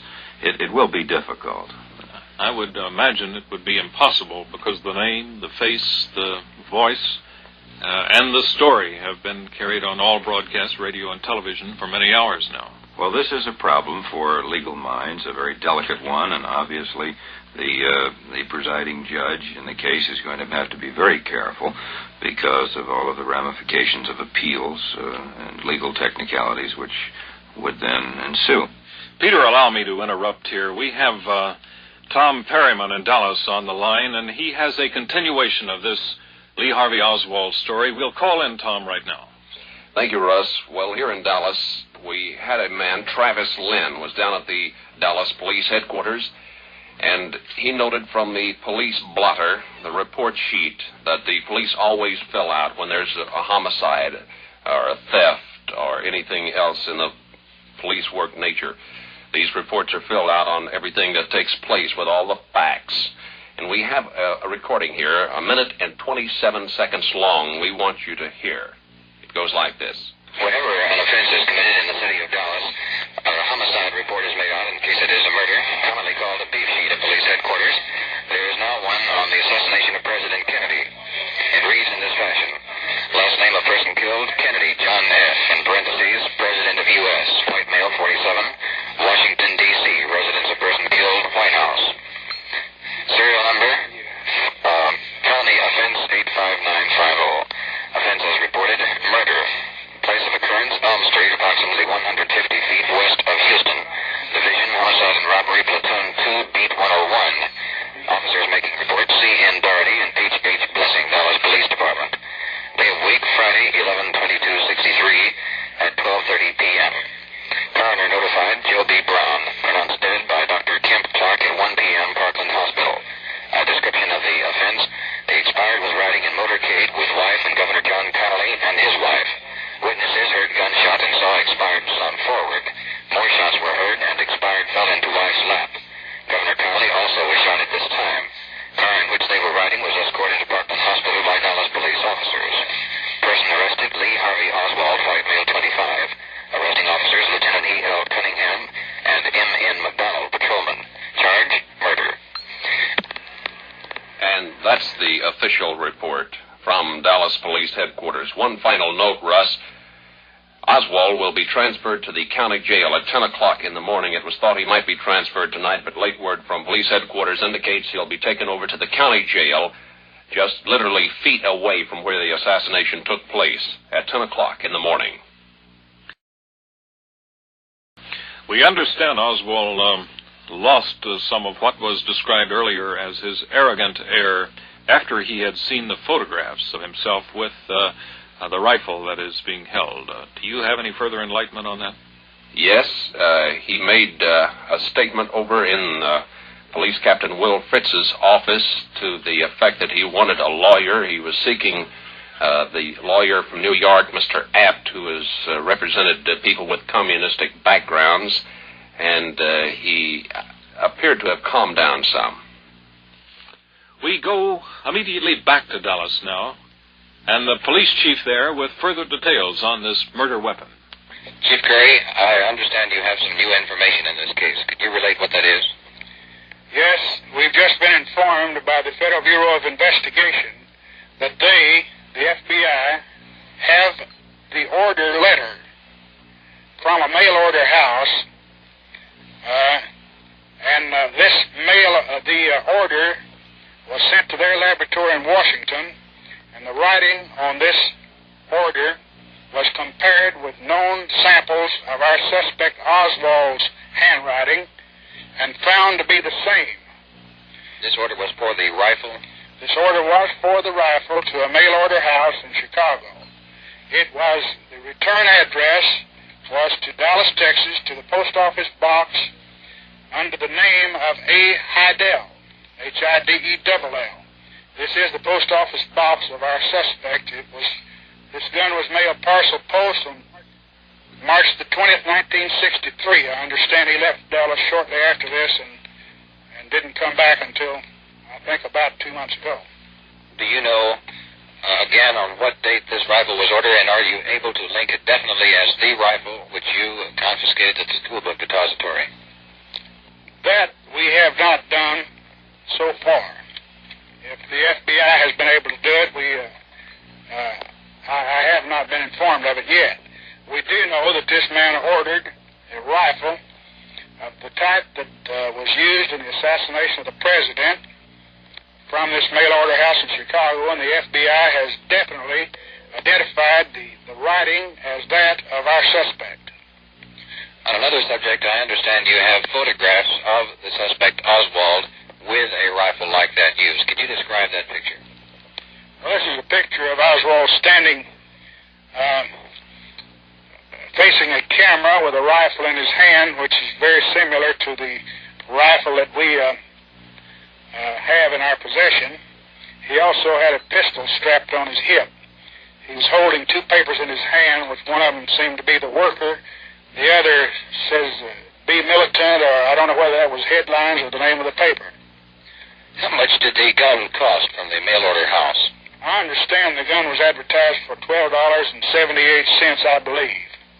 Have you received any results on the ballistics test conducted on the gun and on Oswald? They're going to be favorable. I don't have a formal report yet. But you are sure at this time they will be favorable? Yes. Do you feel now that you have the case completely wrapped up, or are you continuing? We will continue as long as there's a shred of evidence to be gathered. We have a strong case at this time. I believe you said early this afternoon that you have a new development which does wrap up the case. The first time you said the case definitely is secure. Is that correct? That was this morning. This additional evidence just makes a stronger case. But this is not the same evidence you're referring to then? No, that's true. Will you be willing to say what that evidence was? No, sir, I don't wish to reveal it. It might jeopardize our case. Thank you very much. Chief Jesse Curry of the Dallas Police Department. Chief Curry describing the murder weapon as a $12.78 gun purchased from a mail-order house in Chicago. Another recap now as we look back over the events of the past few hours surrounding the death of the late president. John Kennedy to receive a hero's burial Monday in Arlington National Cemetery just across the Potomac River from Washington.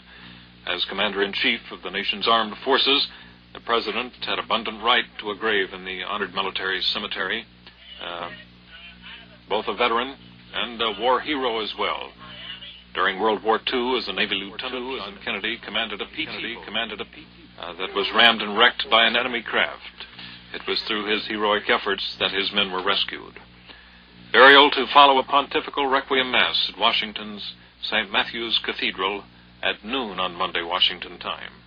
Monday to be a day of mourning across the nation and around the world. President Lyndon B. Johnson has appealed to the American people to go to their respective houses of worship for prayer. He also invited all people everywhere to share this nation's grief and to join in the mourning. The new president will make a major policy speech before both houses of Congress on Wednesday. The White House announced the speech will be delivered at 12:30 p.m. Eastern Standard Time. Today, President Johnson held his first cabinet meeting and proclaimed Monday a day of mourning for the dead president. The half-hour cabinet meeting in the White House opened with a minute of silent prayer for Mr. Kennedy. In his proclamation, Mr. Johnson asked Americans to pay tribute to President Kennedy on Monday, the day of his funeral. He also ordered the federal government to close its offices on that day. Mr. Johnson met with two former presidents today, Harry Truman and Dwight Eisenhower, and he consoled the widowed First Lady and the two Kennedy children. It's expected President Johnson will pursue the legislative policies of his predecessor. Any changes in his policies are not expected to show up for January when he makes his first State of the Union message. It is expected President Johnson's congressional background will put him on a solid footing in getting his programs through Congress. Some observers are saying he might be able to get Congress to act on the programs of President Kennedy, which currently are being held back. Congress to meet for regular sessions Tuesday and in a joint session Wednesday to hear the new president. The House Speaker, John McCormick, says the House will work briefly on Wednesday and adjourn then until Friday after Thanksgiving. More on the man now being held in Dallas, Texas, in connection with the assassination of the president, 24-year-old Lee Harvey Oswald. In an interview in New York, lawyer John App was asked tonight about undertaking the defense of Oswald. He said, quote, "I don't see how it would be possible to undertake a case of this magnitude." He said he had not been asked to do so, and he added, "It would have to be a very serious decision." Apt went on to say, "I have a very heavy litigation schedule." He declared that assuming the Oswald case would not be fair to his other clients. 24-year-old Lee Harvey Apt being held by Dallas authorities on 3 charges. Lee Harvey Oswald being held in Dallas on 3 charges: the assassination of President Kennedy, the murder of a Dallas policeman, and attempted murder on the life of Governor John Connally of Texas. Continuous coverage coming your way on the events surrounding the death of the president. This is Russ Ward, NBC News, New York. As you know, the NBC radio network has canceled all regularly scheduled programs to bring you this continuous coverage of the events surrounding the death of the late President of the United States, John F. Kennedy. We will be on the air with this continuous coverage until 11 p.m. Eastern Standard Time tonight. We will begin our continuous coverage on Sunday morning at 8 a.m. Eastern Standard Time and on Monday morning at 7 a.m. Eastern Standard Time.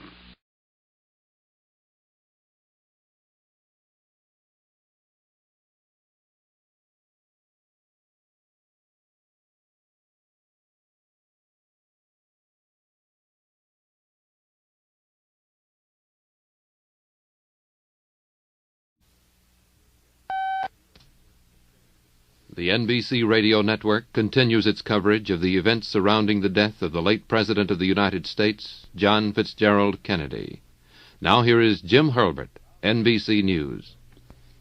Thousands of persons are expected to visit the Capitol building in Washington today to pay their last respects to President Kennedy. The body of the slain chief executive will be moved from the White House to the rotunda of the Capitol early this afternoon at 1 o'clock. Chiefs of state and dignitaries from around the world will attend the funeral. Israel's President Zalem Shazar has left Tel Aviv by air for Washington this morning. Queen Frederica of Greece, accompanied by Deputy Premier and Foreign Minister Mr. Sophocles Venizelos, have left Athens by air. Sir Alec Douglas Hume, the Prime Minister of Britain, and Mr. Harold Wilson, leader of the opposition Labour Party, attended a memorial service for the late President Kennedy at Westminster Abbey this morning. And this afternoon, that's London time, Sir Alec and Mr. Wilson will leave with the Duke of Edinburgh, the husband of Queen Elizabeth, for Washington. And for a more detailed report on activities in the nation's capital, let's switch to Robert McCormick in Washington. The funeral cortege will be led by 22 drummers from all of the services, with muffled drums, of course. Behind the drummers will come the 7-horse caisson bearing the president's body in a huge mahogany casket. And behind the caisson will come a limousine with the late president's widow, Mrs. Jacqueline Kennedy. When the coffin gets to the Capitol, it will be greeted by the customary 21-gun salute for a chief of state, and then ruffles and flourishes, all done in muffled tones, and then the playing of the president's own song, Hail to the Chief. Then the casket will be carried to the center of the rotunda of the Capitol and placed on a platform, a catafalque that once bore the body of Abraham Lincoln. The catafalque normally is stored under the crypt in the Capitol where the body of George Washington once was supposed to rest. President Kennedy's body will lie in state for 21 hours. The casket will be closed, but it will be in the rotunda until about 11 o'clock tomorrow morning. Present plans, so far as we know, are to end the viewing of the body tonight around 9 o'clock and resume about 10 o'clock tomorrow morning. Funeral services will be held at noon tomorrow at St. Matthew's Cathedral in Washington. Once again, the drummers, the caisson, and Mrs. Kennedy will travel with the body from the Capitol to St. Matthew's Cathedral. While all this is going on, President Johnson has the rather unhappy task of continuing with his chores and the job of keeping a country running. When he finishes the initial pulling together of the loose ends of government, he will meet with some of the dignitaries that are here for the funeral of the late President Kennedy. The list of dignitaries goes on and on and on, but as you've heard, it includes French President de Gaulle, West German Chancellor Erhard, and Britain's Prince Philip, and also from England, the new Prime Minister, Sir Douglas Hume, and Labour Party leader Harold Wilson. From Russia is the Soviet Deputy Premier Mikoyan, and from Japan comes Prince Akihito and Prime Minister Ikeda. As for President Johnson, he will meet today with Ambassador Henry Cabot Lodge, our representative in South Vietnam, with Secretary of State Rusk and Secretary of Defense McNamara. He will be thoroughly briefed on the situation in South Vietnam. Lodge and McNamara, Rusk, and McGeorge Bundy, the late President Kennedy's personal advisor on security matters, all attended top-level meetings in Hawaii during the week involving South Vietnam. They flew back to Washington Friday as soon as they got word of the assassination. The White House has released this schedule for President Johnson today. At 10 o'clock Eastern Standard Time, he gets an intelligence briefing in his office in the Executive Office building. He has not yet moved his desk into the White House proper, but is across a street in what used to be known as the State War and Navy building. It now is part of the Executive Office. At 11 o'clock, the President and Mrs. Johnson will go to St. Mark's Episcopal Church for services. At 12:40, he will come back to the White House, and then, of course, he will take part in the procession taking the late President Kennedy's body to the Capitol. The route of the procession is traditional in Washington. They will come out of the northeast gate of the White House, turn right on Pennsylvania Avenue, turn right again in 1 block on 15th Street, and go south 2 blocks to famous Pennsylvania Avenue, and then head down Pennsylvania Avenue to Constitution Avenue, about 4 blocks from the Capitol, loop around and come in on the East Plaza side of the Capitol. The casket will be carried up the steps by a Marine Guard. The further details of the funeral, including routes from the Capitol to the Cathedral, have not yet been given us. We expect them today. But the White House did say he thought there would be a graveside service at Arlington National Cemetery, where the Kennedy family has decided to bury the late president. This came as something of a surprise. It had been assumed he would be buried in the family plot in New England. Meanwhile, the city of Washington wakes up to a bright, sunny day. The temperature is supposed to get up as high as 50, which doesn't make the leaden hearts of the people of Washington or the people of the nation any lighter. But yesterday was a dismal day, in keeping with the feelings of most of the people in this country and most people in other countries for that matter. It rained extremely hard, drizzled constantly when it wasn't pouring down, but a cold wave moved in last night. The temperature fell sharply, the skies cleared, and today does promise to be clear and bright. The visiting dignitaries are still coming in at a great rate. Some of them aren't due until mid-morning, and some, as a matter of fact, we've had no definite word on as yet.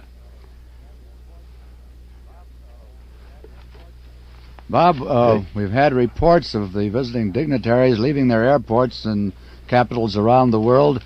What arrangements are being made in Washington to meet these dignitaries and take them to wherever they're going?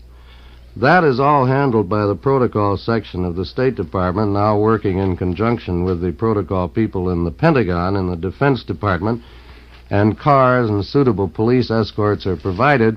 It should be noted, however, that some are coming in, I don't mean to sound facetious, but they've just sort of been lost in the shuffle because so many are coming in, and I am told that there has been some difficulty in finding one or two. I guess they've had to make their own way downtown and to the hotels where they're staying. This is, of course, all a matter of routine in this capital city. We know how to do these things, but there are 2 factors in this case that are different. One is that so many prominent foreign people are coming in, and the other is that the town is so disrupted still from the shock of the assassination that it doesn't really function with its customary efficiency and perhaps not even its customary politeness. What is the... I did want to say this, too, that coming down to work this morning, very early, of course, already the streets were beginning to fill up. Apparently people were coming in from outside Washington, from suburban Maryland and Virginia, and parking their cars somewhere within the general limits of the city, figuring the city will be thoroughly jammed up by midday, and indeed it will be. What is the situation in New York, Jim? Well, here in New York, as in Washington, Bob, the weather has improved. It's a brisk, bright day here in New York. My elevator operator, as I left the hotel to come over here, said, well, I imagine St. Patrick's will be jammed today, and I guess every church will be. But apparently it wasn't quite that way. My colleague Bill Fitzgerald attended Mass at St. Patrick's this morning. Bill, what was the situation there? Well, Jim and Bob, it wasn't crowded. It was more crowded than usual, but not overcrowded. However, the story was in the church and along Fifth Avenue. All of the big stores on the avenue have pictures of the president draped in black and purple and flowers in the windows. Every place you look, you see some large pictures, some small ones. In the church this morning, of course, the catafalque was there, and with the 6 big candelabra, 3 on either side, and it just seemed like it has since Friday, that people just had this stunned look on their face, and they were all in deep prayer in St. Patrick's this morning, as I'm sure they were the world around. Well, the churches here, Jim, as you recall, have been open almost constantly, I believe all of the churches, and there's been a steady flow of people day and night. My older daughter came downtown quite late last night, and she noticed that people were going in and out of the churches almost as though it were midday on Sunday, all very quiet, very unostentatious, none of the usual clusters of people outside gossiping and talking. They seemed to go forlornly and dismally about their ways after they had prayed for the president. We've been talking, Bob, about the activity in foreign capitals. We've been getting the circuits open to those foreign capitals, and I think it'd be a good thing now to reach out and bring one of them in. Let's find out about Latin America. Let's now switch to Wilson Hall in Rio. Protestant and Catholic churches throughout Brazil are holding special services today in memory of President Kennedy. Tomorrow, Rio's largest cathedral will celebrate a Requiem Mass with businessmen, diplomats, and religious leaders. Services and eulogies for the late president go far beyond ordinary protocol. Americans were used to hearing so many governmental criticisms of President Kennedy's policies that we forgot the important qualification. Brazilians liked, admired, and respected President Kennedy. Thousands of telegrams, notes, letters, telephone calls to the American embassy attest to the respect Brazilians had. One newspaper story on the death of President Kennedy today ended this way. President Kennedy was to have visited Brazil next year. If Mr. Kennedy could only have come to Brazil so we could have shown him in life how much we admired him. Wilson Hall, NBC News, Rio de Janeiro. Thank you, Wilson. We have an interesting report in from Moscow, Bob. An American Presbyterian pastor in a sermon in Moscow today said he wondered if any who had opposed President Kennedy's civil rights program are deriving any comfort from his death, believing that the granting of constitutional rights has now been delayed. This pastor is the Reverend Donald Roberts, who ministers to the Western community in Moscow as a representative of the National Council of Protestant Churches of Christ of the United States. And Reverend Roberts also said at a packed service in the U.S. Embassy that President Kennedy did not create the racial strife, but happened to be the man in the office of the presidency when it ripened.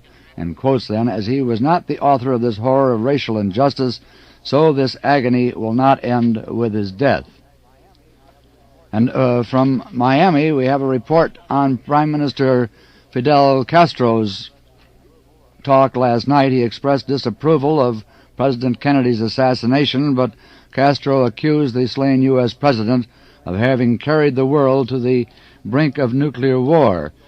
And again, going back to the activities overseas. Bob, you're standing by there, and Bernard Frizzell is now standing by in Paris, and let's bring him in. Come in, Bernard Frizzell in Paris. Here I am, Jim.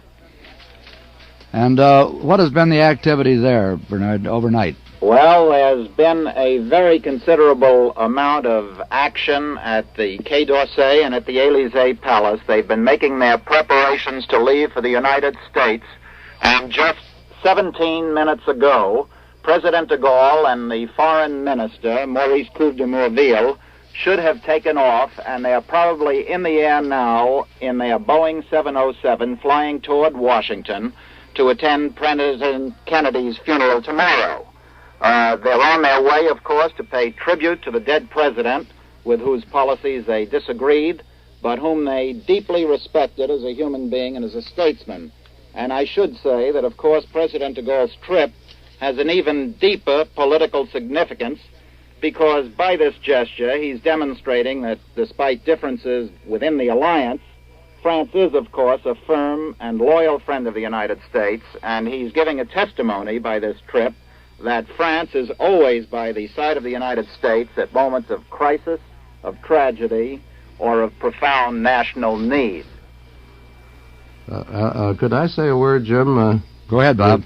Maybe Bernie can hear me.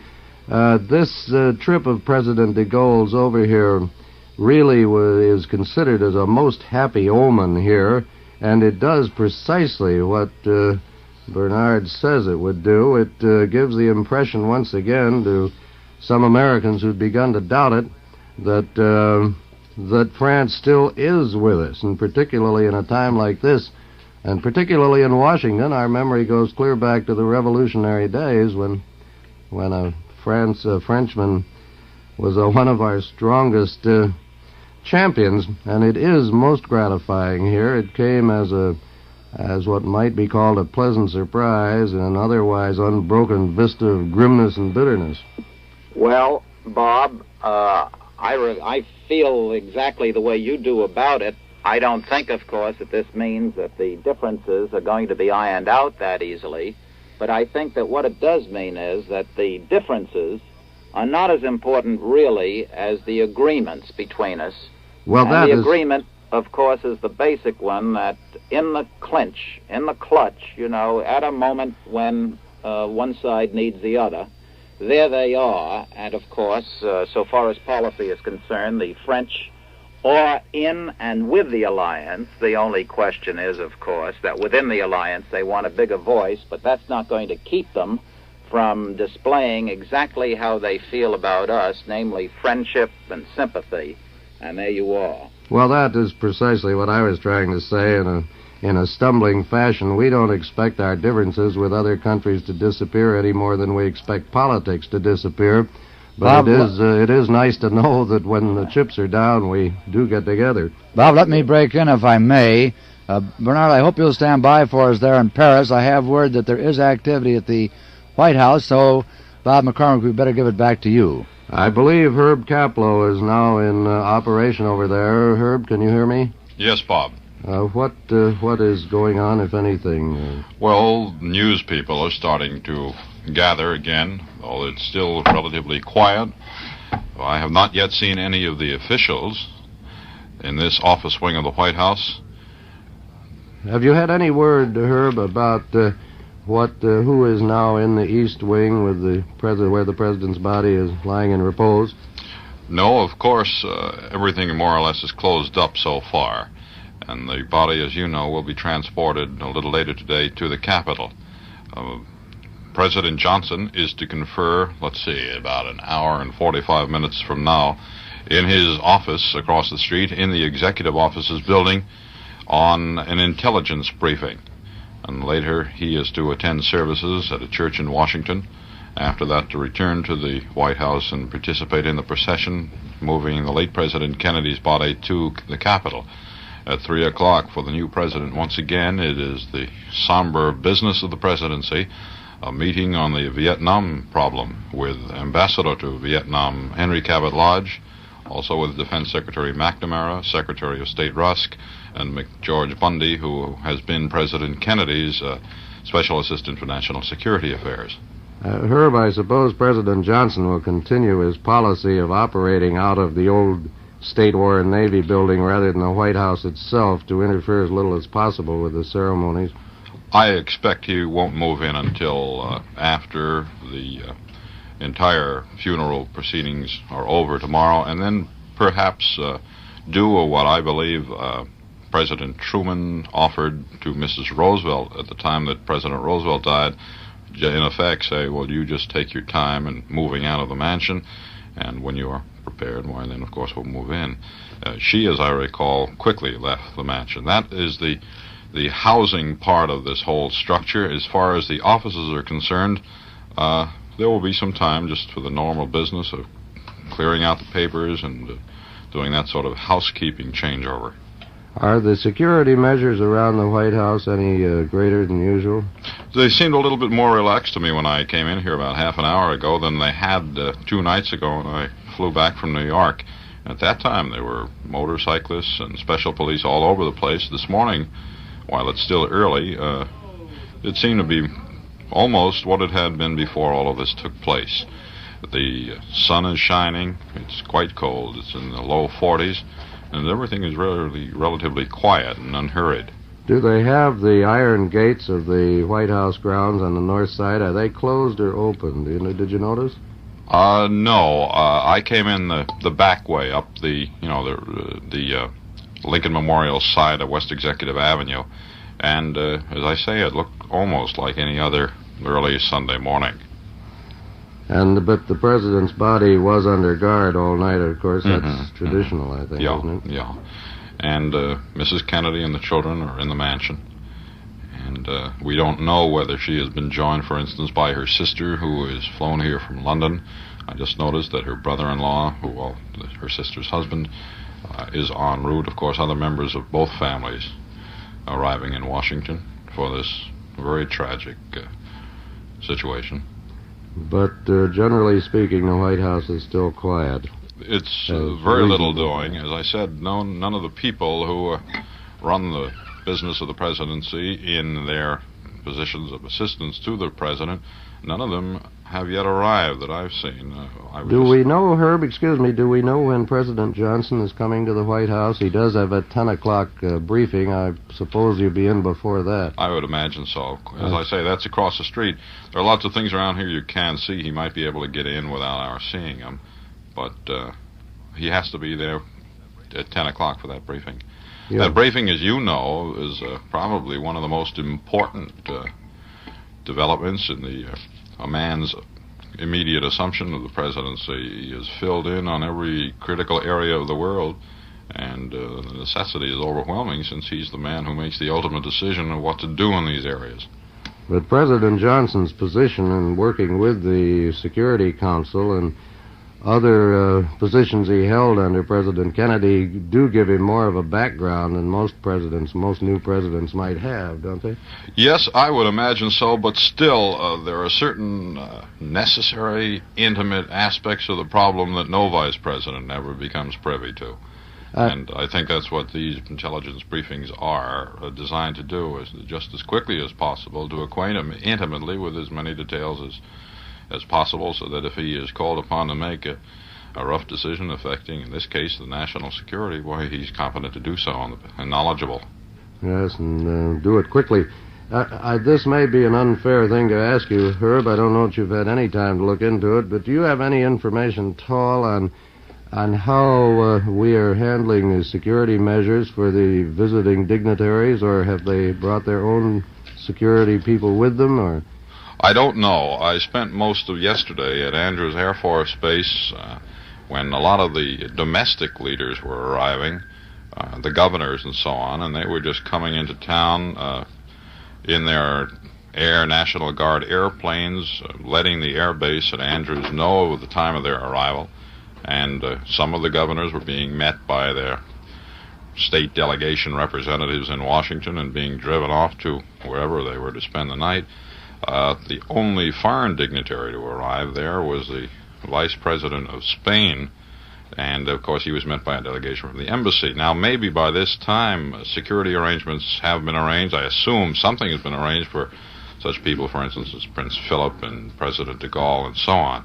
It's a massive job. I suspect that these foreign leaders, I'm sure, that they certainly do not expect all the amenities of protocol to be observed. First of all, the somberness of this occasion is just overwhelming and makes certain protocol steps very secondary. And secondly, everybody is very busy. Yes, well, that certainly is true. Jim, do you have anything you'd like to ask Herb? I don't have, because I think we ought now to say that you're listening to NBC's continuous coverage of the events surrounding the death of the late President of the United States, John Fitzgerald Kennedy.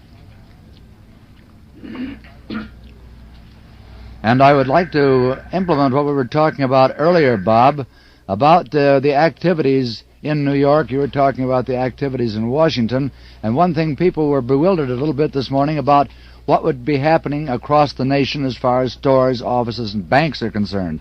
Things of that sort. We have some information on that, and it's interesting, I think, that most of the stores, banks, libraries, and theaters in the nation will be closed tomorrow to observe this National Day of Mourning for President Kennedy. And major industrial firms are going to curtail operations or give workers time off at least to attend memorial services. Now, in Detroit, the major auto workers announced that their plants would be closed down starting at noon tomorrow, so that some 600,000 salaried workers could go to services. And American Motors Corporation said it would halt all work. General Motors, the country's largest corporation with 475,000 workers, said its plants would be closed for day operations at noon. Union Carbide said its facilities across the country would be closed. As you know, the New York Stock Exchange and other major securities and commodity markets, which closed in a flurry of trading on Friday after the assassination, will stay closed on Monday as a tribute to the late president. In transportation, all Baltimore and Ohio Railroad trains will stop for 1 minute during the funeral services tomorrow. Major department stores in New York and Chicago, Philadelphia, Kansas City, and Pittsburgh, and Columbus, Ohio, and Portland, Oregon, over in Detroit, out in Baltimore, and San Francisco, and Sacramento are all going to be closed all day long. And stores in many other cities, including Houston, Texas, and Milwaukee, will be closed at least in the morning or during the hours of the funeral. The 40,000 members of the National Licensed Beverage Association were asked to voluntarily close their restaurants, taverns, and bars for 3 hours during the funeral services. In Dallas, Texas, the scene of the president's slaying, nearly all stores, businesses, and offices will be closed. Public utilities also will be closed except for public safety and emergency functions, according to an announcement from the Chamber of Commerce. Trans World Airlines said it would maintain skeleton office staffs between 11:30 tomorrow morning and 2:30 tomorrow afternoon so that employees could attend religious services. Public schools all across the nation will be closed. Colleges, universities, parochial schools, and museums have followed suit in observing the day of national mourning proclaimed by President Johnson. At the Carlisle Hotel here in New York, Mr. Kennedy's usual residence when he was in the city, black cloth was draped over the 2 street entrances. The hotel's employees were given time off to attend religious services this morning. Movie theaters in the New York City metropolitan area will remain closed until 6 o'clock tomorrow afternoon, as will the 220 movie houses operated by the National General Corporation in some 16 Midwestern and Western states. For the South, the North Carolina Merchants Association asked the state's 90,000 retail firms to close for an hour beginning at noon. The Wisconsin Supreme Court postponed the morning cases on its calendar, and court work here in New York City was halted for the day. Out in California, the Bank of America ordered all of its branches to close for 1 hour at midday. And down on the other side of the country, down in Tampa, Florida, the banks will be closed for 2 hours. And that's kind of a wrap-up, Bob, of what will be happening across the country in these various areas. Jim, here, by the way, of course, all of nearby Maryland and Virginia are closed down, and the district is too, but the papers today are rather astonishing. Almost all of the advertisements are very simple little announcements that the various stores and other places would be closed. Some say in memory of the president, some simply say such and such a store will be closed. No flourishes at all. The paper is a is such a grim, the papers, such grim reminders of what's happened to us. Well, I think that is very much the situation here in New York, too. I haven't looked at the morning papers here. Joe Michaels was in and has been checking over this very situation. Joe, what is the answer on that? I was just looking now at the... there is practically no news and practically no advertisements at all in the papers that I've been looking at, the Sunday morning papers. They still have a great deal of information about other things, Sunday papers being what they are, especially the Times here. But so far as advertisements are concerned, there are practically none at all. Let me interrupt you for a moment, if I may, Bob, please. The NBC radio network has canceled all regularly scheduled programs to bring you this continuous coverage of the events surrounding the death of the late President of the United States, John F. Kennedy. We will be on the air with this continuous coverage until 11 p.m. Eastern Standard Time tonight, with continued coverage Monday, starting at 7 a.m. Eastern Standard Time. We now pause for station identification.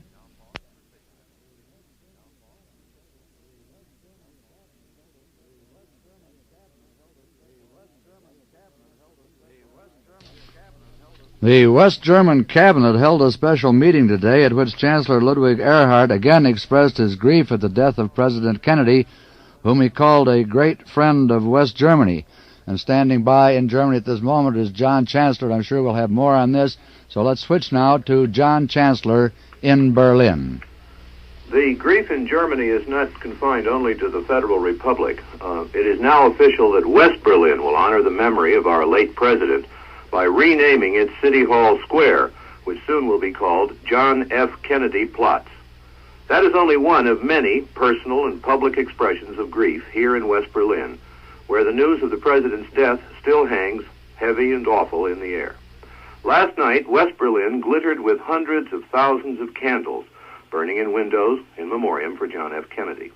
At an evening concert given by the Berlin Philharmonic, the audience stood for a moment of silence, heard the Brahms tragic overture, and left the hall without applause. Berlin's nightlife last night was non-existent. Most places closed. Along the Kurfürstendamm, many shop windows were emptied of goods for sale and showed only draped American flags. Today, special church services are being announced for tomorrow to coincide with the time of the president's funeral, which will take place at around 6 o'clock in the evening, Berlin time. At that time, another memorial observation has been scheduled for the City Hall Square, soon to be renamed John F. Kennedy Square. West Berlin will be represented in Washington at the funeral by its mayor, Willy Brandt. The Berlin newspapers again today were filled with editorials mourning the death of Mr. Kennedy. Some newspapers hoped, most affirmed, that the Kennedy policies concerning Berlin will be continued by the Johnson administration. And West Berliners this morning are still stopping some Americans on the street to express their personal sorrow over the tragedy. Across the Iron Curtain in East Berlin and in the East Bloc, it seems clear now that whatever reaction of sorrow and sympathy about the president's death that has been expressed by the leaders of the communist world, that the communist propagandists in Europe are going to call the trial of Lee Harvey Oswald a fraud. One newspaper in East Germany this morning predicted a farce of justice. In Moscow, the newspapers and radio are claiming that the United States is trying to implicate the Communist Party in the murder of the president. The East Germans have gone further in this line than anyone, characteristically, charging that the president was killed by ultra-right-wing circles who are setting up a sham trial to put the blame on the communists. No communist publication or broadcasting organization has yet told the details of Lee Harvey Oswald's life in the Soviet Union, his desire to obtain Soviet citizenship, or his Russian wife. They are saying, and here is a Moscow example, definite quarters are now striving in the United States to cover up the traces of the bloody crime and use the tragic death of the president to stir up anti-Soviet and anti-Cuban sentiment. So the trial will probably be called a fraud. This is in direct contrast to the extraordinarily wide and sympathetic coverage being given to the death of the president and the tragedy to his family, coverage all across the communist bloc in Europe. But in terms of Lee Harvey Oswald, the Cold War goes on. John Chancellor, NBC News, Berlin. Now, John, don't go away. We've got our circuits open to Washington. Bob McCormick was listening to you there. And Joe Michaels is standing by here, was listening with great interest to what you had to say. And they, I'm sure, have questions to ask. Joe? Do you think, John, this is going to be another one of those things like the Korean War in which there's going to be a definite propaganda stand taken and the press and the radio will be manipulated and the people will never be informed of who Lee Oswald really is and what his sympathies are? Well, I think, Joe, that the difference is now that the jamming techniques, which you knew and I knew in the Soviet Union, have been diminished greatly, if not eliminated. And therefore, Western broadcasts from various countries, including the Voice of America, are coming in. And there are apertures in that curtain, and as we all know, the people of the Soviet Union, at any rate, and the people of most of the satellites, tend to believe what we say, certainly as much or more than what their own propaganda organs say. So therefore, I think the parallel with the Korean War is not valid at this time because they can't impose a vacuum. Bob? I would like to ask John, I believe you said yesterday that the West Berliners did their traditional observance of lighting candles for President Kennedy. Did I hear that correctly? I was so That's tired. Right. It's one of the most moving things I've ever seen. Well, it's the one moment when I thought that I was going to lose control in these last 3 or 4 days was when we were in the Rathausplatz, the City Hall Square, and the whole square, which is surrounded, as you all know, by high buildings, or 5 or 6 story tall apartment buildings, with every window just had rows and rows of candles in them. And as you drove through Berlin last night, you saw it. And the night before, interestingly enough, there were candles in the windows in East Berlin, and that takes a particular kind of courage. Is that so? I hadn't heard that. Jack? Sir? This is Herb Kaplow at the White House. Hi. Jack, you may have touched on this before, I don't know, but is there visible, tangible among the people of West Berlin a concern about their safety now that there is a change here? Perhaps are they concerned that the determination expressed by President Kennedy will not be reiterated and backed up by action by the new president? There really is very little of that, and I think there are probably a couple of reasons for it. The main one being that it's too early for them. These people really were absolutely grieved in a way that very few other non-Americans could have been. Now, next week, I suppose, they'll begin thinking very seriously about President Johnson and what his administration will do for them. So far, I have been unable to detect any questioning, and we've talked to a number of them. Mainly, they are shocked, stunned, still in that state, and terribly sympathetic to Americans, and so far, it just simply hasn't come up. Well, what occurs to me is that it has been the tactic of Khrushchev to test new presidents as they've come along and as he has had to face them, and frequently the testing ground has been Berlin. Well, I believe that is true, and let's review the situation in Berlin vis-a-vis the Autobahn incidents we had last month and earlier this month. The United States, to my knowledge, has not sent, to use the technical term, a non-dismountable convoy, meaning more than 30 passengers, not counting front seat people, down the Autobahn so far. When we left the Autobahn story in at its last chapter, it was, as we all know, unresolved, and one assumes that the Soviet Union has a plan. Now, what the Russians have to do is decide whether they want to give us some breathing space while the administration finds its feet, as it were, or if they're going to leave this plan in motion. We don't know what they're going to do, but obviously they were going to do something. And so therefore I would think that the testing could come here in Berlin, and it's up to the Russians, because obviously we've got to send one of those large convoys down. Is there any speculation at all, Jack, about what kind of a man Mr. Johnson is, what kind of policies he will pursue? A lot of people are talking about him here in that sense, and biographies have been published in the papers, generally very sympathetic biographies, and that he is regarded as a man who advocated the policies of the Kennedy administration. The Berlin people remember him on the 19th of August, 1961, which was 6 days after the Berlin Wall went up, when he came here, and really I think I was here at the time. He did quite a good and effective job of calming the people of Berlin down in their hour of anguish because of the war.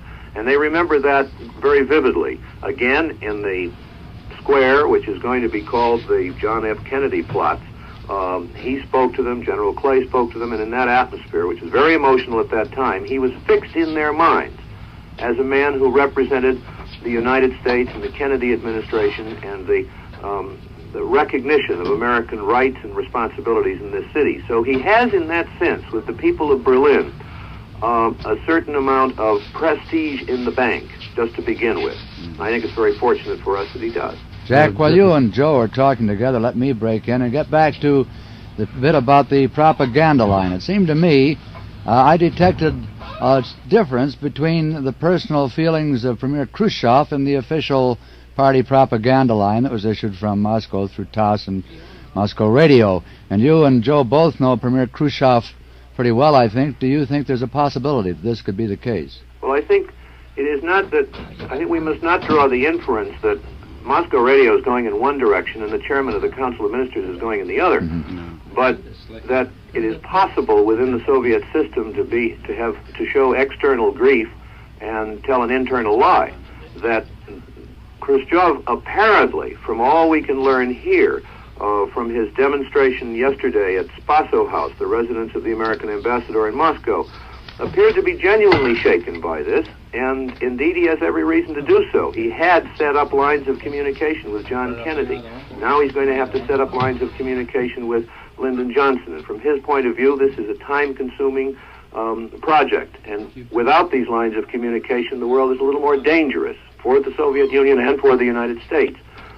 So that I can understand why he personally was grieved. On the other hand, the man who killed the man he was mourning has described himself as a Marxist, lived in the Soviet Union, had a Russian wife, etc., etc., and the communists are faced with an almost unbelievably high hurdle in this to overcome. And so they're beginning to do what, if we sat down to program this horrible thing before it had happened, would be the perfectly logical thing for them to do in terms of their past experience. They're going to lie about it.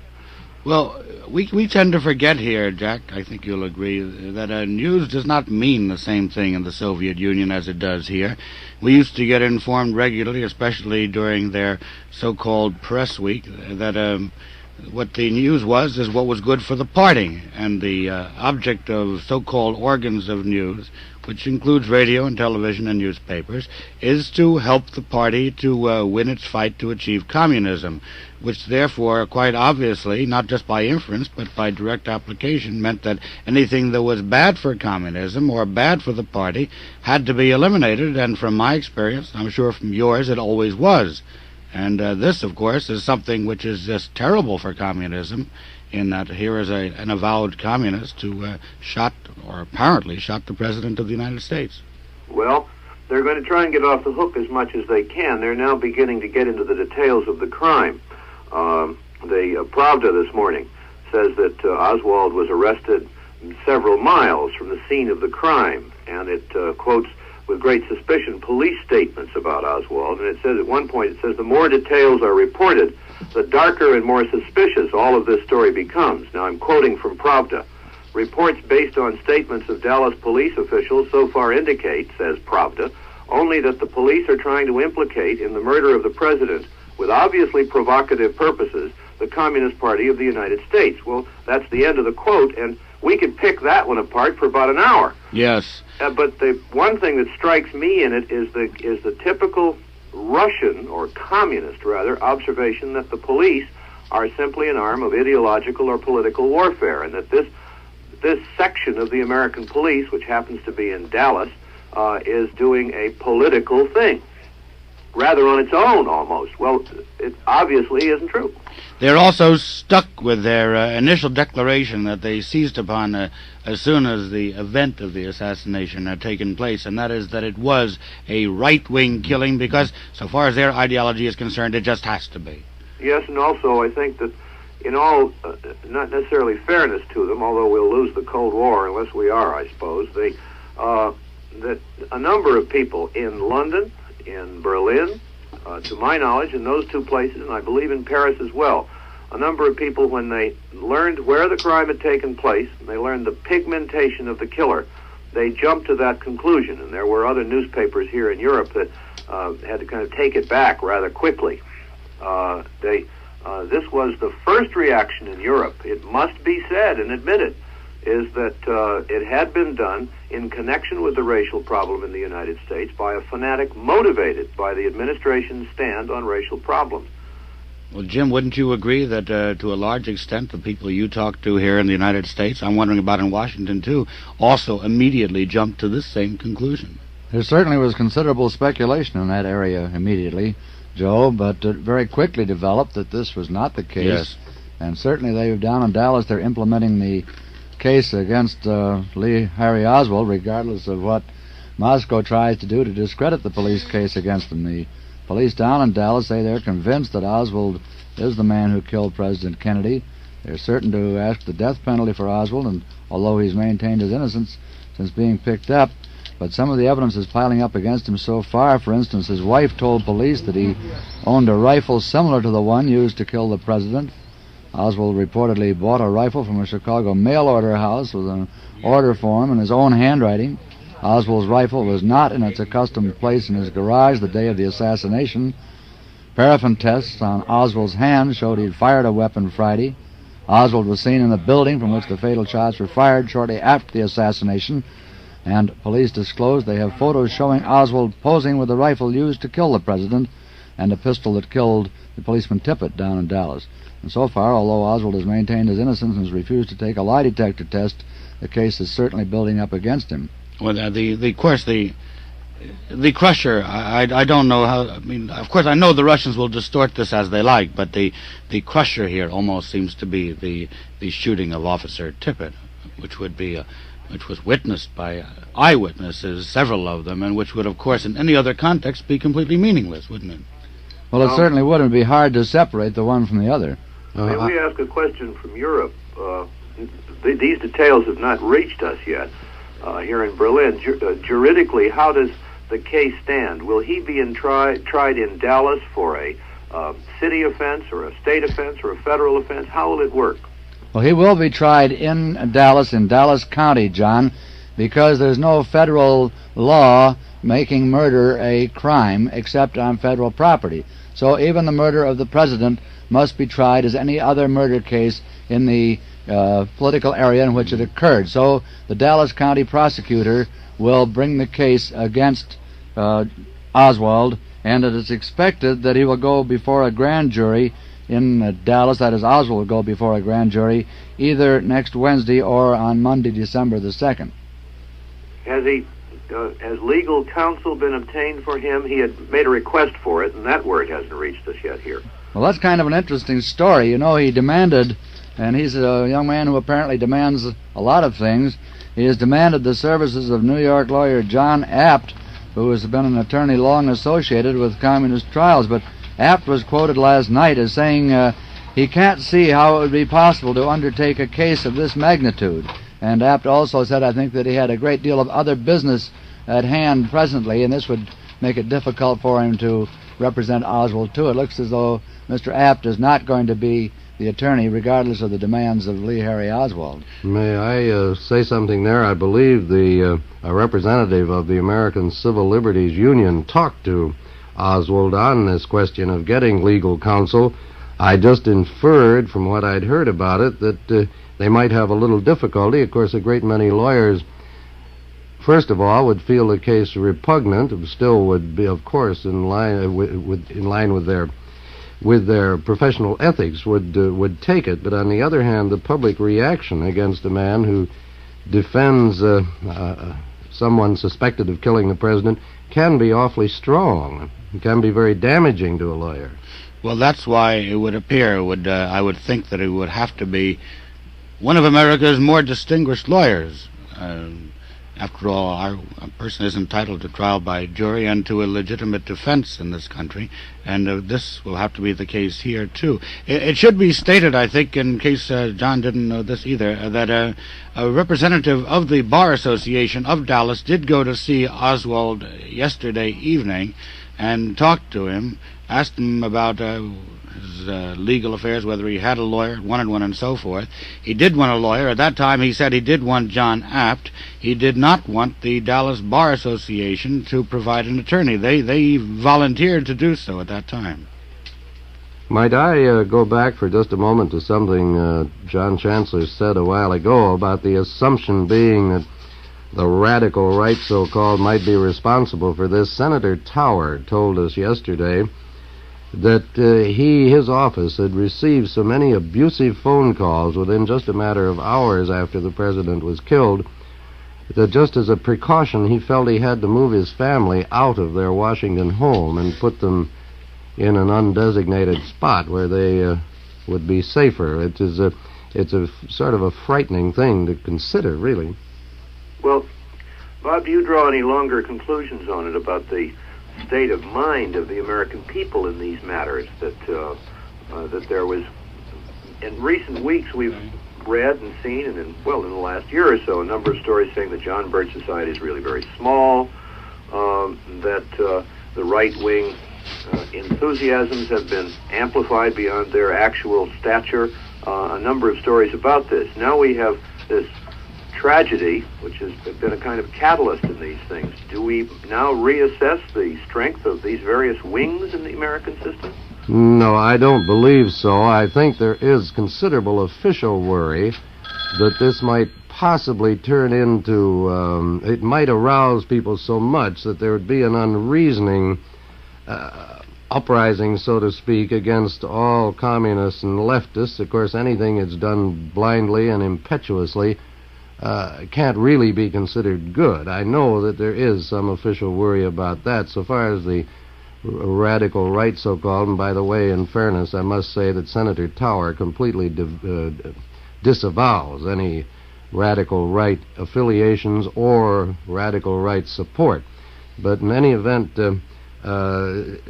so far as their basic strength is concerned, I don't think there's been any reassessment. I don't think there's any necessity for it. They are, so far as anyone can tell, very small, but they're very active and very vocal. And in that sense, particularly in sparsely populated states, they're very effective. Well, and in that context, when you talk about the wave of reaction in the United States, Bob, there are a number of diplomats, not from the United States, but from allied countries and from neutral countries here in Europe. I've not had much chance to talk to them, but there is a certain apprehension that in the United States there will be such a wave of reaction to the president's death that the very minor but nevertheless rather meaningful achievements made in Soviet-American relations in the last 6 months or so will be damaged, and that this inching forward to some kind of a way of getting along with them will be completely halted.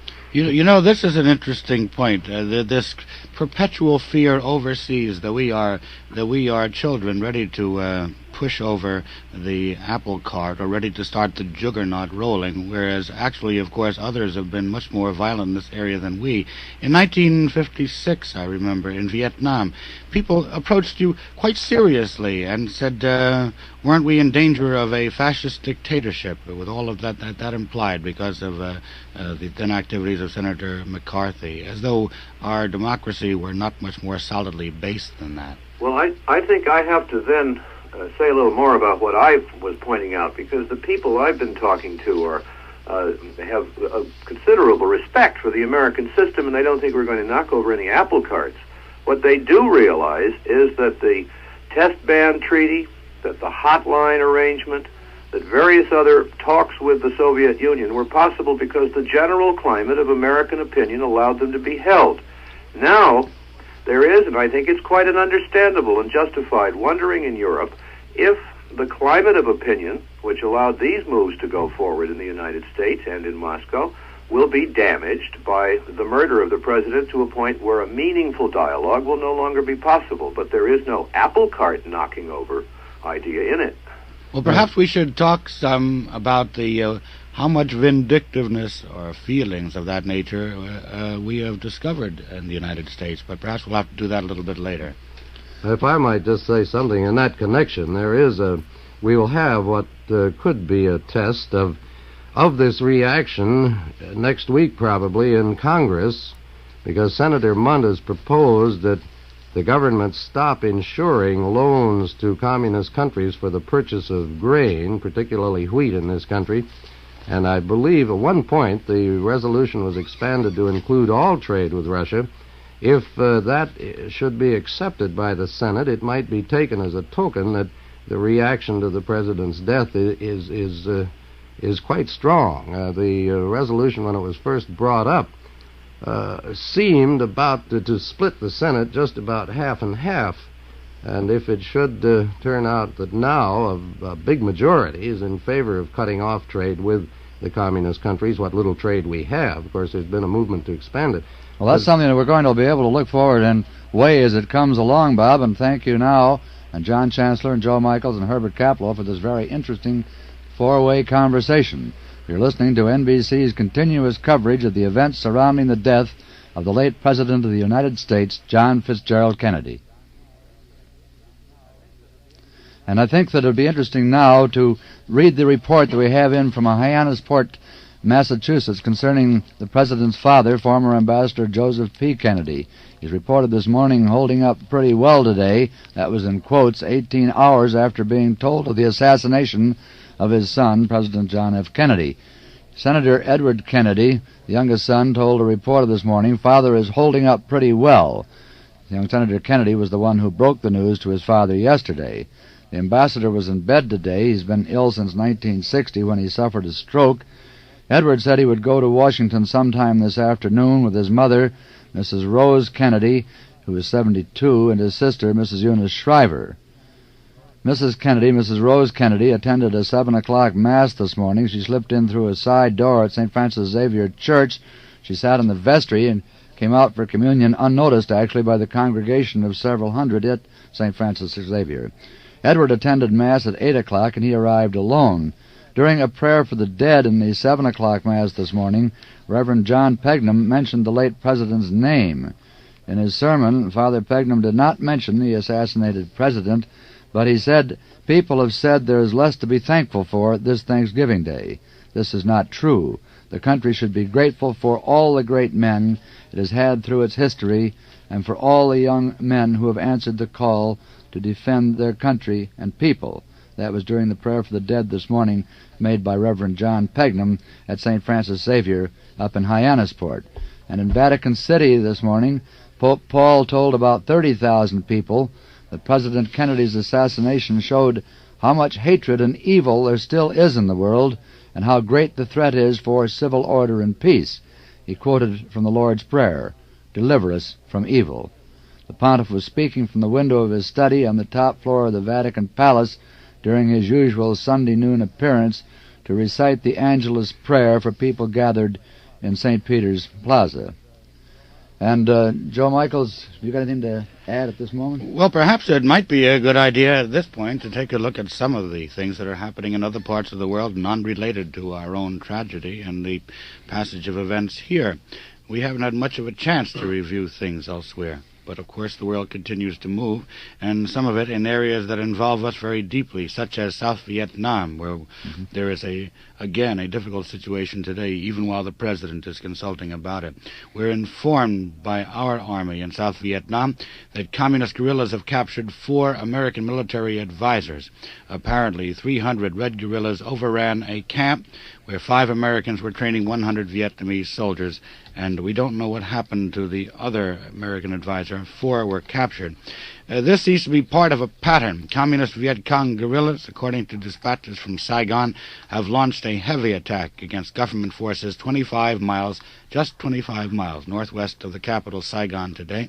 There were reports that there was no immediate official confirmation of the one attack until the dispatch that we just read you.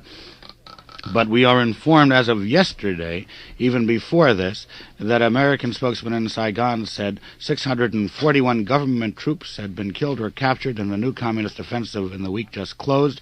Communist losses were put at 639. Also, from Ohio, Field Fire Marshal Fred Rice says 63 people perished in the fire that destroyed a rural rest home for the elderly yesterday near Norwalk, Ohio. Some of the victims were invalids and 100-year-olds, and the home operator said more could have been saved if they had not panicked. There were 85 persons registered at the home in Fitchville when the fire broke out. One person died of natural causes before being reached by the flames. We have more news. We'll bring that to people later. We'll get back with that more, with further news on all of this in just a moment. The NBC radio network has canceled all regularly scheduled programs to bring you this continuous coverage of the events surrounding the death of the late President of the United States, John F. Kennedy. We will be on the air with this continuous coverage until 11 p.m. Eastern Standard Time tonight, with continued coverage Monday starting at 7 a.m. Eastern Standard Time. We now pause for station identification.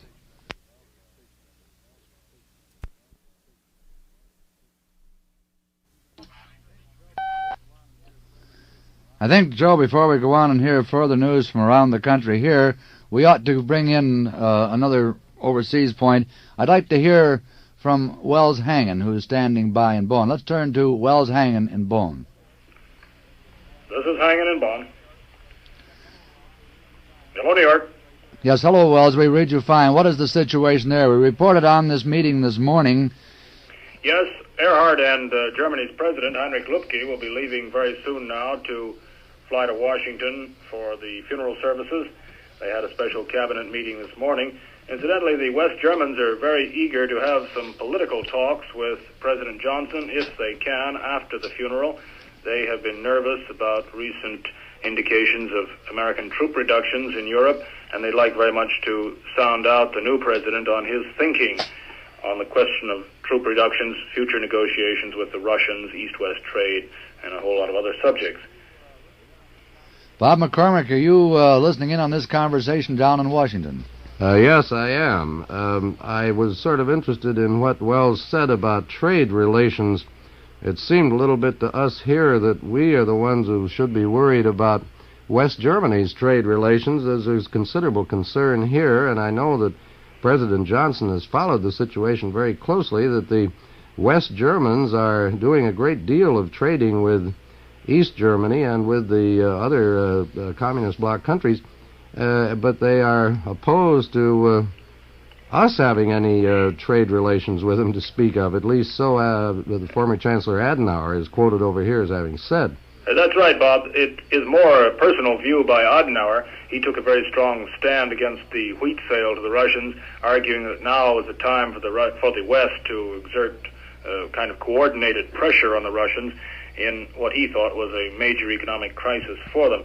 Ludwig Erhard, as you know, adopts a more moderate position. He thinks that trade with the East is inevitable, perhaps even desirable. The West Germans are mainly concerned that the West should harmonize its policies if possible. They are a little concerned, for example, the French might steal some of the new China trade from them, Chinese trade diverted from the Russians, and they'd like to go into the whole subject. They are willing, they say, to go along with whatever NATO decides, but they don't want to be left out in the cold. Well, I believe that President Johnson's policies generally will follow President Kennedy's, although he may be just a little bit tougher than President Kennedy was on the West Germans, but basically his policies will be the same. I remember once, not very long ago, one of our ladies of the press asked the then Vice President Johnson if he thought we should hang on to Berlin at all costs, and he looked at her with what seemed to me to be astonishment and said, well, of course. But on the other hand, he is a very practical, hard-fisted politician, and he may be just a little bit tougher on the West Germans than we have been in the past. Yes, of course, the West Germans hope that he'll also be tougher on the Russians. They had a feeling that Mr. Kennedy was inclined to seek agreements which might, in time at least, enhance the dignity of the East German communist regime. That is the real obsession here. Anything which seems to give prestige or legitimacy to the East Germans is bitterly resented, and that's, of course, why Bonn opposed for a time the partial nuclear test ban. They thought that the fact that East Germany was allowed to sign meant that the Ulbricht regime was being upgraded. Well, you're in the political center there. I mean, Bonn doesn't make the headlines as much as Berlin does, but Bonn is where political power springs in Western Germany. How do the people who know them both equate Mr. Johnson, President Johnson, as a man dealing with Khrushchev, as compared to former President Kennedy when he dealt with Khrushchev? Well, I think there's a general feeling here to respect Johnson. He made 2 visits which were quite successful to Germany while he was vice president. I think the Germans have a certain respect for age. He is an older man, and they were concerned, or at least Chancellor Adenauer, while he was chancellor, was concerned that President Kennedy was going too far in his strategy of peace. Adenauer feared that Germany's interests might be sacrificed, or at least that the division of Germany would be perpetuated and, in a sense, made legitimate by agreements with the Russians, such as the Non-Aggression Pact or even the nuclear test ban.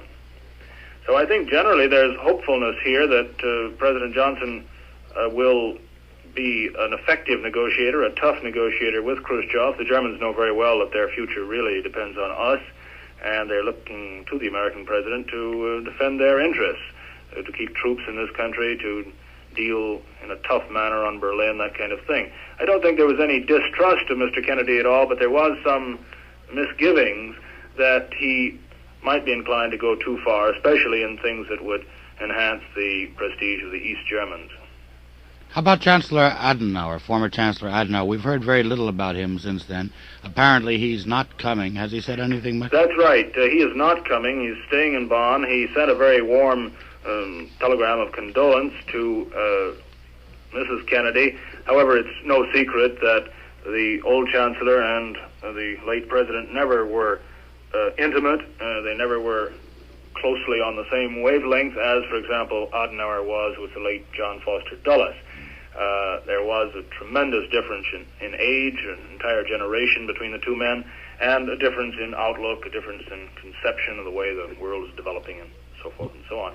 I think, however, Adenauer would have liked to have come. Unfortunately, as you know, the State Department, the government has prescribed 5 places for each foreign delegation, and now the Germans have already filled those 5 places with President Lübke and Chancellor Erhard and 3 cabinet members.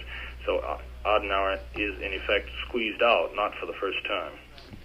Well, the Social Democrat mayor of West Berlin, Willy Brandt, will be a part of the delegation, That's too. true. Right? Yes, he will come too. That's right. I've overlooked him. He'll be coming too. But that is in order to give it a bipartisan character. We had a dispatch this morning, Wells, quoting a government spokesman as saying the German delegation, which will be joined in Washington by Defense Minister von Hassel, doesn't plan any political talks in Washington unless the Americans ask for them. Well, that is strictly correct, but the more important point is that they desperately want political talks, and they would be glad to conduct them anywhere, even in a lobby, if they get a chance to speak with the president. They're very anxious to know what his views are, what his intentions are, what he is going to do. Erhard, for example, would like to visit Washington for a working visit as soon as possible, but a government spokesman here this morning said that probably would not be possible until January or February after President Johnson has settled down in office. Well, thank you very much, Wells Hangen. It's been an interesting conversation. We hope to talk to you later on in this busy day. Down in Dallas, we were talking about this earlier, the city's reaction to the crime in its midst. Today, the city's 2 daily newspapers, with deep solemnity, decried the assassination of President Kennedy, which they saw as an inevitable plot on the name of Dallas. The Dallas Morning News, in its editorial page comment, said, in part, the assassination of President John F. Kennedy is a cruel, shameful mark in this city's history. Dallas, already tarnished by political bitterness, bows its head in the incredible shock of such an incident, says it cannot be charged with fairness that an entire city is in national disgrace, but certainly its reputation has suffered regrettable damage. The Afternoon Times Herald in Dallas commented on the front page in an editorial which said, again in part, "Terrible history has been made in Dallas, and the magnitude of our city's sorrow can only be measured against the enormity of the deed." John F. Kennedy, President of the United States of America, is dead, killed in Dallas. No matter what the explanation of the act, the awful reality of it overwhelms us. He died here. The paper went on, "What happened here could have happened in any city, but first there had to be the seeds of hate, and we must pray that Dallas can never supply the atmosphere for tragedy to grow again." A front-page pencil portrait in the Times Herald Sunday edition showed the shadowy face of Mr. Kennedy hovering over the pale outline of the Dallas skyline, dominating a silhouetted figure of a man meant to depict Dallas in sorrow. And the editorial comment across the nation has been somewhat along this same line. Incidentally, speaking of cartoons in newspapers, Bill Malden had a cartoon in the Chicago Sun-Times, which has been hailed as a masterpiece of his particular form of art. It showed the shadowy outline again of President Kennedy with his head bowed, sitting in the chair in the Lincoln Memorial. And down in Chicago yesterday, at services in the Chicago City Council chamber, Mr. Kennedy was eulogized by the bishop, who said, "A tree, the length of a tree," and I'm paraphrasing, "cannot be measured until it has fallen," a phrase that had been used earlier to describe President Lincoln. But as we go around the world and talk to NBC correspondents in our capitals, standing by now in London is a man who is very close to all of this. Let's turn to Joseph Harsh in London. Yes, I'm here. Joe, what is the situation there as of now? The situation is that people have gone home from one of the most moving services ever held in Westminster Abbey.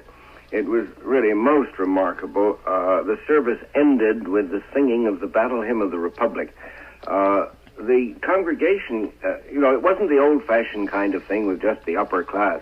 This was everybody. There were children, there were poor people, there were GIs and their wives, there were white and colored and all kinds and colors and types, who'd been drawn in by this massive reaction you've had here, reaction of shock and sympathy and affection for Kennedy, and producing a great feeling of closeness to the United States that I've never sensed in this country before. It all came out at that moment in Westminster Abbey when the great organ started playing, and you heard those swelling sounds go up, and you did have a feeling that maybe you could understand now what it was like when Lincoln died. Deep feeling here, everywhere. Robert McCormick, are you standing by in Washington? Yes, I am. Listening to Joseph with considerable interest. We have so often, when we've traveled through Britain, had a little bit the feeling that the British weren't, I don't mean to say they were antagonistic, but that they didn't really understand us as much as they might. But from what Joseph said, as in the case of France, when the chips are down, we can be sure she's there. Bob, it's interesting, isn't it? Of course, we've all felt that reaction that you've described when you came here, and there have been periods of very great strain in the Anglo-American relationship. But the death of Kennedy has disclosed, I think would be the way, uncovered, disclosed, a depth of closeness towards us that, doesn't show most of the time. It's amazing. Well, Joseph, these things, as I was saying a while ago when Jack Chancellor was on, are most gratifying to Washington people. It isn't that we assume all of our problems are automatically melted away, but it is reassuring to know that there is this bond which will serve us in very good stead when things get rough. I wasn't listening in when you were talking to Chancellor. Fill me in. Well, nothing. He was just saying that the Germans were so much with us at this point, so completely with us with their candle lighting ceremony and their silent marches and things, and he made the point that there is this sort of deep-seated rapprochement between the two countries that will never be destroyed, even no matter how much we may bicker and fight on the surface, and it is reassuring here. Let me interrupt, if I may, Bob. I was moved by Joe's reference to the Battle Hymn of the Republic being played in Westminster Abbey. And we have a recording of that Battle Hymn of the Republic right here now. Let's listen to it now.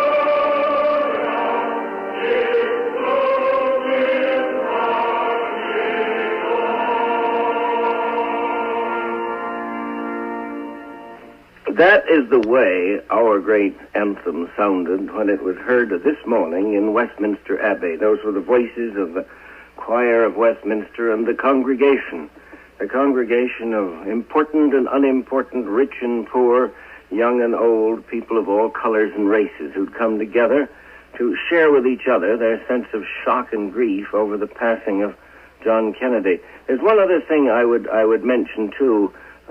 One of the more moving moments of these hours in London was when the famous so-called satirical program TW3 took the air last night. All over the country, of course, people were watching with bated breath to see what these satirists were going to do on such a moment. They achieved surprise and shock because satire was thrown aside.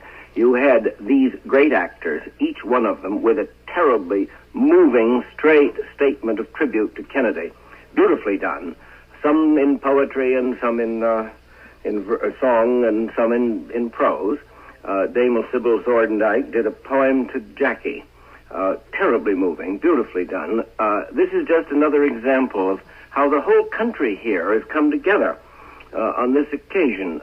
Yesterday, as you know, at all the great football games all over England, Saturday is the great football day. Every one, there was a moment of silence, tribute, while the players stood around the circle in the middle of the field, and all the players wore black armbands. Imagine, all over Britain. Another evidence of how they had taken John Kennedy to their heart, how deeply they felt about the man, how they'd come to trust him, and how shaken they are by his removal. Joe, this is Joe Michaels here. Yes, Joe. Wasn't there a kind of special feeling for this particular president because of his youth and energy and because of his intellectual qualities?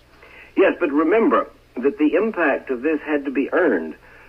When Kennedy became president, there was a good deal of soul-searching and doubt.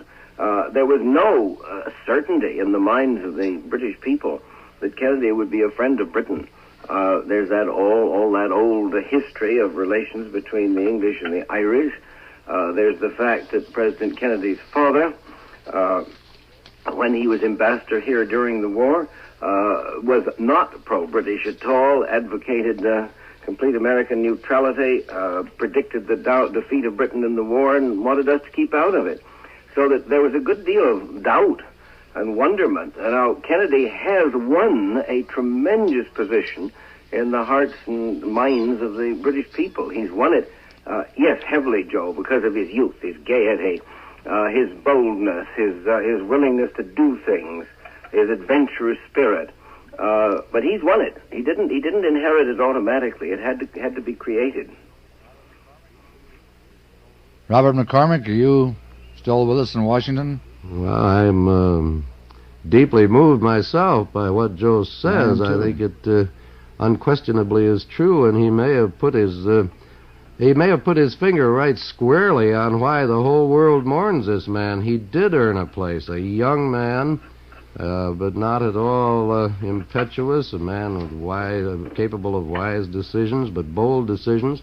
And I hadn't really precisely thought of it, but he did win the respect and affection that's being shown him now. It didn't come with a job. Joe, how about Bob, may I suggest that Kennedy achieved the full confidence of Europe only after the Cuban crisis of last year? It's from that moment you date the time when in the alliance he came to be accepted as the true leader. There was, let's go back in the days when Truman was trying to lead the alliance, when Eisenhower was the leader of the alliance. You were all the time writing stories, we journalists, about rebellion in the alliance, disagreement, willingness to accept Washington as the arbiter of decision in the alliance.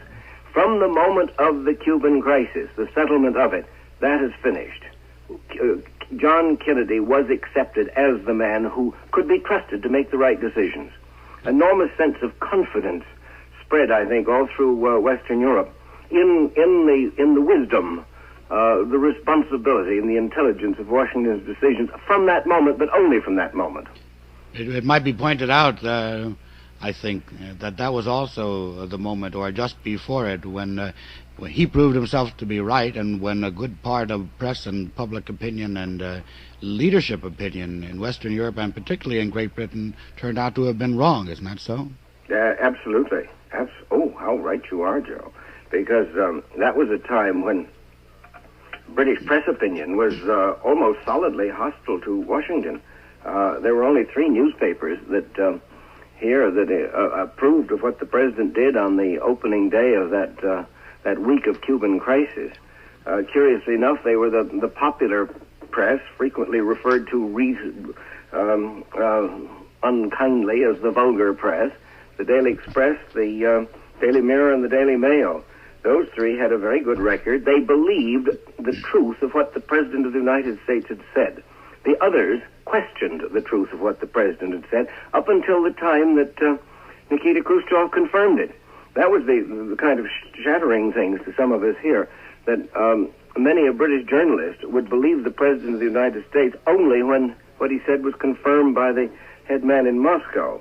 But those 3 popular papers were with us solidly. And following shall we say, the disillusionment of the other type of journalism, you had a vast public confidence in the President of the United States and in Washington. You spoke before of the times of criticism and talk about rebellion and disagreement within the alliance. And, of course, in the context of honest news reporting, since we must report conflicts, this does arise frequently.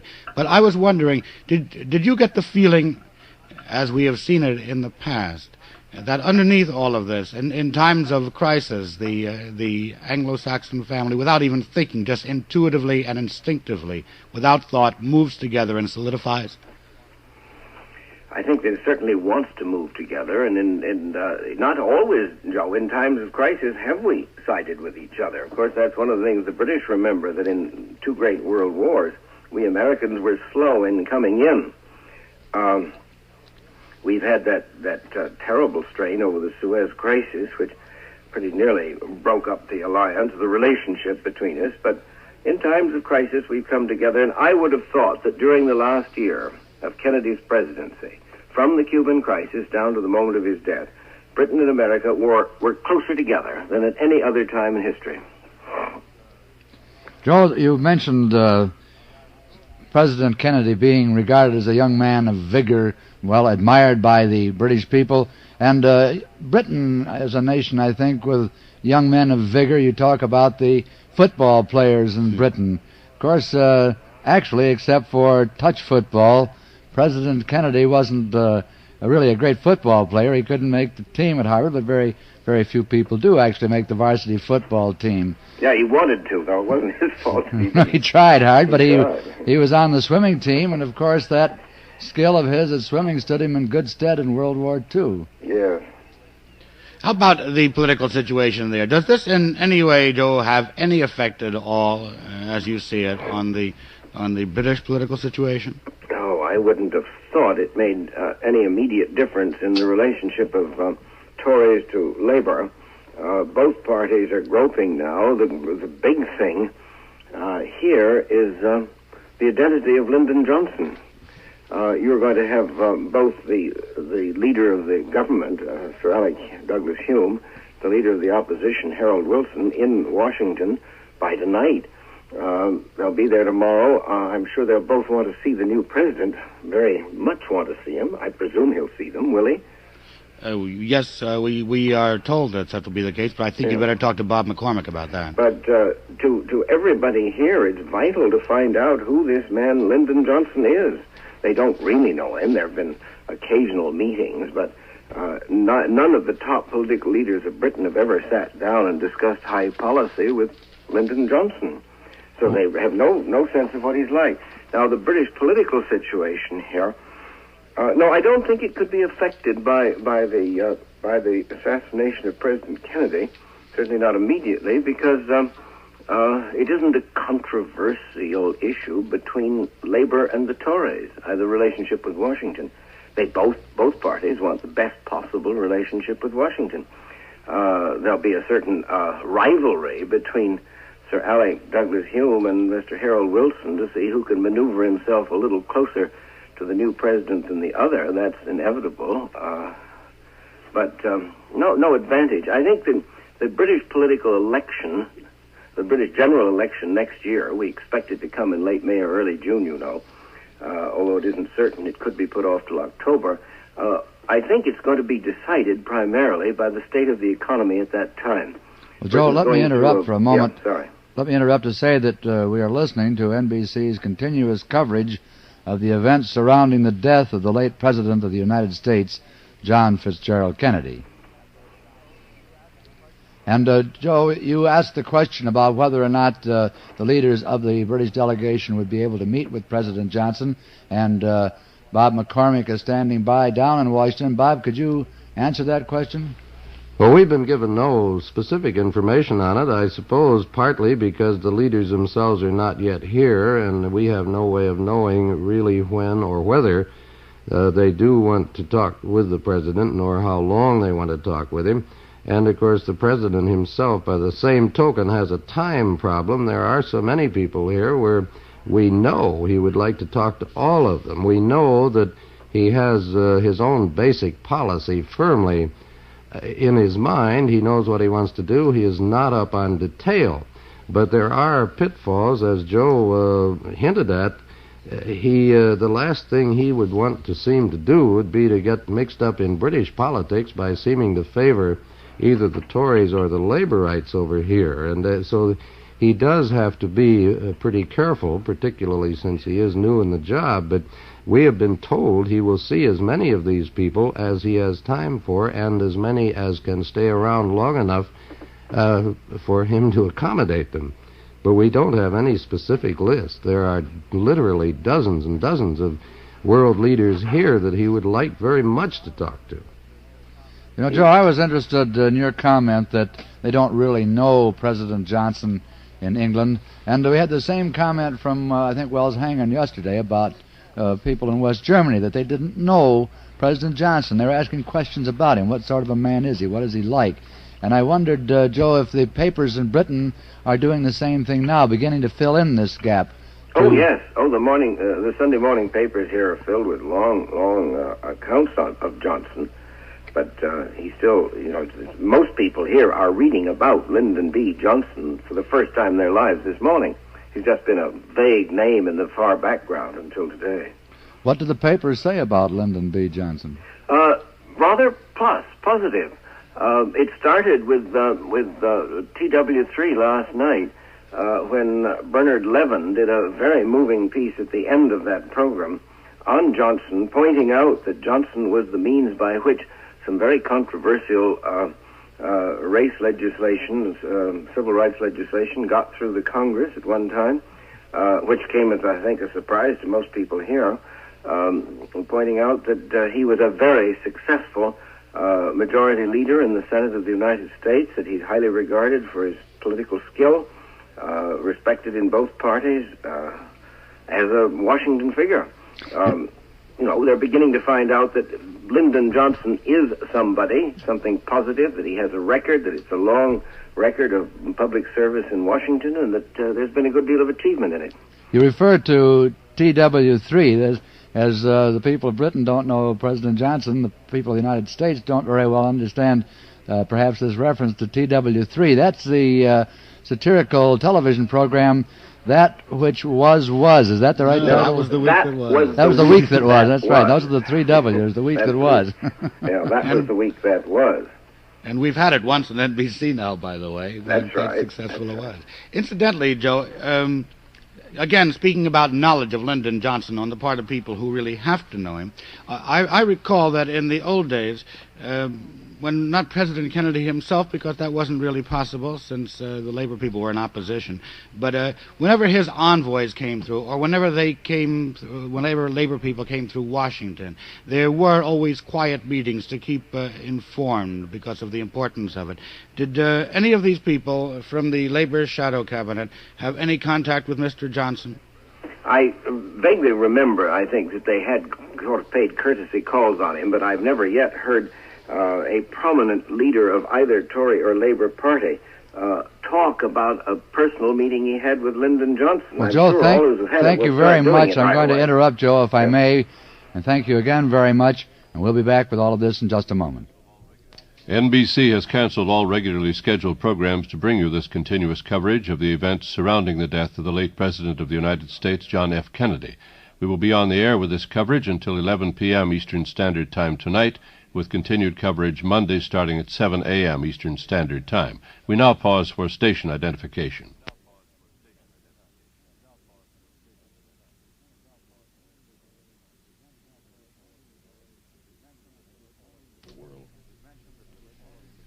We've mentioned that religious leaders all over the country, religious leaders all over the world, have this morning been paying tribute to President Kennedy. And let us hear some of that. Now let us listen first to Father C.J. McNasby, Associate Editor of America Magazine. The disastrous happening leaves us all certainly numb with grief and shame. Shame to think that in a nation such as ours, such a deed could be done. However, when we reflect on a certain mood that had been created, the mood that would result in the assassination of Medgar Evers in the same year, we see that more needs to be done than just lament. We must live for something more positive. Hate begets hate. Hate leads to nothing but disaster. And if an assassin would kill an innocent Negro in Jackson, Mississippi, who is safe? Little wonder that a president would be assassinated too. I believe we should learn the lesson then that the mere negative, the mere hatred, is no answer. It's far from the whole Christian principle of life. It's far from what our nation is founded on. And as we pray for President Kennedy, let us learn the lesson, work with his successor toward making a greater America and a greater world under God. We pray together, eternal rest grant unto him, O Lord, and let perpetual light shine upon him. May he rest in peace. Amen. That was Father C.J. McNasby, Associate Editor of America Magazine. Down in Flat Rock, North Carolina, Carl Sandburg is a great friend of President Kennedy's, one of our great historians, great writers. And Joe Michaels came across something that Carl Sandburg wrote about the funeral of Abraham Lincoln. And Joe, I was reading through one of, I guess, so many people's favorite books, the Abraham Lincoln, The War Years by Mr. Sandburg. And I came across this portion of it in the last volume under the heading Vast Pageant and Then Great Quiet. And it tells about when Mr. Lincoln was taken to the Capitol, as our former president, Mr. Kennedy, will be. And I thought perhaps it might be interesting to read a little bit of it. He wrote, "Out of the great front door of the Executive Mansion for the last time went the mortal shape of Abraham Lincoln, 16th President of the United States. 6 gray horses stood waiting with a black hearse 14 feet long, 7 feet wide, mounted 8 feet from the ground. It moved under escort of regimental bands playing a dead march, cavalry, artillery, navy and marine detachments, infantry and drum corps with reversed arms and muffled drums. On the 1-mile route to the Capitol pavement, curbs and pavements were packed with onlookers, who also filled every roof, window, doorway, balcony, and stairway. 60,000 spectators watched a parade of 40,000 mourners. From his sick bed, sore with his dagger wound, Secretary Seward gazed from the window with mingled grief and thanks. In a group of marching Treasury Bureau officials, he could see a flag with a gash torn in it. This had caught the assassin's foot and broken his leg. Immediately behind the hearse, Seward could see 2 grooms leading a horse, surmising this was the horse that had most often carried the body, now in the hearse. At 7th Street, a regiment of colored troops just arrived from the front by a mistaken maneuver, wheeled about and found itself at the head and forefront of the procession, winning admiration by their marching order and skill in the manual of arms. At 15th Street, one of the horses of President Johnson's carriage began rearing for a runaway, and the President and his companion, Preston King, alighted and took seats in another carriage. In the rotunda of the Capitol, under the great white dome that had come to its finished construction while the war raged, 12 sergeants of the veteran Reserve Corps carried the coffin to a huge catafalque. The honorary pallbearers ranged themselves in a circle. Generals, admirals, and the President, the Cabinet, stood some 10 feet from the coffin. In silence, during night watches, the body of Lincoln lay with eyes never opening to see far above him the arches of the great dome that for him symbolized the Union. There is more, but this appealed to me. Joe, you mentioned Secretary Seward, who was wounded in the assassination plot on President Lincoln. It brought to mind Governor John Connally of Texas, who was wounded in the attack on President Kennedy. He was seriously wounded. We have a report from Dallas, though, that's saying that Governor John Connally is reported improved today. Administrative Assistant Bill Stinson said the Texas governor spent a restful night without sedation and that his pulse, respiration, and temperature continued stable. Stinson said the governor's doctors were pleased with his progress. One of 3 bullets fired by the president's assassin struck the Texas governor. It passed through his chest and wrist and lodged in his thigh. Now, temporary administrative offices for the governor have been set up near his room in Parkland Hospital. Of course, Governor John Connally is one of the very few governors of the 50 United States who will not be in Washington tomorrow for the funeral services. But, again, we're going back to our foreign capitals. We're going to our foreign correspondent. Let's turn now to Wilson Hall in Rio. President Goulart's office says Brazil's president will spend today studying with advisors the implications of President Kennedy's death. That would seem to imply that the Brazilian government expects some changes in relations with the United States. Brazilians do not know President Johnson. One paper today carries a picture of President Johnson dressed in rancher's clothes, riding a horse on his Texas ranch. The caption was, "President Johnson is a typical Texan." Brazilians do not know what that means. Editorials imply that a typical Texan means right-wing, reactionary, segregationist. By word and deed, President Johnson will have to convince Latin Americans that this image is not accurate. One editorial today said of President Kennedy, he was a great president, destined to be even greater than Lincoln or Roosevelt. Mr. Johnson, or any American, would have a difficult time replacing President Kennedy in the hearts of Latin Americans. Wilson Hall, NBC News, Rio de Janeiro. Thank you, Wilson Hall. We have a dispatch from Saigon that says today and tomorrow the Vietnamese national flag has been ordered flown at half-mast. And in Saigon, the chairman of the ruling council, General Dong Van Minh, has sent Mrs. Kennedy a cable of condolences, saying that to the Vietnamese, the late President Kennedy was not only the champion of liberty in the world, but also the great friend who had come to support them in the decisive hours of their existence. And it's ironic that as all this is happening, the war is still going on in Vietnam, and we were taking a beating out there. And you have some more on that, Joe Michaels. This was a particularly bad battle, but the kind that has to be expected. According to reports which now come in more detail, Viet Cong guerrillas overran the Special Forces training camp today. They killed 37, wounded 26, probably captured 4 Americans. There seems to have been treachery. The 4 Americans, all American Special Forces enlisted men, were listed as missing in action. According to the reports that reached American sources, only 5 communist guerrillas were known to have died in the encounter. Other wounded or killed guerrillas could have been carried off by the attackers, who withdrew in what is described as a leisurely manner. More than 75 weapons were taken. The attack began shortly after 1 a.m. in the morning, when 200 to 300 guerrillas gained entrance through the eastern side of the camp defenses without firing a shot. According to the American spokesman, the guerrillas cut through 2 rows of coiled barbed wire surrounding the camp at 20-yard intervals from the main perimeter wall. The first sign of the camp was under attack was a single blast on a Viet Cong bugle. Almost immediately, the guerrillas cut loose with small arms and automatic weapons, killing many of the defenders in their sleep, according to the spokesman. Over 200 trained strike force personnel were in camp when the attack began, and these are locally recruited villagers trained by American and Vietnamese Special Forces personnel. There was no explanation at this time of how the guerrillas managed to slip past government defenses without being detected. There were guards posted in machine gun nests along the wall. It's attributed to faulty security. And, well, Jim, this is...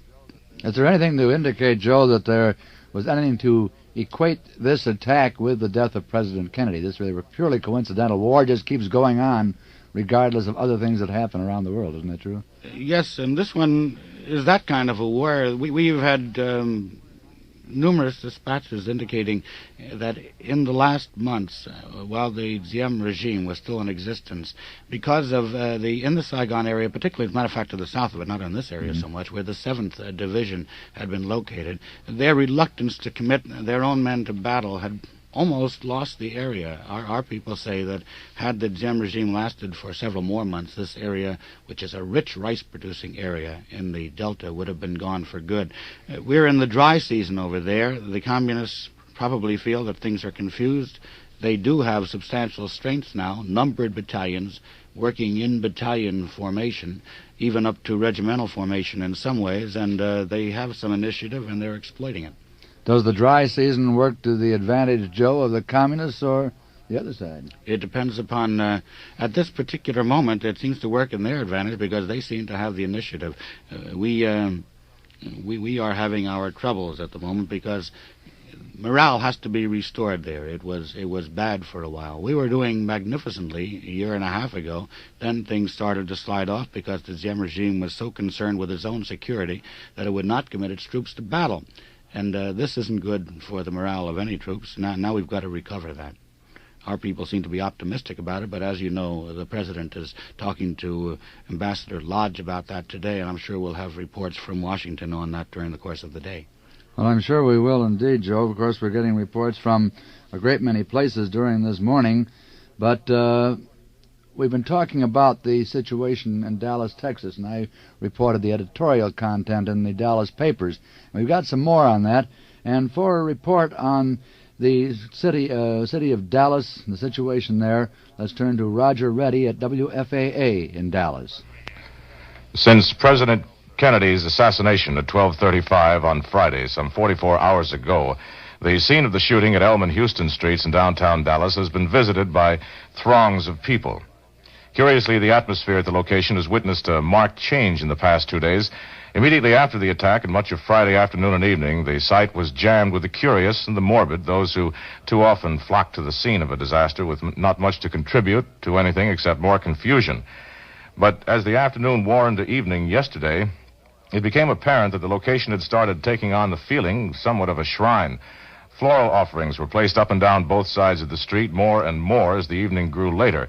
There were many people in evidence, but now the quiet reverence was the order of the evening. As you watched people, you were struck by the fact that the makeup of the crowd seemed to be young people, just standing around quietly, praying. Many of them young couples, high school and college teenagers, boys and girls just standing quietly and not saying much, then walking back up the hill, kind of embarrassed to look at each other and find tears in the eyes. This morning there were more groups of people.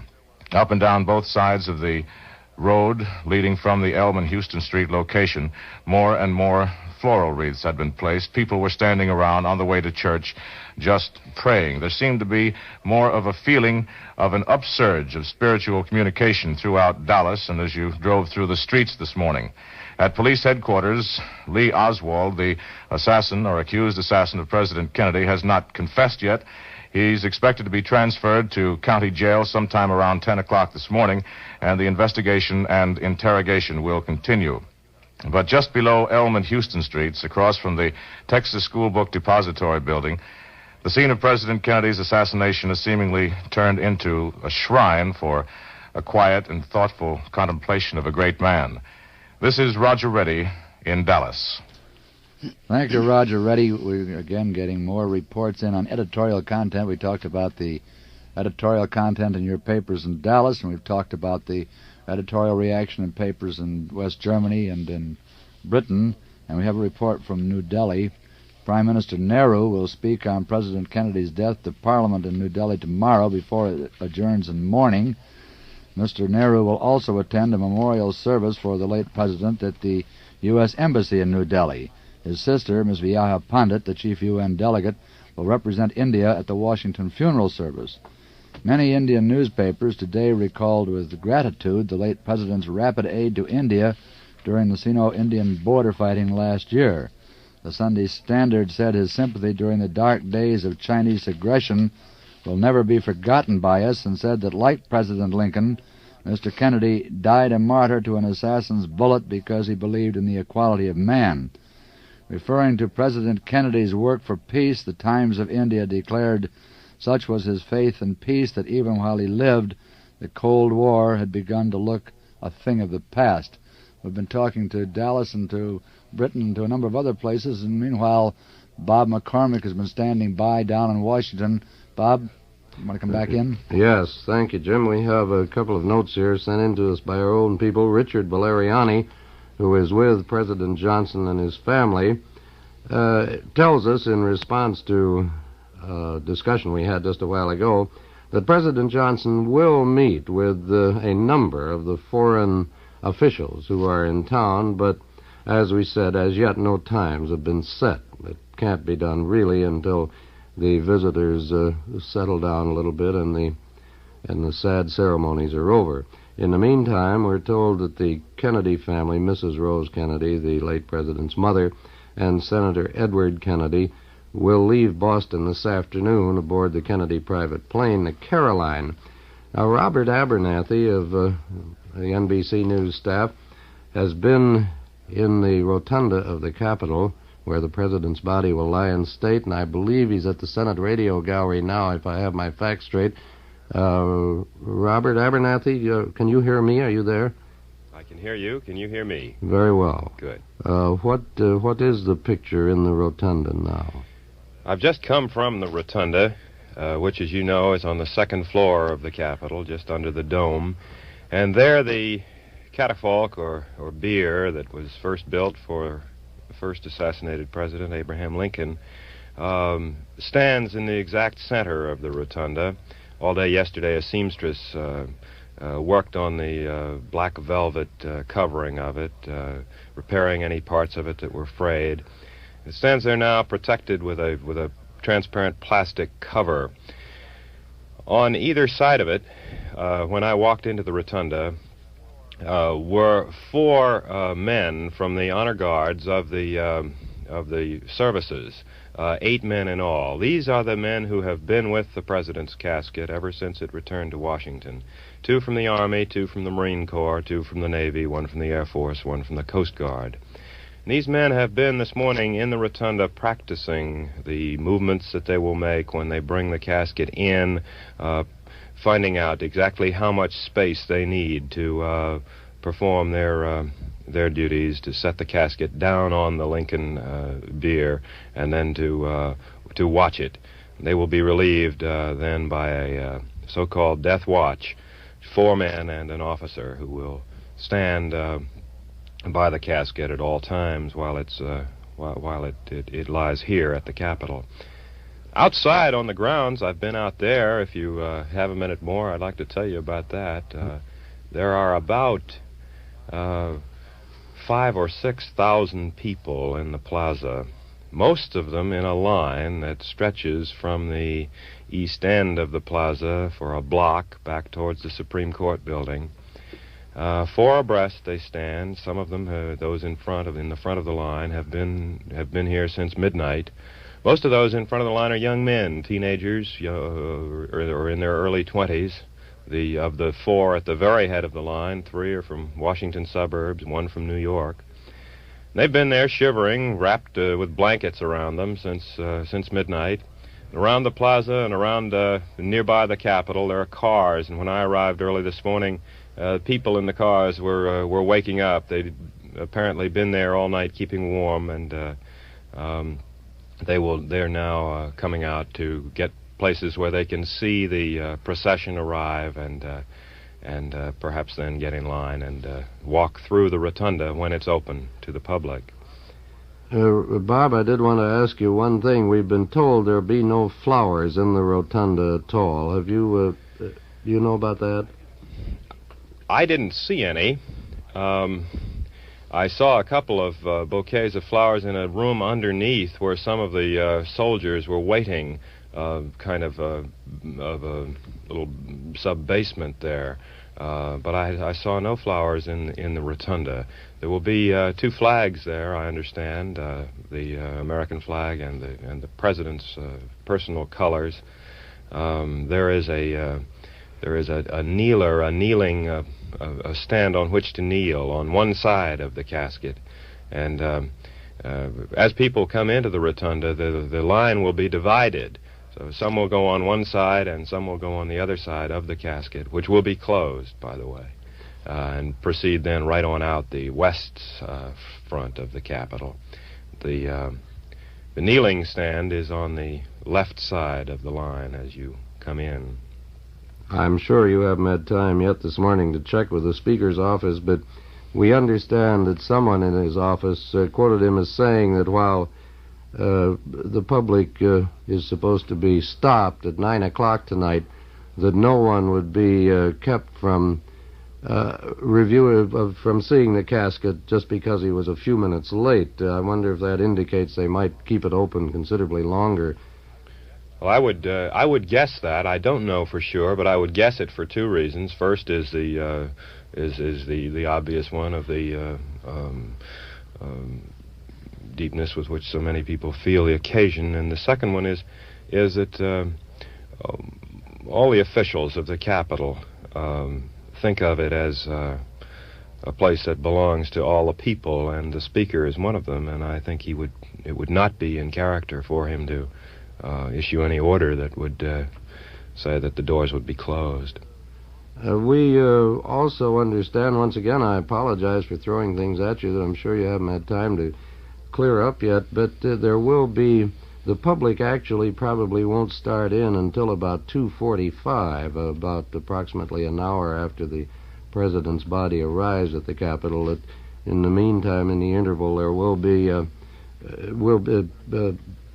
various dignitaries and will view the casket. Is that correct, you know? Yes, that's my understanding.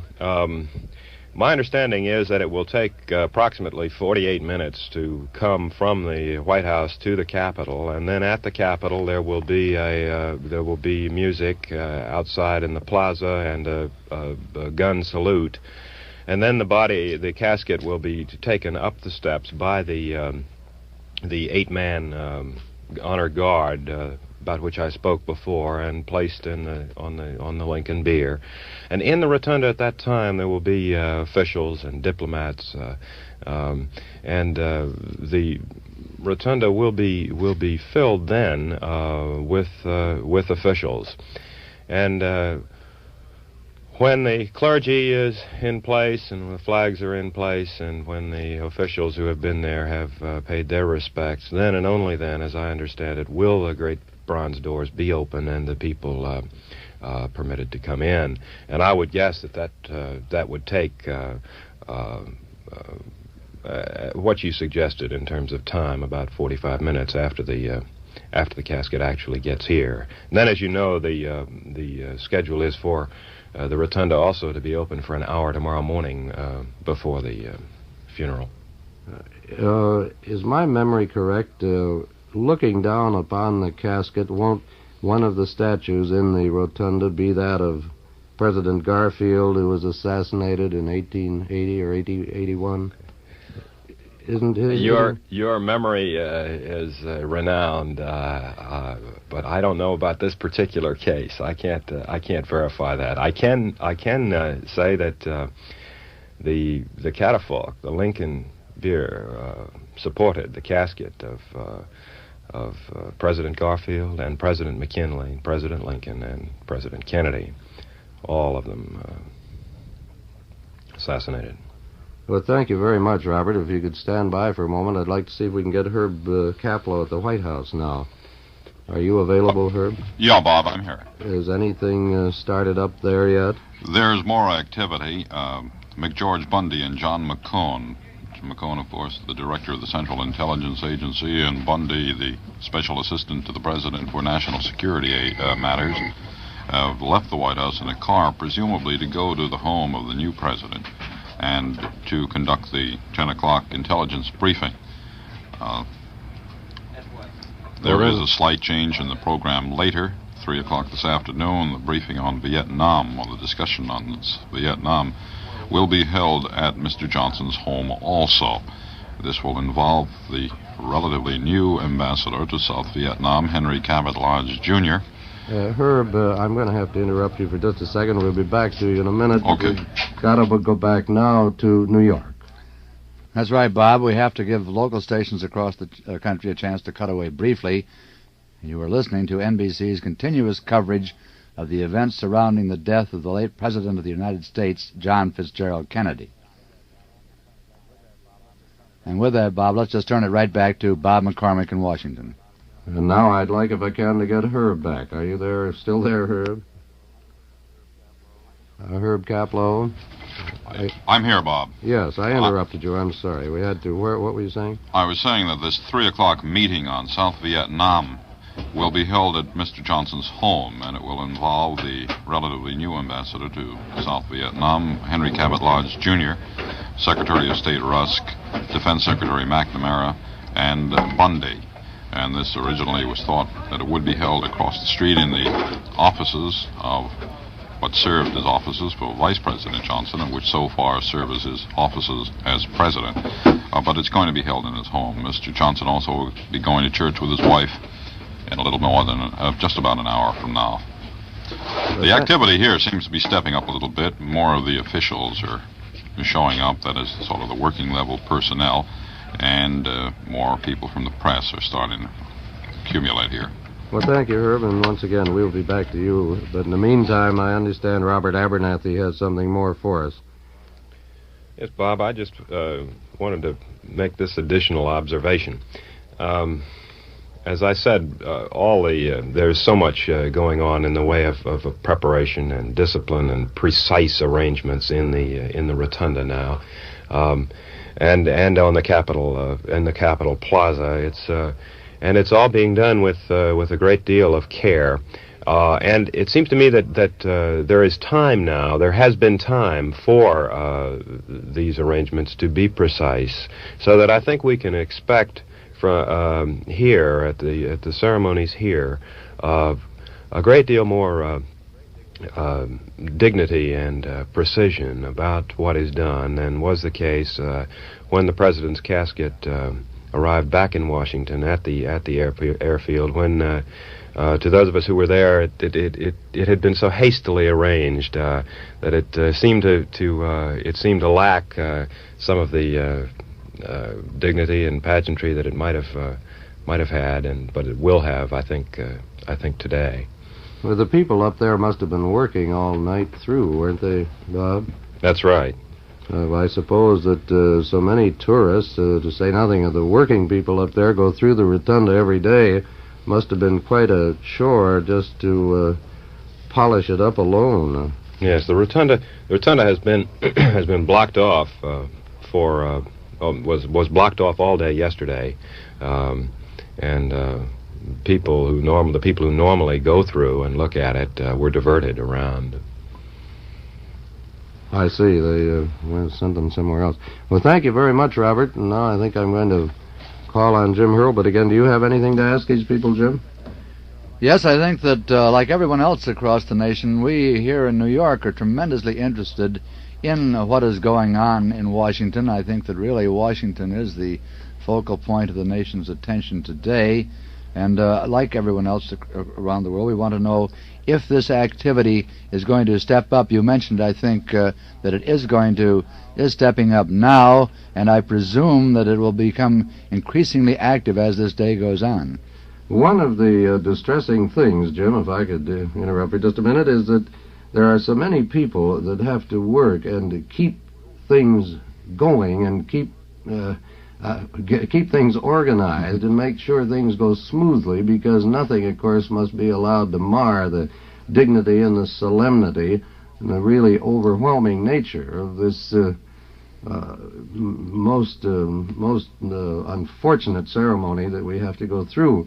And these people have to do all of this as unobtrusively as they possibly can, and the people around the Capitol are extremely skillful at it. They manage to preserve the dignity of things like this entirely, but at the same time attend to the necessary mechanics of the operation. They're really very good at it. I'm sure they are, Bob. We want to get back to that in just a moment. The NBC radio network has canceled all regularly scheduled programs in order to bring you this continuous coverage of the events surrounding the death of the late President of the United States, John F. Kennedy. We will be on the air with this continuous coverage until 11 p.m. Eastern Standard Time tonight, with the coverage continuing Monday, starting at 7 a.m. Eastern Standard Time. We now pause for station identification.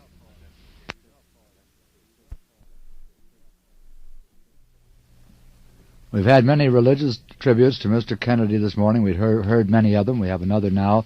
This by Dr. Ralph W. Sockman, Minister Emeritus of Christ Church in New York, Minister of the NBC Radio Network's National Radio Pulpit, Dr. Ralph W. Sockman. This is a moment when we are moved by feelings too deep for words. We all know how deep is our sorrow, but we cannot find ways to express it. I have just come in off the streets of New York, where I have seen people standing in stunned silence. Only 2 weeks ago tonight, I sat at table with the President, only one removed from him, and there his vigor of spirit and joy of living were so apparent. He was being honored as the first recipient of the Family of Man Award by the Protestant Council of the City of New York. The ecumenical spirit which he showed as a devout Roman Catholic in his attitude toward Protestants and Jews will be an inspiration to all the generations to come. His alertness of mind and his earnestness of purpose and his brilliance of ability are known to all. Our sorrow runs below all levels of political opinion and racial difference and religious variety. Our President, the President of all our people, is dead. His vigorous figure has left the horizon, but his vitality of spirit and his desire to serve the land he loved will remain a heritage beyond value to our children and grandchildren. That was Dr. Ralph W. Sockman, Minister of the NBC Radio Network's National Radio Pulpit. We've just had word from Washington that a White House briefing has been concluded, and for word on that, we switch to Robert McCormick in Washington. And for a direct report to Herbert Kaplow at the White House. I am on the north portico of the White House, where in about 55 minutes the cortege will start. moving the body of the late President John F. Kennedy from the White House to a place of honor at the Capitol, where tomorrow thousands of people will pass by, or rather today, and pay their final tribute to the 35th President. At this moment, people are gathering on the wide street, on the sidewalks of it, in front of the White House, Pennsylvania Avenue, standing under a sun with a bright breeze blowing against the bare trees which surround this section of Washington. President Johnson attended church this morning. He is expected here in about 35 minutes. We'll go into the executive mansion and stay there for about 15 minutes, at which point the funeral cortege will begin. Military units are starting to move into position here. A platoon of sailors walking on the street from my left to the right. There are about 8 limousines drawn up and waiting on the circular driveway in front of the north portico of the mansion. The military people starting to move into place. After accompanying the cortege to the Capitol, President Johnson will return to his office in the Executive Offices building across from the Executive Mansion itself, and there will confer on the problem of Vietnam with Ambassador to South Vietnam Henry Cabot Lodge, Secretary of State Rusk, Defense Secretary McNamara, and the Special Assistant to the President for National Security Affairs, McGeorge Bundy. The proceedings tomorrow have been made public just a few minutes ago by Presidential News Secretary Pierre Salinger. The procession will depart from the Capitol at 11 o'clock. Mrs. Kennedy and Attorney General Robert Kennedy, the late President's brother, will be behind the caisson bearing the body of President Kennedy as it is moved from the White House, or rather to the White House. Then the Mrs. Kennedy and the Attorney General will get out of the car, be joined by other celebrities, and walking behind the caisson as it makes its way from the White House to St. Matthew's Cathedral. The procession will go in this order. Behind Mrs. Kennedy and Attorney General Robert Kennedy, who are immediately behind the caisson, will be President Johnson, the chiefs of state, the heads of government, chiefs of special delegation. The differentiation between chiefs of state are such people as presidents and kings. Heads of government are such people as prime ministers, who technically are one rung below in the protocol to a chief of state. Then there will be the chiefs of delegation, the Chief Justice of the United States, Earl Warren, then former Presidents Truman and Eisenhower. Behind them will be the Associate Justices of the Supreme Court, then the members of the Cabinet, about 16 leaders of Congress from both parties, Democrats and Republicans, the members of the Joint Chiefs of Staff, behind them 11 personal assistants to Mr. Kennedy, such men as Kenneth O'Donnell, the Congressional Relations Specialist Lawrence O'Brien, News Secretary Salinger, people of that rank. All of these will walk behind the caisson to the church, which is probably about a mile away. The services there should conclude about 1 o'clock, and then there will be a procession in automobiles to the Arlington National Cemetery, about 5 miles away across the Potomac River.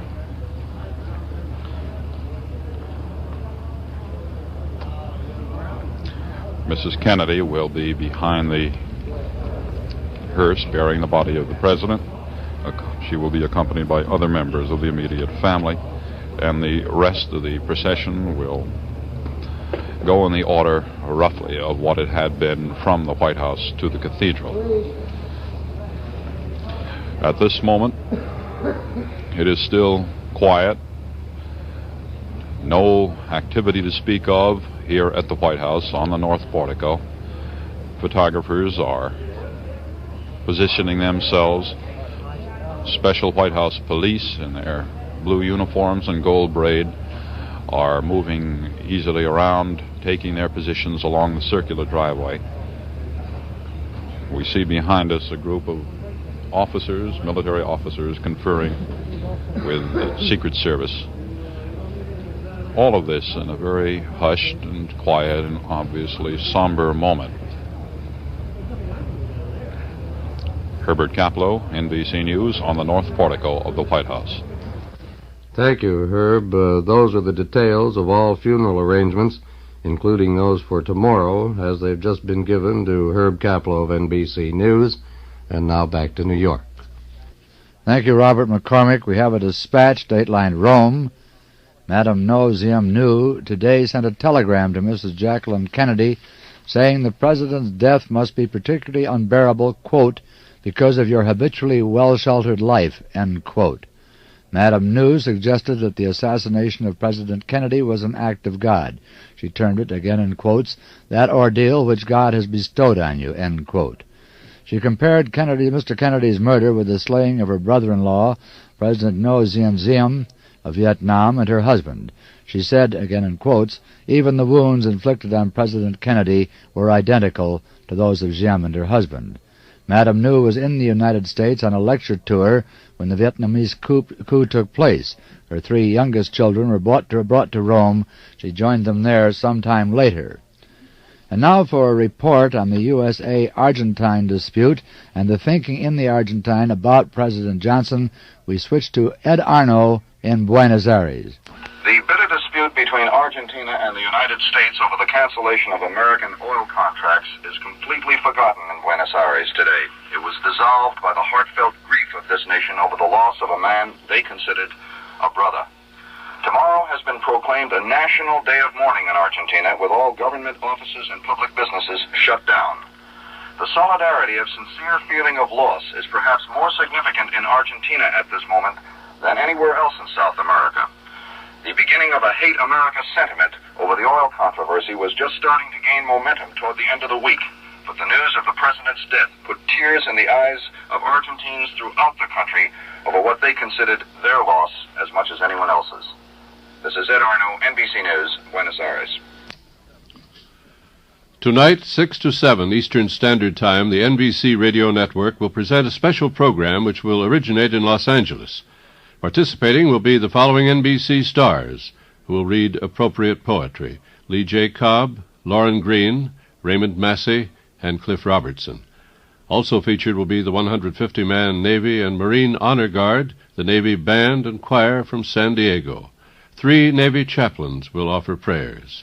That's tonight, 6 to 7 Eastern Standard Time on NBC Radio. Joe Michaels, you were listening with me as we listened to Ed Arno, and we heard him speculate to a little degree on the implications of the president's assassination.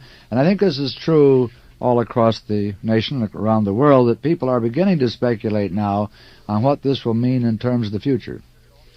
I guess it has to be considered also in terms of what it means at home. There is no use ducking the fact that this event, tragic though it is, does not displace the continual flow of life in this country, and that includes political life. And I think that the chances are that this will have a fairly profound effect in terms of the politics of the future. For instance, people were thinking of the Democratic candidacy as one that had no further importance. In 1964, there was no fight coming up. It was quite obvious that President Kennedy would be the nominee.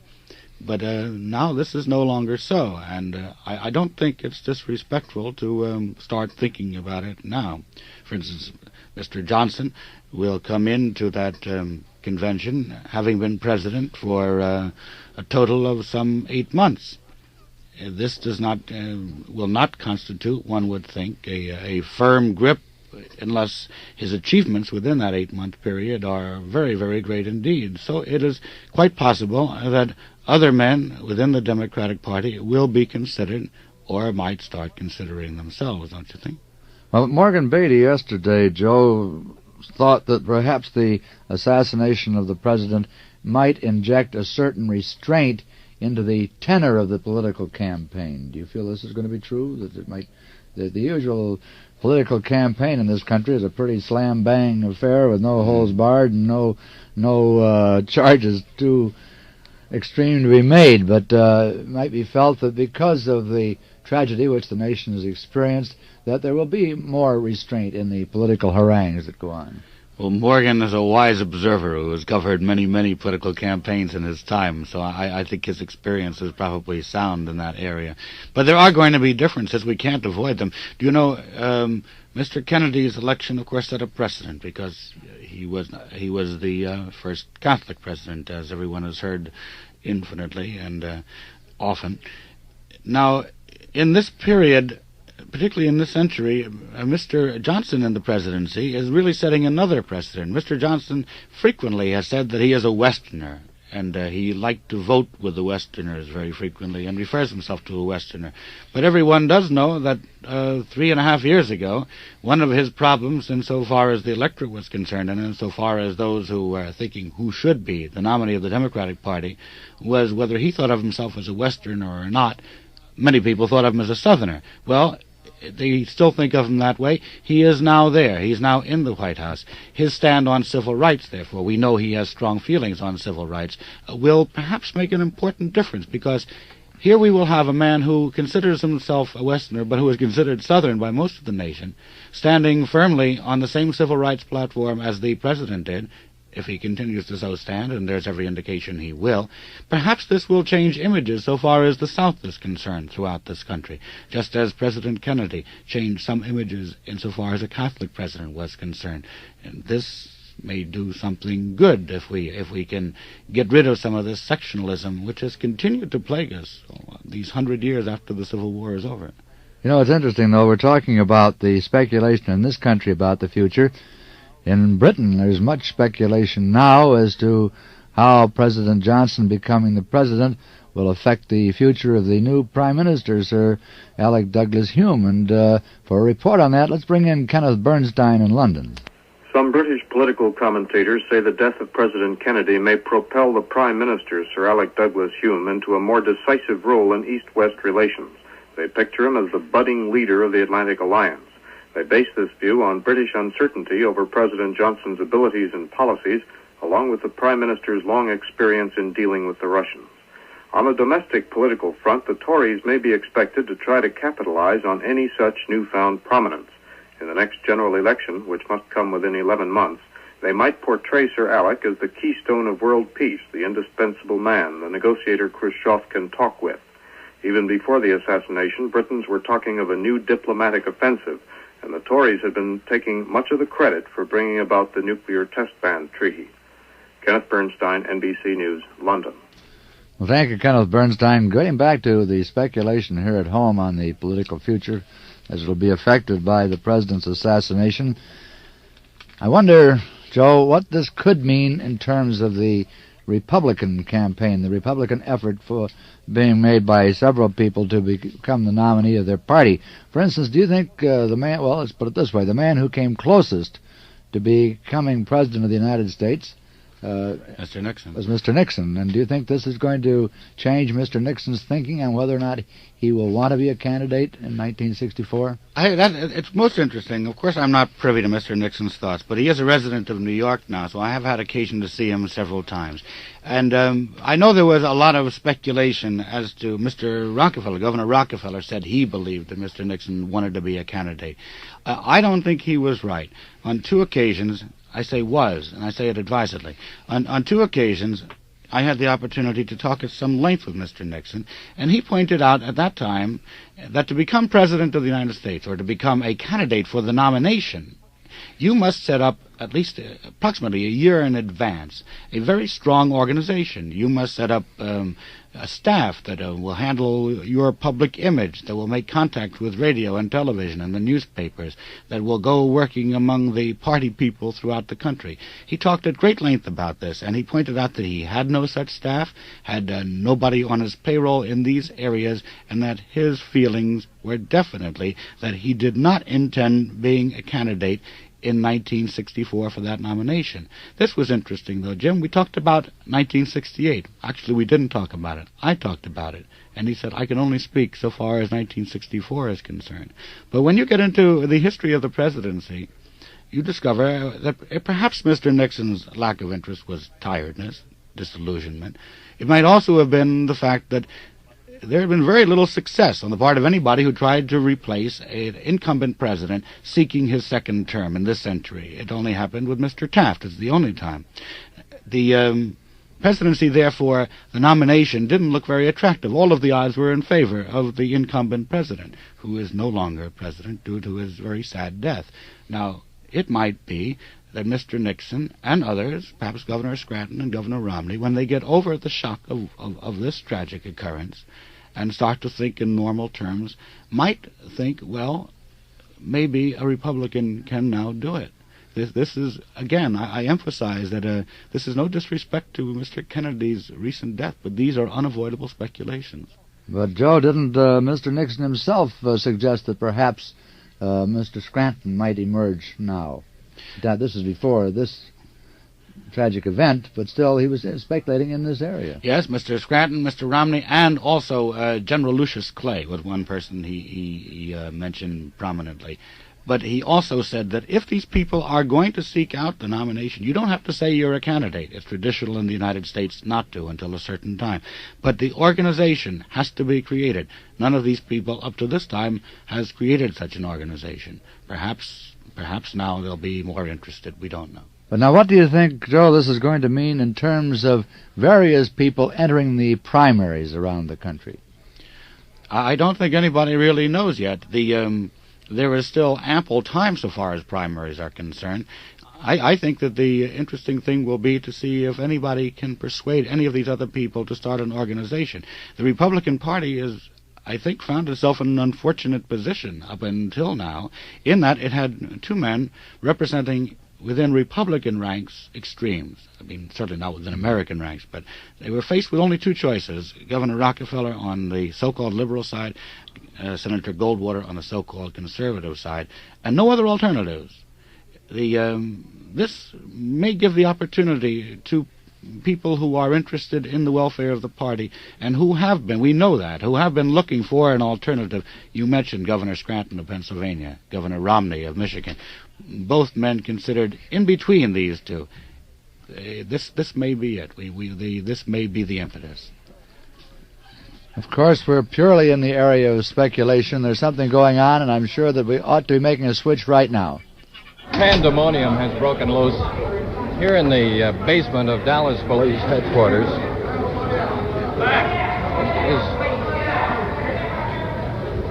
Now, whether the bullet literally hit Oswald or not, we are not absolutely positive, but there has been a gunshot. Oswald reached for his stomach, doubled up. It'll be impossible to determine whether he was hit or not.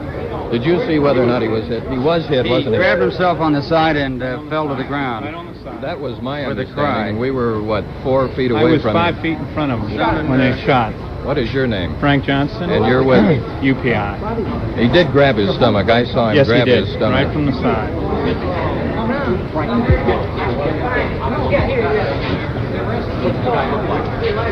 Lee Oswald obviously has been shot. The witnesses around us here seem to confirm that. It happened so fast and with such suddenness that you can understand it is virtually impossible to determine the direction from which the bullet came, although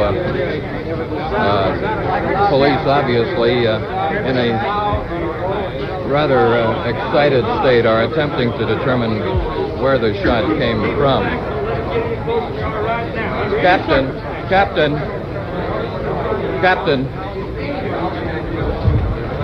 Well, now, tell me your name. Yeah, I'm Jeff Edwards from KHJ Radio in Los Angeles. How did you see it, Jeff? I was standing over towards the left. Oswald came out. He had the same look on his face that he always does or has. Suddenly, what sounded like a loud firecracker rang out. He grabbed his side and he said, ow, Yeah, navy blue and face. fell to the ground. Fell to the ground. And I saw the flash right on his black sweater. The flash, oh yeah. The man had a hat, a dark hat, a brown suit. He was stocky and strong. Came to him and he put the gun right there. I saw the flash over the black sweater. Yeah, and Where did the man stood come like. from? Where did you Oh, he was right here. What he looked The like? man was right here. You probably had it on your TV camera. No, I saw a man there. I thought he was one of the detectives. Well, He was a stocky guy, well dressed, with a hat. He had on. Where did he go? Brown hat up. I don't know. I think his coat was brown and his hat was Where did black. he go, Pierre? Well, he was here. He just shot there. He just put the gun there. I saw the flash on the black sweater. Oh yeah, right there. And the guy. Point blank range. Yeah, right here. I mean, I saw the flash on the black sweater. That's what I remember. The flash. The both were crouching. No, I saw him there. He was in the group of men right here. Masquerading as one of us or what? I thought he was one of the detectives. He had a hat and stocky. He was well dressed. That's what I remember. Had you seen him before? Had you seen him before? I think he had his hat. There were none of us in this Maybe area. he flew off. I don't know because I look at the flash. There were that's no all. reporters in this area. What? No. The trouble is I got the story and I can show it. All right, now that's the situation here at Dallas Police Headquarters in the basement. We're in this story which has been so unreal from the very beginning. As Lee Oswald, 24 years old, was attempting to move through a crowd to the armored car where he was to be transferred to the Dallas County Jail. As Oswald came out, he was asked, did you shoot the president or something along those lines? And at that hour, at that moment, at that instant, sometime about 11:15 in Dallas, someone walked up to Oswald at point blank range, fired into his stomach. An ambulance now is coming here. This will be the ambulance to take Lee Oswald to wherever he will receive medical treatment. It is almost unbelievable. It's almost unbelievable. This is the back end of the ambulance. If you can get back. If you can get back. As far as I know, no. Do you have the man who fired? We have a man, yes. I didn't hear you. The back of the ambulance has been opened. Police and detectives are now standing cordoned off. Here comes a squad car driving in from the north side of the Dallas Police basement. Yes, you have one man, do you not, Yes. Captain? Yes, I didn't see it, so we've got the man I think did it.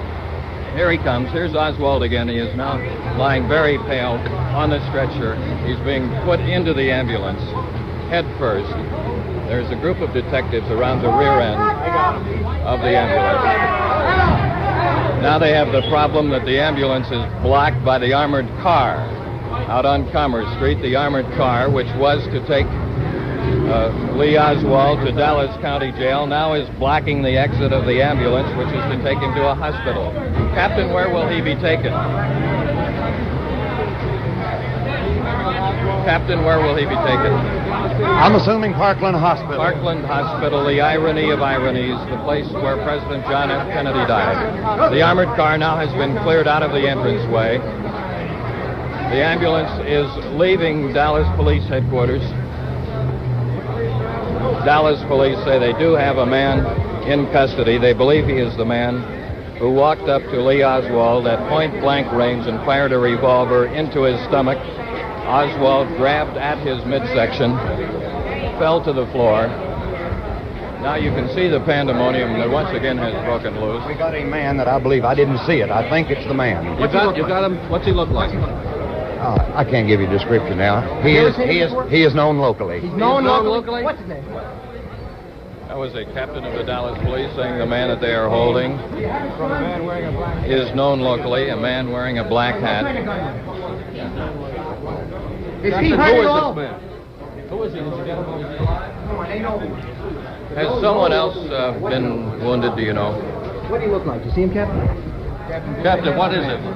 He's known locally. They have his gun in there. According to Captain C.O. Arnett, Captain, with the identification, your press identification, if you want to come through the doors, you may now. Okay, sir. Captain Chief Stevenson. Chief Curry. Chief Stevenson, what can you tell us? This is live. I can't tell you anything as yet. You were present here, I believe, when it occurred. Too close. Yes. I have no further information other than that the man is in custody that did the shooting, and we are starting our work on this angle, of course. Can you tell us the nature of the wound that Oswald received? I cannot. I was several feet removed when it happened. I don't know where he was hit as yet. He is en route to the hospital. Did you see the man pulling a gun? No, sir, I did not. Tell these fellas to let us out of here. They won't let us out. We tell them you said to let us out, and they won't let us out. I will see about that in just 1 minute. Chief, would you tell us as nearly as you can the sequence of events as it happened? Oswald was being brought out. Yes. If you would excuse me a minute, let me clean this out. I'll be glad to talk with you as soon as I can get to you. Appreciate that. You can well understand that the situation now is this. One man is in custody. Oswald has been wounded and is en route to Parkland Hospital, where President Kennedy died.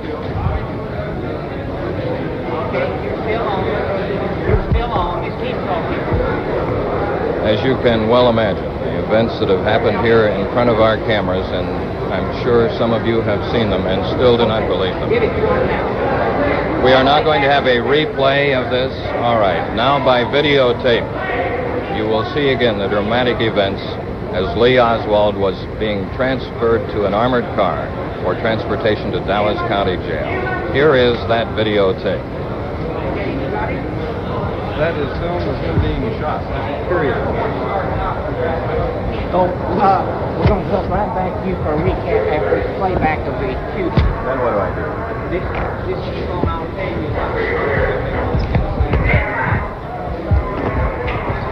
John, stay with me here a minute. Did you see it? No.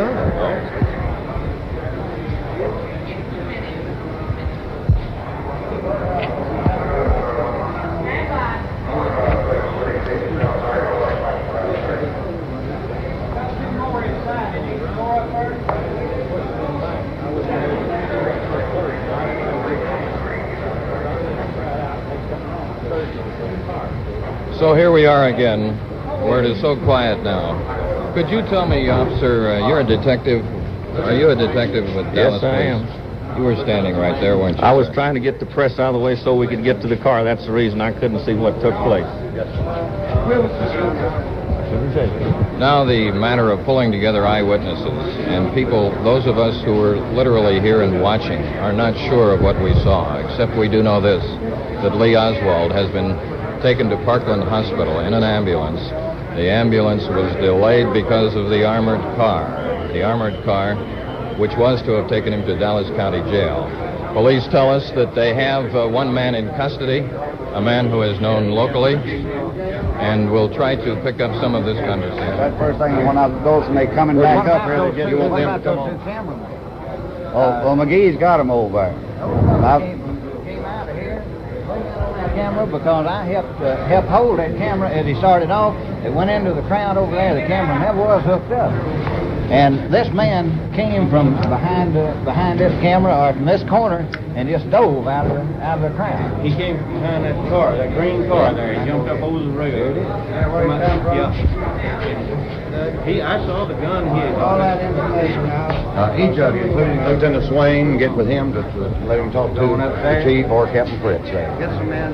I'll get them all. There you have heard some of the reports of Dallas detectives as to how this man happened to get at Oswald. He was apparently sitting in a car directly behind our cameras, leaped out of the car over a rail at Oswald, pointing a revolver at his stomach, pulled the trigger. Oswald grabbed his stomach, slumped over to the ground, saying what sounded like a rather loud moan. Is he in this building, Oswald? He has gone to the hospital. And what about the man who has been caught? Is he in this building? He is in custody here. I see. Chief, can you tell us what you know now about the man that you do have in custody? Personally, I don't know anything about him.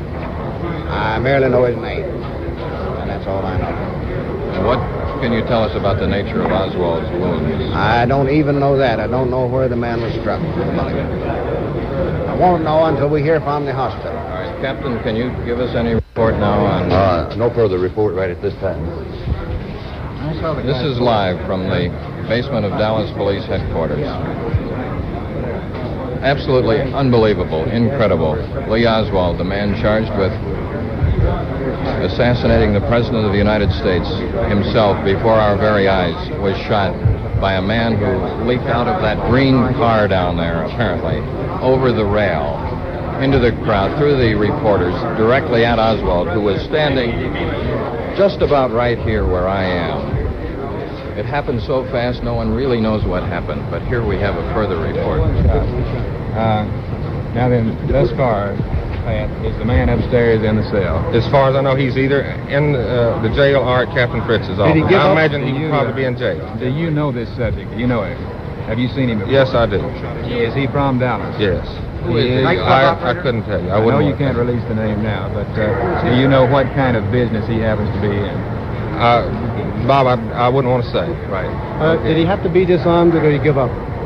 We had to disarm him. Did he struggle? As much as he could, yes, but he was... say anything? The struggle. He was mumbling. I couldn't hear. I couldn't understand what he did say. Now, do you know... Did Oswald say anything? No, Oswald didn't. What? Now, Did he have a pistol? Yes, do you know what pistol. kind of pistol he was No, carrying? Bob, I never saw the pistol itself. Some other, I think Officer Graves had got the gun immediately after he fired the shot. Officer, he was in his civilian clothes. Yes. Did he try to get away? No, he was immediately subdued by the officer. He wouldn't have had a chance to get away. How many shots were fired? Just one shot. Did you see? Oswald wearing? Do you remember when he came out? I didn't pay too much attention. Did you know the man? Did you see the man before? Yes, he did. Sir, yes. you saw his face?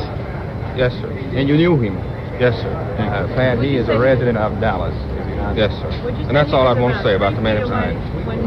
This is Officer P.T. Dean of the Dallas Police Department.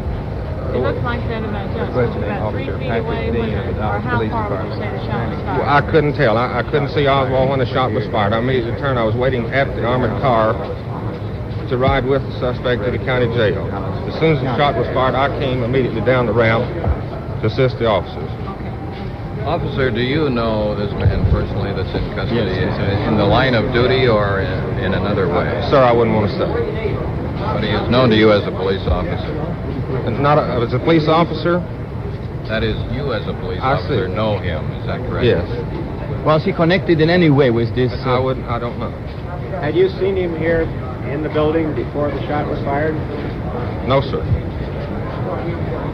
Pat, could you outline briefly some of the security precautions that were taken immediately before this happened? Yes, sir. We thoroughly searched the basement. We had searched even the cars up on top of the pipes and things that a person might conceal himself.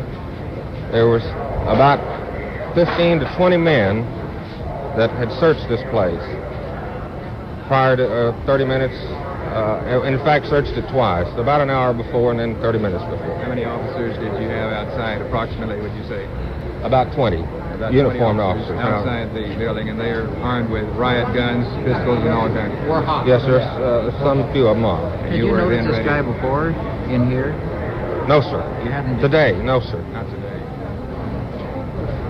Is there anything else that you possibly might tell us about him, Pat? I know that at the present time you're bound and can't say very much, but you have said that he is from Dallas and that you do know this subject and have seen him before. Yes, sir, I do know. Is there anything that you could say about him further than the fact that he is a resident of Dallas, the man who shot Oswald, to shed some more light on it? Well, Bob, that would be all I'd want to say, really. I'm sure that's the case. Now, at present, what in the way of release is going on inside?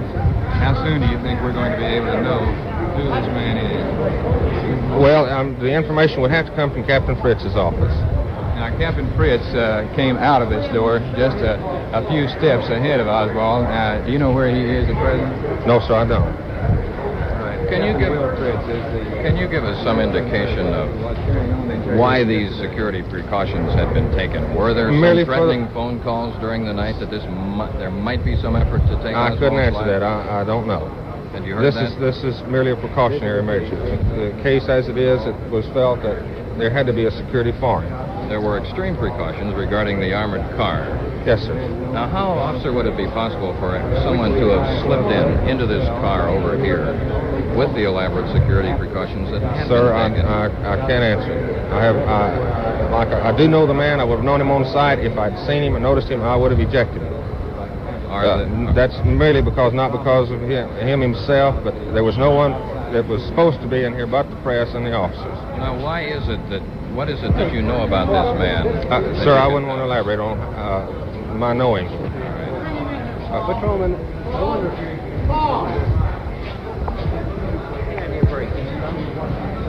This, then, is the situation at this hour as we can reconstruct it.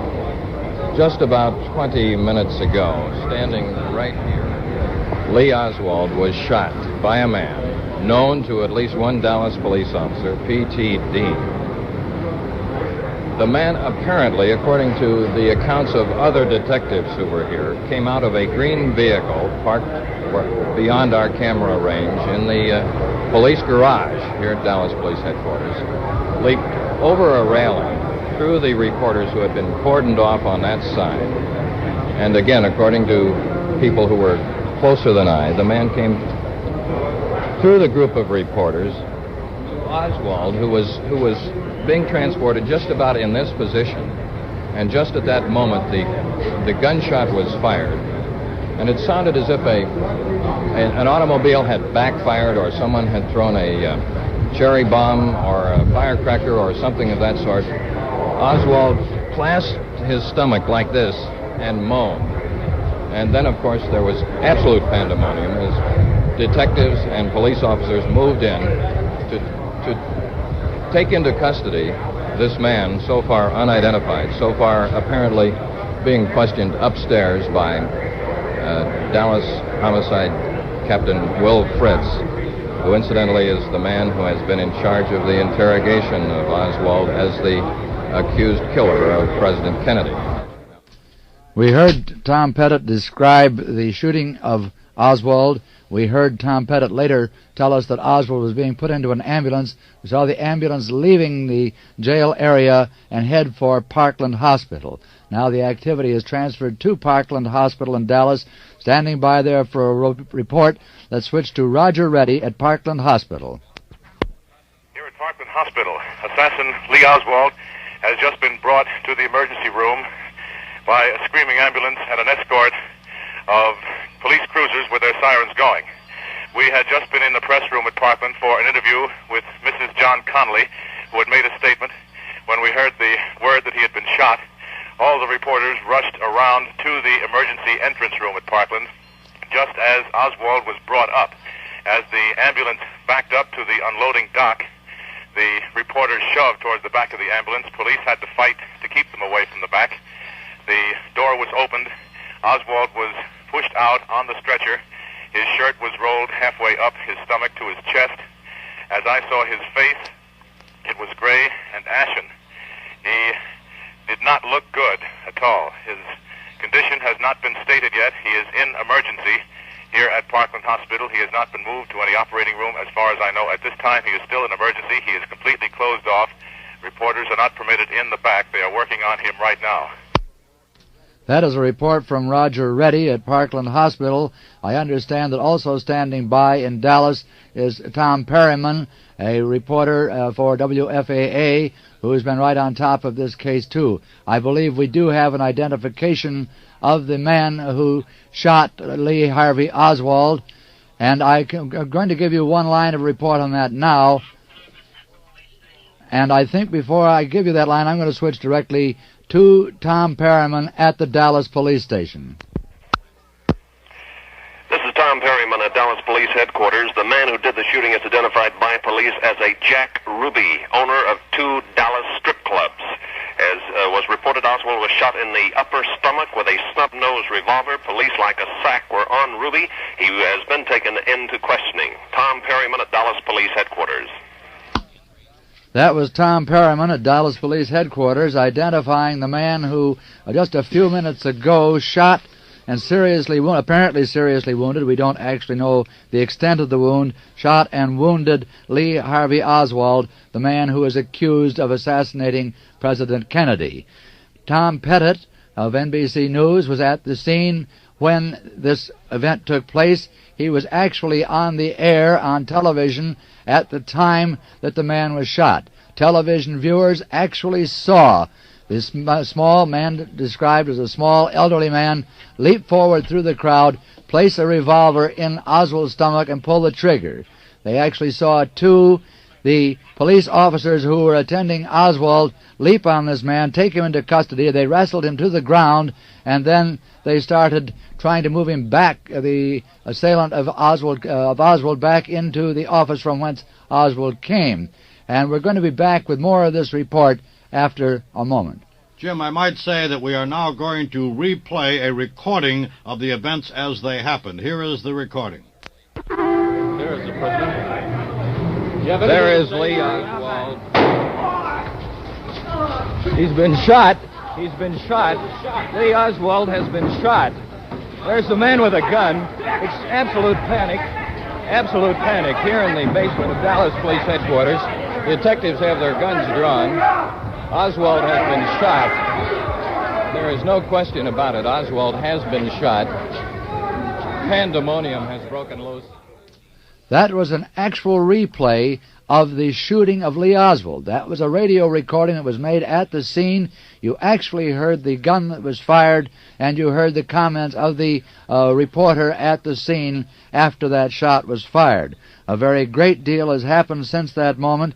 We've seen and heard the wild scene in the basement of the City Hall as they were trying to move Lee Harvey Oswald from the city jail to the county jail. We know that Lee Harvey Oswald was shot in the stomach. He was rushed to Parkland Hospital. We heard from Roger Reddy at Parkland Hospital in Dallas that Oswald had been moved to the emergency room there. He was undergoing emergency surgery of some sort.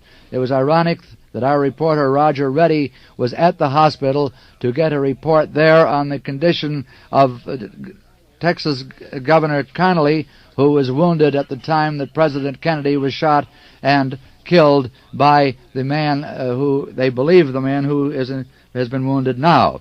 To recap the situation, after that shot was fired that you heard, and after the announcer talked about it, immediately a wild scene developed in the basement of City Hall. At one point, detectives and police officers trying to get the wounded turncoat back into the booking office jammed themselves in the doorway and could not move. Police Chief Jesse Curry said he was preparing a statement. We heard Curry briefly talking, describing what was happening and what had happened. At first, Police Chief Curry said that he knew the man but could not identify him. We have had an identification of the man that shot Oswald. Police Lieutenant George Butler has identified the man that did the shooting as Jack Ruby, a Dallas nightclub owner. Jim, I think that one of the things that may be extremely interesting about this was what Tom Pettit elicited from that police sergeant. When he said that it was a little bit unclear, but he said that he knew this man and that had he seen him, he would not have allowed that man to come inside. Well, of course, this would be the case for anybody who was not authorized to be there, except for reporters and policemen. But one wonders if there are implications about this particular man and police knowledge of him that might have led to the statement by the sergeant that he would not have allowed him. There seemed to be an emphasis. Yes, I agree with you, Joe. In fact, it was the way in which the police sergeant made that statement. He said, had I seen him, I would have ejected him. He said specifically, I would have ejected. In other words, to put it in the vernacular, he would have thrown him out because apparently he did regard him as more than the usual security risk. Of course, you make the point that any unauthorized person would have been thrown out. But it was interesting, too, the reaction of the reporters who were there at the scene, and there were a great many reporters in that crowded basement at City Hall as they were moving Oswald out. And all of them said that they didn't know this man, and I heard one reporter ask another one, was he one of us? going back to Oswald himself, as he was brought out by the police officers, he was walking quietly between them. He was dressed in a pair of black trousers, a tan shirt, and a black sweater. After the shot sounded and we heard the shot, he made no great sound. He fell to the floor, clutching his side below the rib cage, and his slight assailant was immediately leaped upon by police officers and wrestled back into the back room. This elderly man, described as an elderly man wearing a gray suit, man known as Jack Ruby, a Dallas nightclub owner.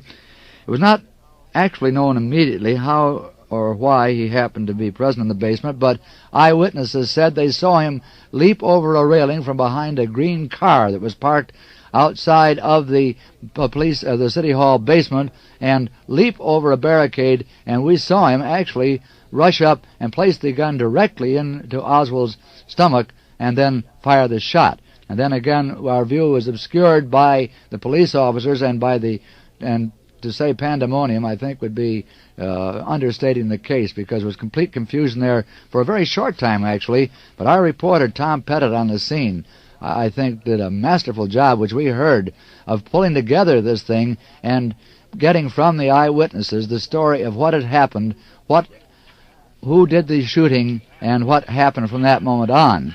From the time that they took Oswald back into a back room while they were waiting for an ambulance to carry him back out again, they then carried Oswald out of the back room on a stretcher, and Tom Pettit at that time said that Oswald looked very quiet and very gray as this stretcher was being placed in the ambulance. They then had some trouble actually moving the ambulance out of the basement area behind City Hall because of an armored car that was parked in the way. There was some little time elapsed between the time that they placed the ambulance in the armored car and then allowed the ambulance placed the stretcher in the ambulance and then moved the armored car out of the way to allow the ambulance to proceed to Parkland Hospital in Dallas. At this moment, we know not a great deal more about the condition of Lee Harvey Oswald. We have heard from Roger Reddy that let me ask a direct question, because it's a little difficult at this time. I think we better bring Roger Reddy Jim. back in. Roger Reddy is at Parkland Hospital again, and we switch to him. Lee Oswald is in the major surgery section of the emergency division of Parkland Hospital. He has been wheeled into trauma room number 2 at this moment, which is within 10 feet of where President Kennedy was brought to the hospital on Friday. The police have cordoned off the long corridor leading to that trauma room. The reporters and other onlookers and officials have been held back. The pandemonium that was extant when he was first brought in has subdued somewhat. A spokesman for Governor Connolly said that they did not want any knowledge at this point of the fact to get to Governor Connolly. They don't want him to get near him in any way. They are keeping news and as much of the information away from Governor and Mrs. Connolly as possible. They expect that he will be moved depending on his condition, which is still to be determined. The spokesman at the hospital have not given us this yet. It is due to come out shortly. That is a report from Roger Reddy at Parkland Hospital in Dallas. We were just talking about him, and he was ready there to give us that further report. It is really ironic that as all these events are taking place, really staggering events are taking place in Dallas, the place where President Kennedy was shot to death on Friday, just 48 hours ago.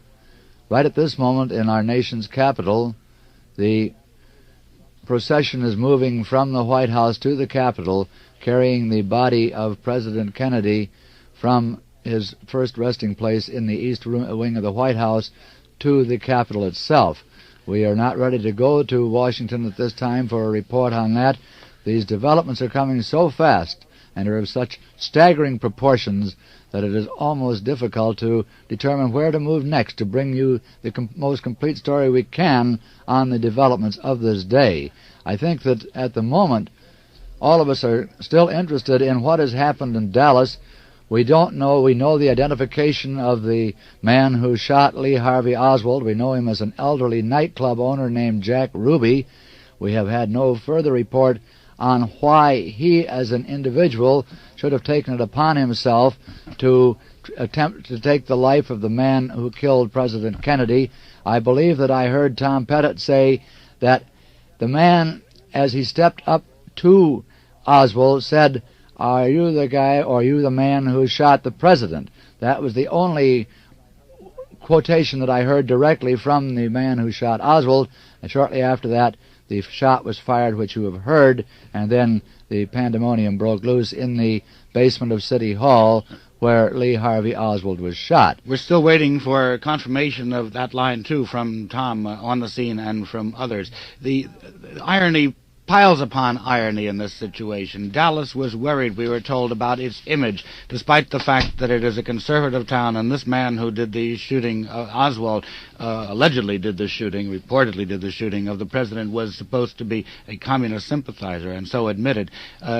We find today, last night and today, that they were worried about their image there. Well, what does this do for the Dallas image, too? Well, I think, Joe, that despite the nature of these dramatic events in Dallas, I think that really the basic interest is in Washington, where our great president is being honored now. And let's switch to Robert McCormick in Washington.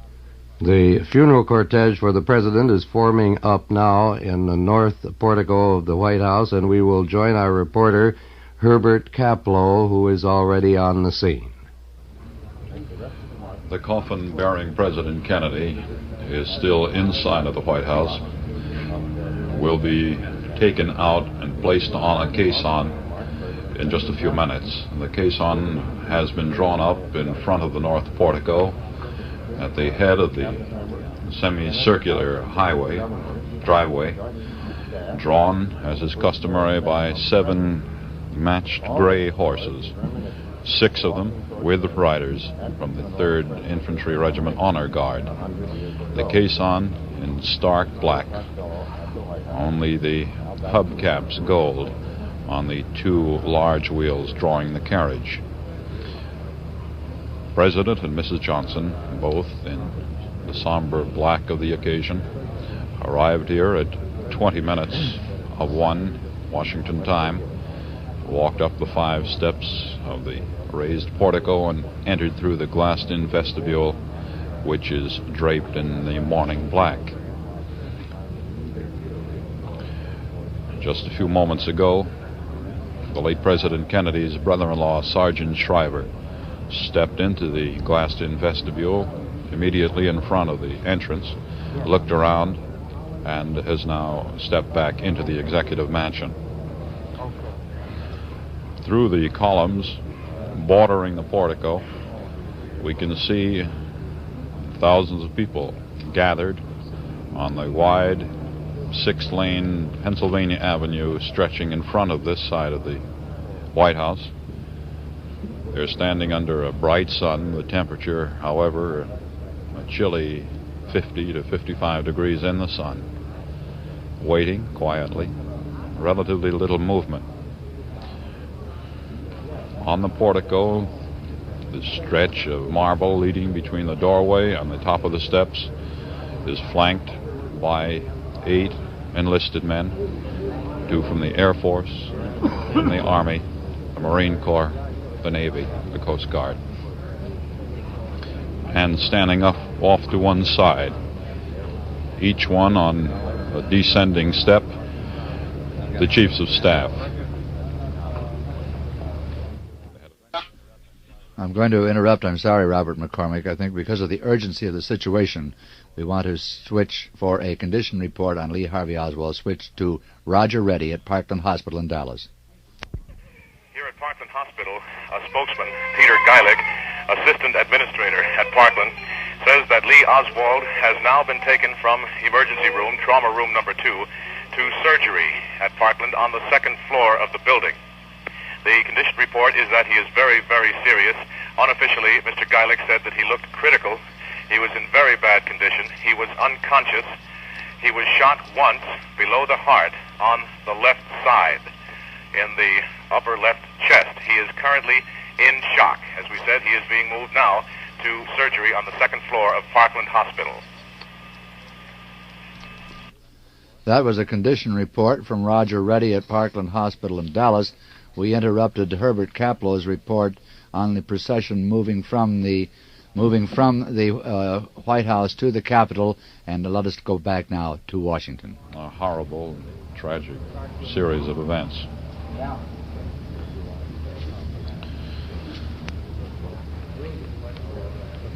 The body is to be taken on the caisson 1.8 miles to the Capitol, where the public can view it today, where tomorrow it will be returned to the White House but just momentarily, and then taken to St. Matthew's Cathedral for the final church rites, as Mrs. Kennedy, Attorney General Kennedy, many of the world leaders, the national leaders, will follow it on foot about the mile to the cathedral. And after the services there, ending about 1 o'clock Washington time, Eastern Standard Time, a motor procession will follow the hearse bearing the remains of President Kennedy to Arlington National Cemetery across the Potomac River in Arlington, Virginia.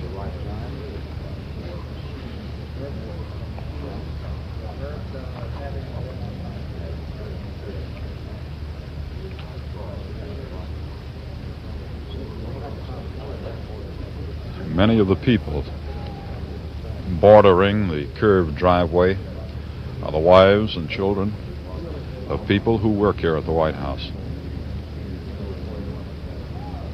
People in various jobs. Limousines are drawn up to one side. They will file in behind the caisson after the casket is placed aboard the caisson. There are 7 horses which draw the caisson, which is the normal complement for hooking up the horses to a heavy field piece carriage. One of the horses bears no rider. This is the belief, going back to primitive times, that the horse ridden by the fallen leader, if it were to be sacrificed, the spirit of the horse would follow its master.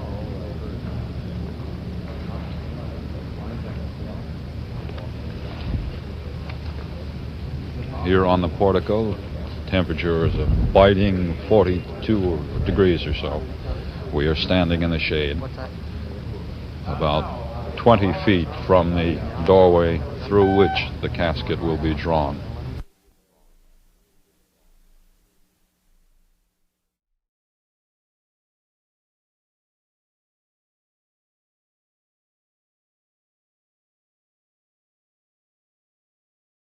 The NBC radio network has again today canceled regularly scheduled programs to bring you continuous coverage on this, the 3rd day of mourning, following the death of the late President of the United States, John F. Kennedy.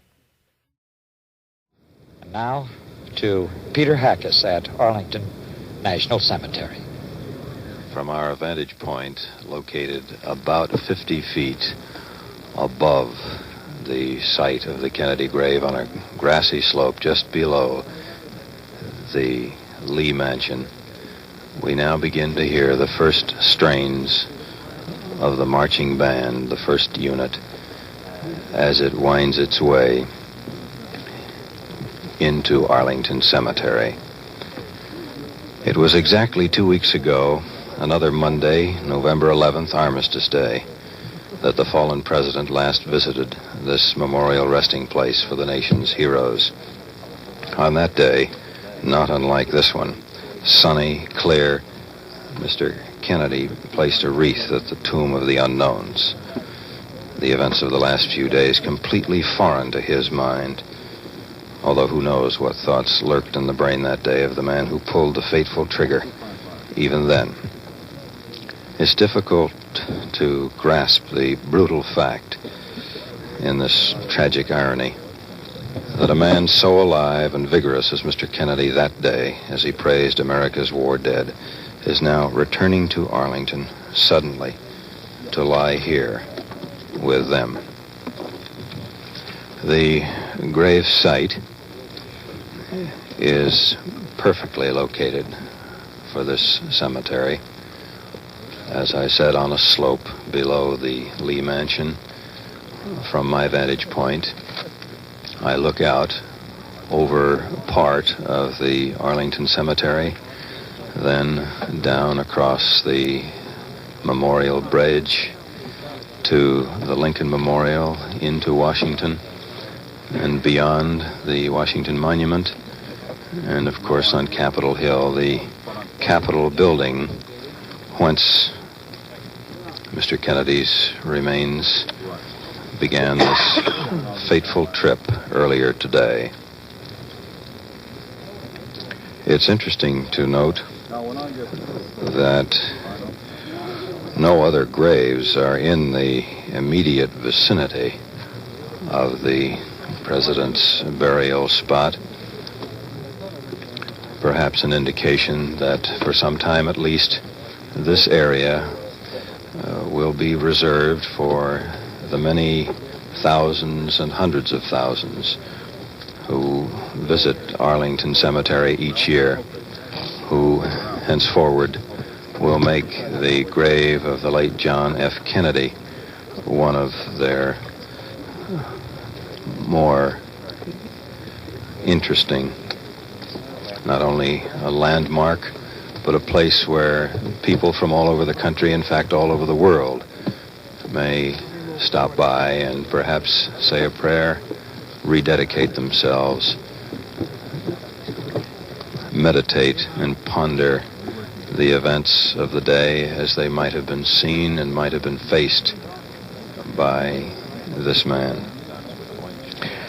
The Arlington officials tell me that military men and their wives and children are being buried here at the rate of about 25 a day. This is a fact which has caused the officials to purchase more land for the Arlington Cemetery periodically over the last several years. As of today, 121,428 persons have been buried in this 420-acre cemetery. The best estimate is that at this rate, the cemetery will be filled by 1968. Therefore, another undeveloped section, number 29, will be purchased, and that will accommodate burials till 1971.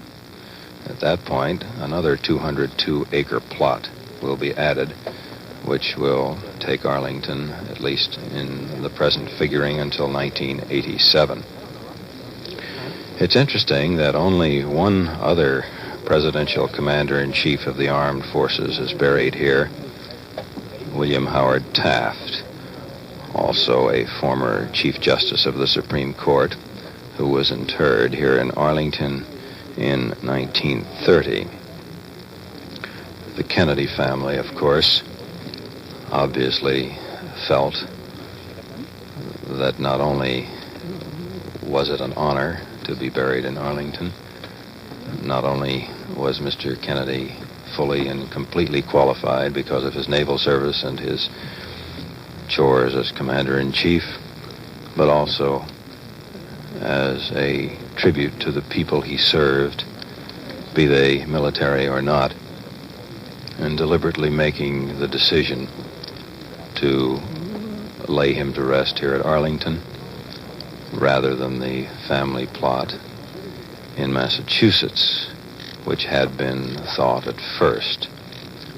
This unselfish move on the part of the Kennedy family, approved, of course, by Mrs. Kennedy, will go far, I'm sure, in the years to come to allow the American people to partake better the memory of the late president.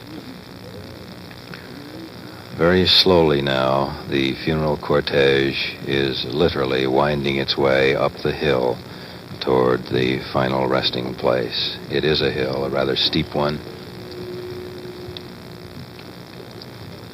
Below me, as I look down at the gravesite, the members of the Irish Honor Guard are standing in front of me. preparing to go through the manual which they will perform as part of the burial ceremony.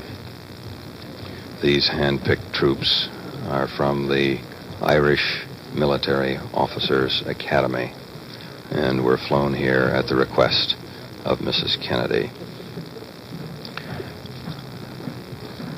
Surrounding the place where the casket will rest when it reaches here, the officials of Arlington have laid, as is traditional, a false imitation grass plot made of paper grass. It becomes a very grassy green in contrast to the brown of the grass in the surrounding area, this being November here in Arlington.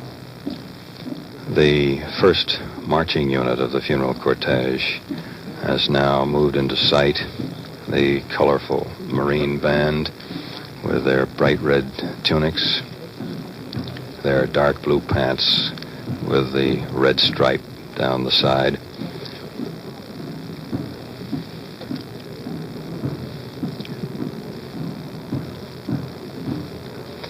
They are followed by the honor guard units of the various military services.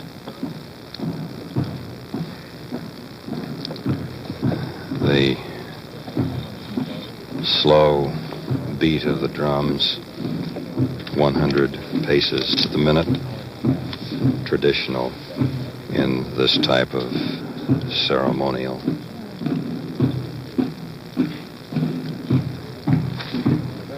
The casket being borne aboard the caisson has not yet come into view around the corner and down the hill, but it will very shortly. This is the so-called memorial area of the cemetery, directly in front of the Custis Lee House, the original manor of the George Washington Parke Custis estate, which, as you know, formed the nucleus of Arlington Cemetery. The gravesite lies in a direct line between the flagpole in front of the Lee Mansion and the memorial gate. And as I said, there are no other graves in the immediate vicinity. The Marine band, only drums being played, of course, is now pulling up abreast of the gravesite. The honor guard units, the Army, the Navy, the Air Force, and the Coast Guard, followed by a unit of Marines, are following the Marine band, which has just now stopped. The estimate of the crowd here at Arlington today has ranged all the way from 30 to 50,000. I'm a poor crowd estimator, but it's safe to say that every possible nook and cranny where people are allowed to be is filled with spectators hungry for a final glimpse of the departed president. The limousines bearing the Kennedy family and the various other dignitaries are now coming around the same corner up the hill. They are now in sight, as is the black draped caisson with the casket and its American flag draped over it. There are 6 chairs covered with green material next to the grave, waiting for the Kennedy family.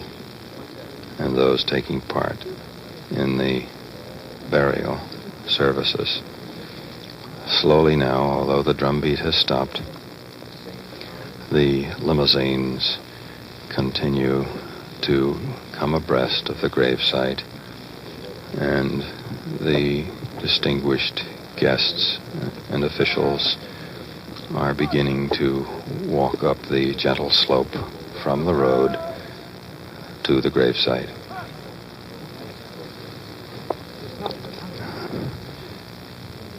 The caisson is moving slowly.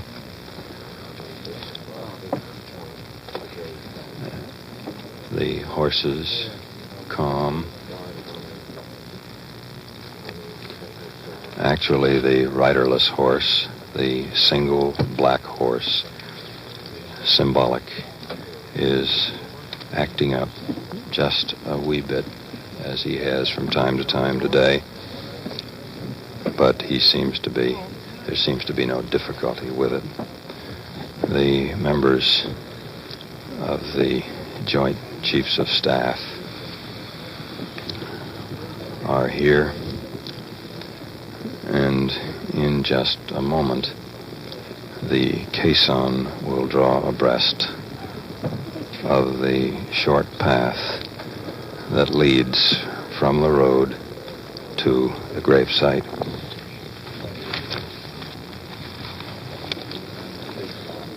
The funeral procession has proceeded through a joint honor cordon to the dismount point of the graveside. The caisson is just about to halt.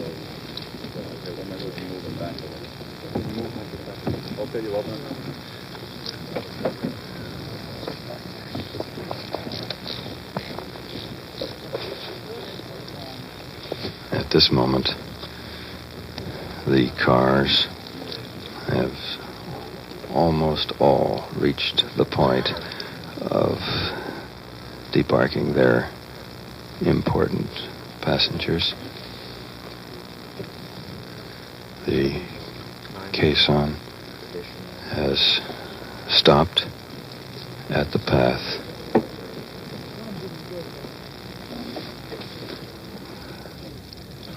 The body bearers, also made up of an honor guard of military men, standing at strict attention on the road, surrounding the caisson, preparing to lift it off and carry it lovingly from the road up the path to the graveside.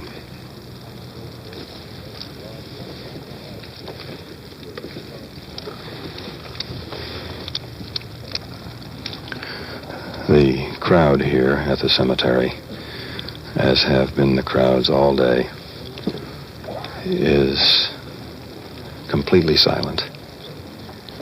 A hushed crowd, not a noise. Out of respect, and perhaps in contemplation of the enormously tragic events of the last couple of days.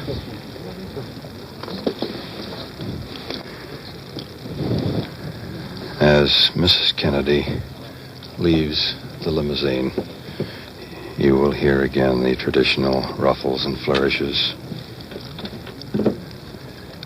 followed by the Star-Spangled Banner. At that point, the U.S. Air Force bagpipe band will sound off, and the casket will be removed from the caisson.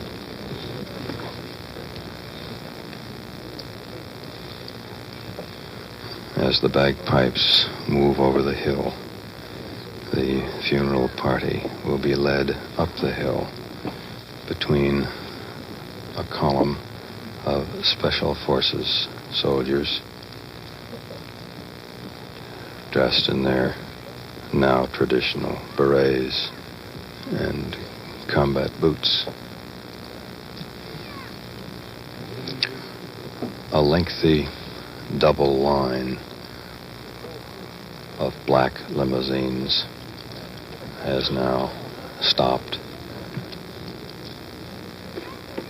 It stretches perhaps 6 or 8 blocks down the hill from this graveside, and those diplomats, other VIPs who rode here in them, are now slowly moving up the hill on foot to assemble at graveside. The members of the Irish Honor Guard, sharply attired in riding breeches, olive drab jackets, and high brown leather boots, seem each man to be engaged in solemn thought at this moment, remembering, no doubt, the visit to their land recently by the late president.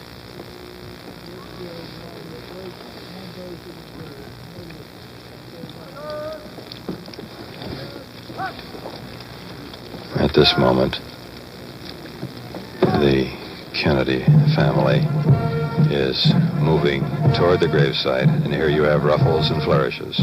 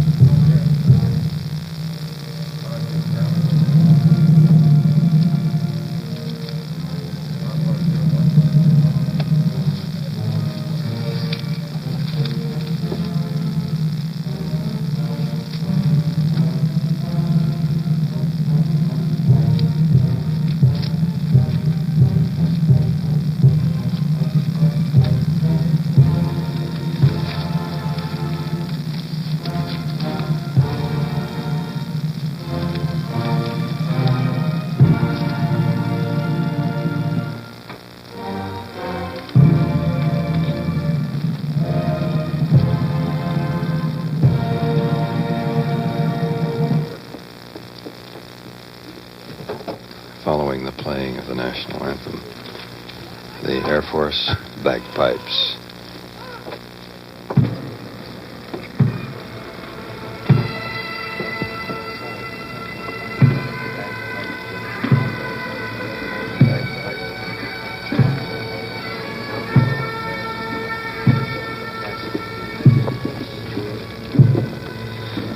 The members of the Air Force bagpipe band playing a funeral dirge are moving very, very slowly in measured steps toward the graveside.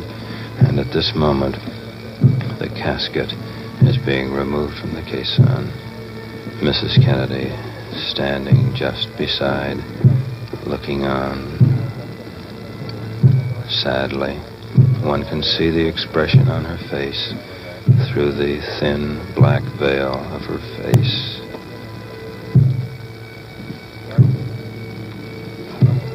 The casket now is being carried up the path toward the gravesite.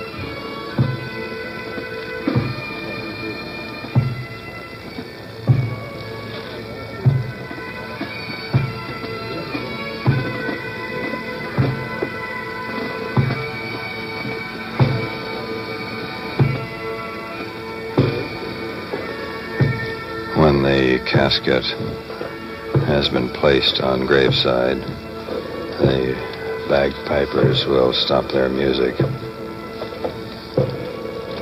and the mourners will be motioned to their various positions around graveside. When they're in position, the Irish Guard will then perform their military manual.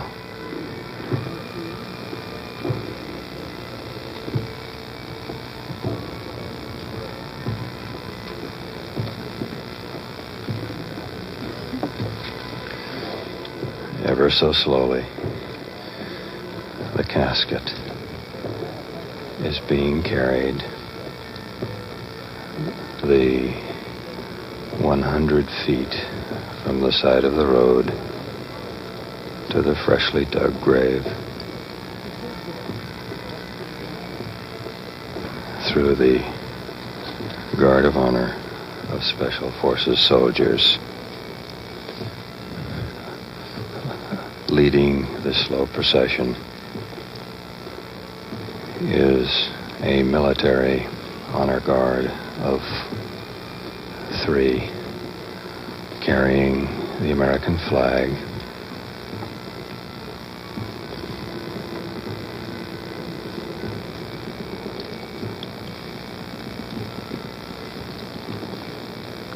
There follow several church dignitaries who will take part in the burial service, and directly behind them, moving at a very slow pace,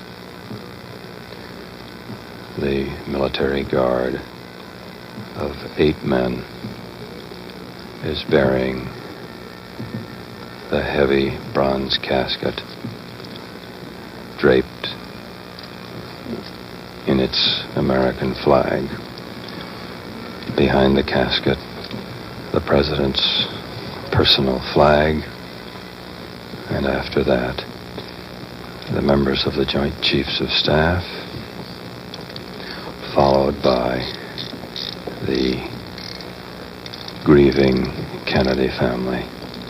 Mrs. Kennedy walking in the center of the path, holding tight to the arm and hand of her brother-in-law, the Attorney General, and flanked on the other side by Senator Edward Kennedy. Overhead at this moment, a flyby.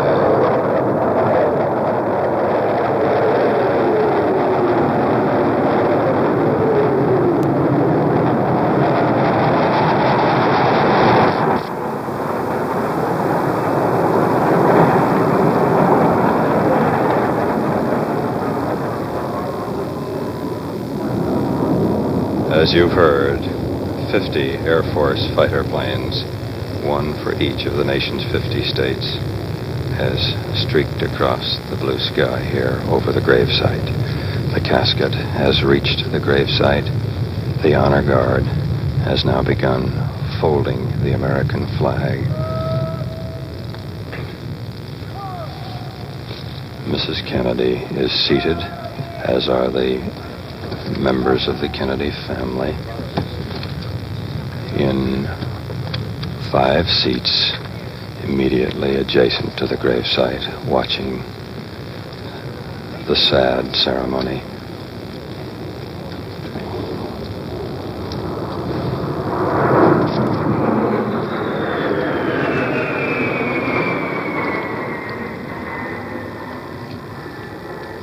The flag now has been raised and is being held by the 8 military men, 4 on each side of the casket.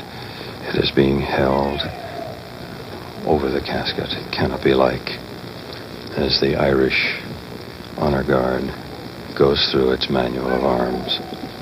Mrs. Kennedy now, standing with her brother-in-law, the Attorney General, has moved forward as she has moved to within 3 or 4 feet of the bronze casket. Her veil gently blowing in this breeze. Her 2 sisters Mrs. Smith and Mrs. Shriver standing close by, other members of the Kennedy family, some of the children of Robert Kennedy also here, although Caroline and John Jr. are not present. A number of dignitaries are now moving into their pre-assigned positions to Mrs. Kennedy's right. Included, of course, in the front row is President de Gaulle of France.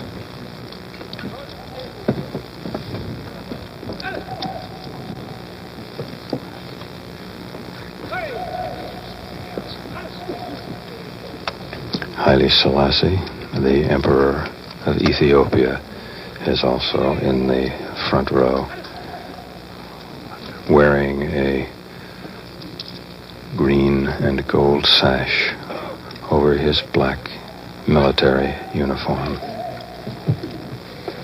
Representatives from more than 50 nations are here at this service.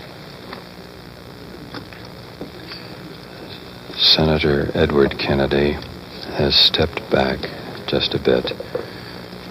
He is now behind the row of chairs.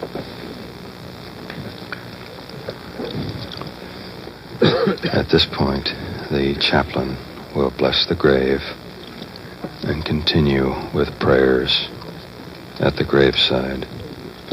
Toward the end of his prayers, the troops will be brought to present arms, and a 21-gun salute will be sounded.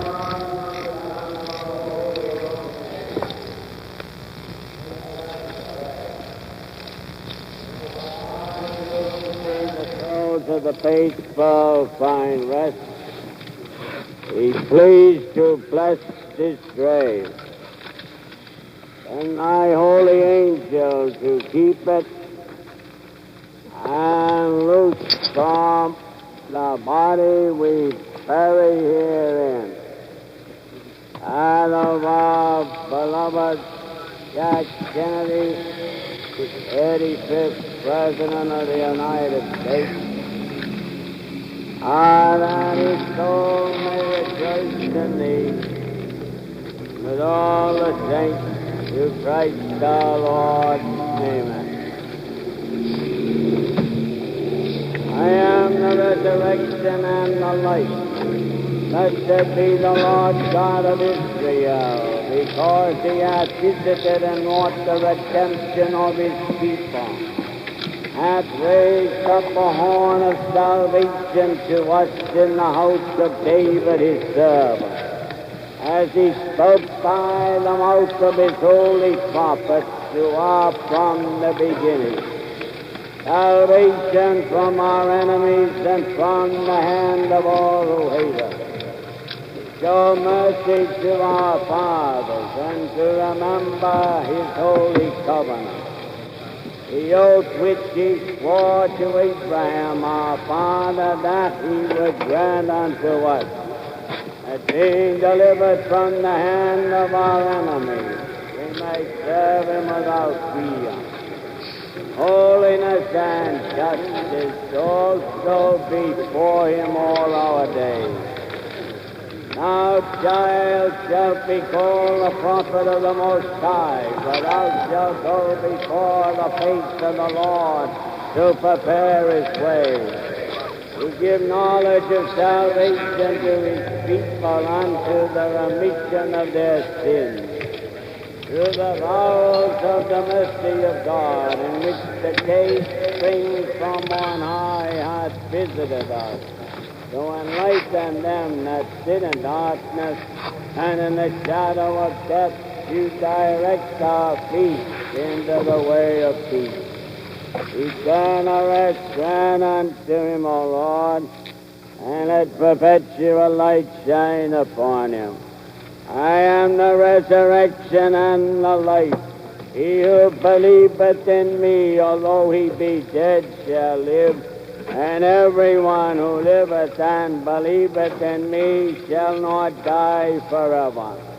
God have mercy on us. Christ have mercy on us. God have mercy on us. Our Father who art in heaven, hallowed be thy name. Thy kingdom come, thy will be done on earth as it is in heaven. That he who in his desires did thy will may not receive the punishment of any misdeed, and that as through faith hath joined them to the company of the faithful here below, thy mercy may make him the companion of the holy angels in heaven, through Christ our Lord. Amen. Cardinal Cushing now has completed the prayers, and in a moment he will hear 3 volleys of musketry, to be followed by taps.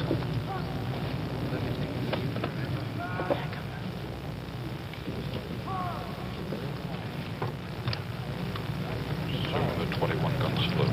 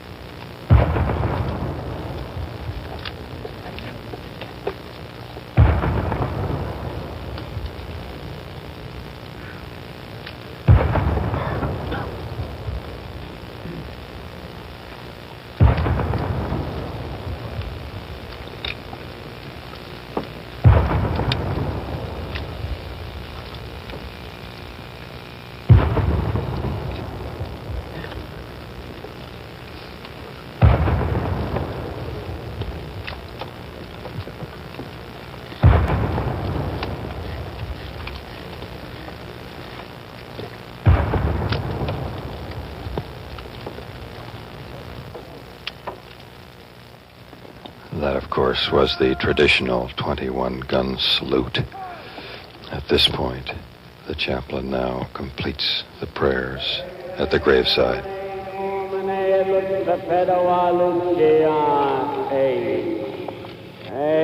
Rest in peace. Eternal rest grant unto him, O Lord. May his soul and the souls of all the faithful departed through the mercy of God rest in peace. Amen.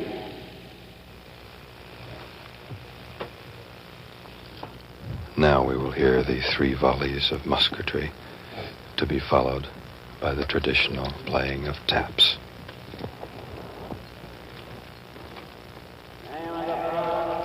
Of the Holy Ghost, amen. Our Father who art in heaven, hallowed be thy name. Thy kingdom come, thy will be done on earth as it is in heaven.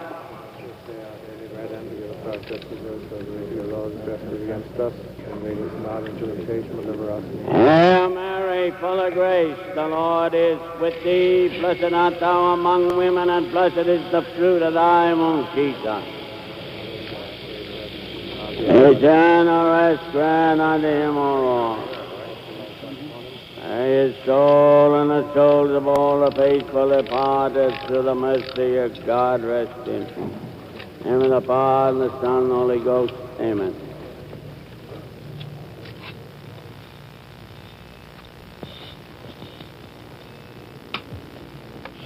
At this point, Robert Kennedy has brought Mrs. Jacqueline Kennedy to a position directly in front of the casket and next to it.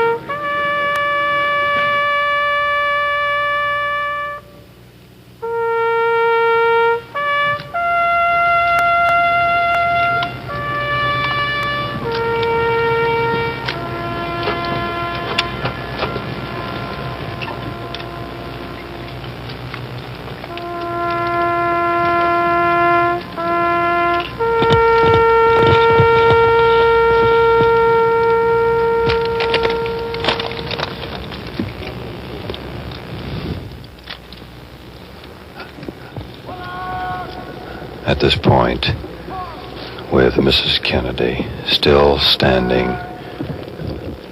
at the end of the casket and very close to it. Cardinal Cushing has leaned forward, touched the shoulder of Senator Edward Kennedy. There's a conversation between him and the Attorney General. Now the Cardinal speaks briefly with Mrs. Kennedy.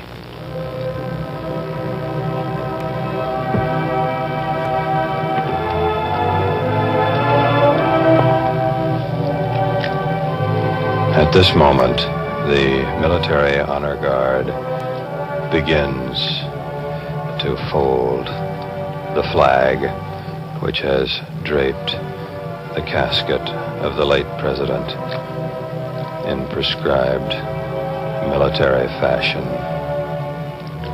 The folding almost completed. After the flag has been folded, the body bearers then will move from the graveside,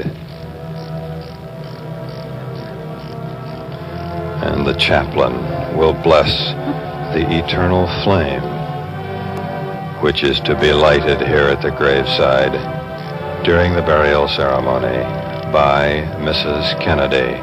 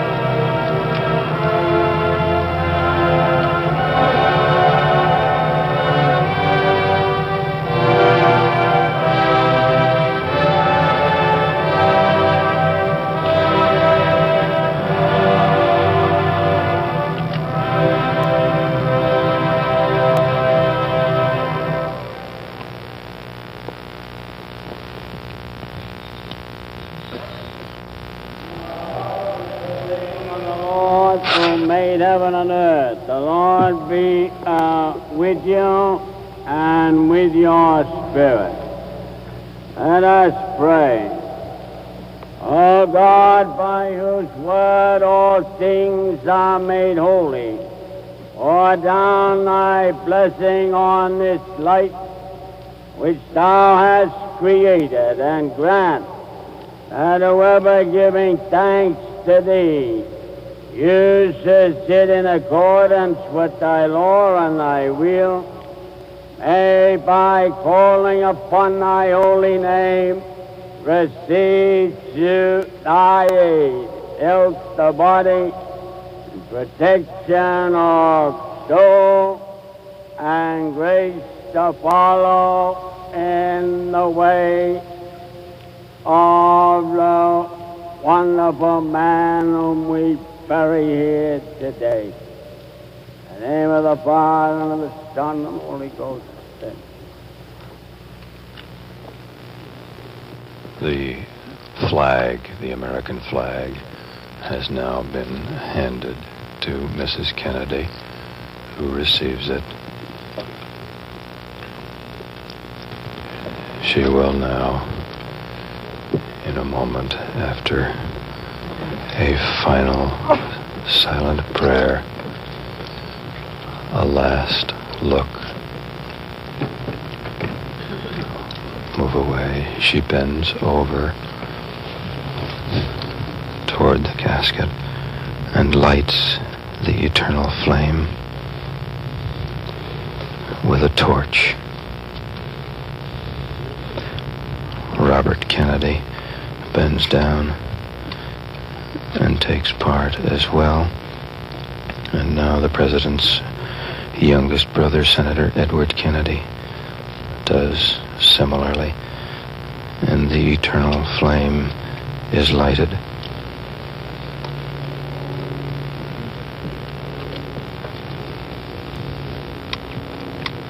Now, with heavy heart and slow step, Mrs. Kennedy, showing even through her veil the strain of the day's ordeal, has turned away. She's chatting for a moment with the Attorney General. Now she moves back again. She comes over, personally greets members of the Joint Chief of Staff, kisses General Maxwell Taylor, a longtime personal friend, then moves slowly away, hand in hand, with her brother-in-law, Attorney General Robert Kennedy, through the crowd of dignitaries toward their waiting limousine. Vice President, or rather the new president, Lyndon Johnson, is now moving away from the squared-off area, joining the procession of diplomatic and clerical dignitaries, moving away from the gravesite. The honor guard standing stock still and at rigid attention on either side of the casket. The casket plainly visible. Bronze, polished. Behind it, in front of our vantage point, the members of the Joint Chiefs of Staff are standing also at attention. And the ceremony, to all intents and purposes, is over. Thus, for Mrs. Jacqueline Kennedy, the most difficult day in a series of tragic days is drawing to its inevitable close. The former First Lady, heart deeply grieving, has turned from a last long look at the casket bearing the remains of her husband, John F. Kennedy, has been laid to rest. Continuing NBC's memorial coverage of the late President John Fitzgerald Kennedy, here is Morgan Beatty. Today was the day they said farewell all around the world.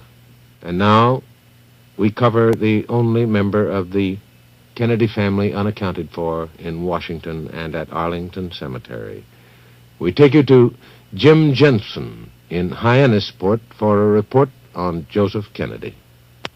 There have been in the past 18 hours numerous rumors and reports of the serious illness or death of the late President Kennedy's father, Ambassador Joseph P. Kennedy. These rumors and reports are all erroneous as far as I could find out today. The ambassador, who could not, because of his invalid condition, attend his son's funeral in Washington, is quite well. We talked a short time ago to his niece, Miss Ann Gargan, who is staying with him in his home at Hyannisport.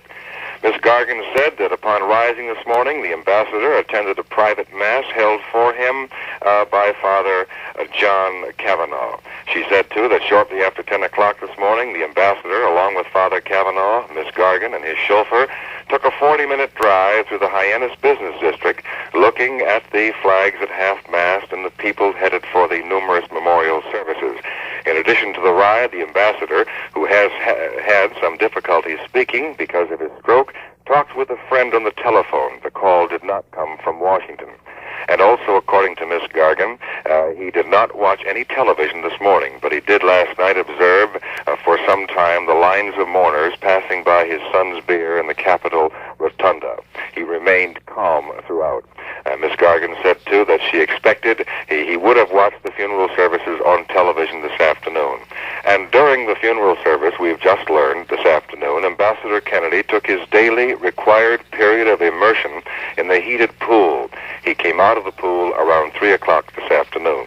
It must be pointed out, too, that it was with great reluctance that we disturbed Miss Gargan with our queries on this sorrowful day, but it was thought that because of the rumors about the death of Ambassador Joseph P. Kennedy circulating around the nation, that it would be for the best interests of all concerned to seek the truth. We expect this accounting of his day's activities today will serve to stop the rumors of his demise. Ambassador Kennedy is now as well as any father can be on the day his son is buried. Jim Jensen reporting from Hyannis. And now for the events in Washington following the funeral of the president. We switch you to Russ Ward in Washington. Morgan, the story here right now is one of a diplomatic reception at the White House. Scores, actually hundreds of diplomats arriving one at a time, 2, 3, 4 in groups, limousines pulling up continually at the executive mansion. The greeter on the north portico, William Tonest, the deputy chief of protocol at the State Department, shaking hands. Occasionally the diplomats arriving, wiping tears from their eyes, still overcome with grief from the assassination on Friday and the dramatic funeral procession that occurred earlier this afternoon. It's still quiet here. I flew down from New York earlier this afternoon, and the plane actually flew over Arlington National Cemetery, where the funeral took place. You could, even from an altitude of perhaps 5,000 feet, you could look down and see the ribbons of black lining Memorial Bridge. Of course, the ribbons being spectators waiting, standing quietly, watching as the funeral procession was to come by a few moments later. The plane landed, and I drove up what many of our listeners, I'm sure, know as a beautiful drive along the Potomac River, the Mount Vernon Memorial Parkway.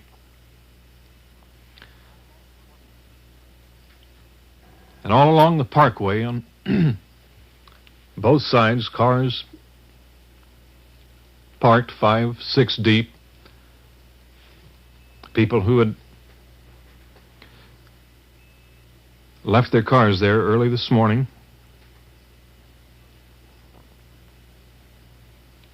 to walk, perhaps half a mile up to Memorial Bridge. The Arlington National Cemetery, of course, was closed to the public.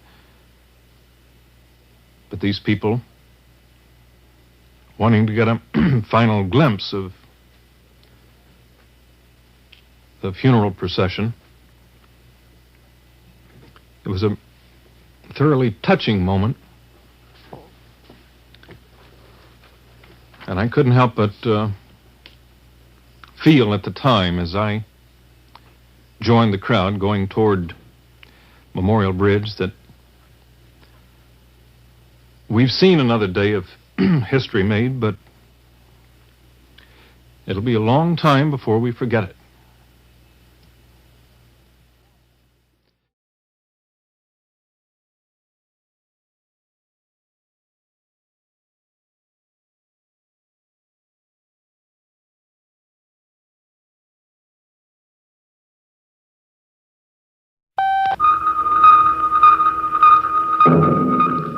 NBC Radio News on the Hour, brought to you by the Metropolitan Life Insurance Company and the Metropolitan representatives in your community. Now, here is Edwin Newman, NBC News. In Washington, President Johnson has had an extraordinary succession of foreign visitors. We'll have a report from the White House later. Mrs. Johnson has said that she will move into the White House only when it suits Mrs. Kennedy. Mrs. Kennedy is said to be in seclusion today, but moving vans are taking Kennedy family belongings out. Caroline Kennedy, 6 years old tomorrow, went back to school today on the 3rd floor of the White House. In Arlington Cemetery, there's been a steady stream of visitors to President Kennedy's grave. Wreaths were brought by, among others, Queen Frederica of Greece and President Macapagal of the Philippines.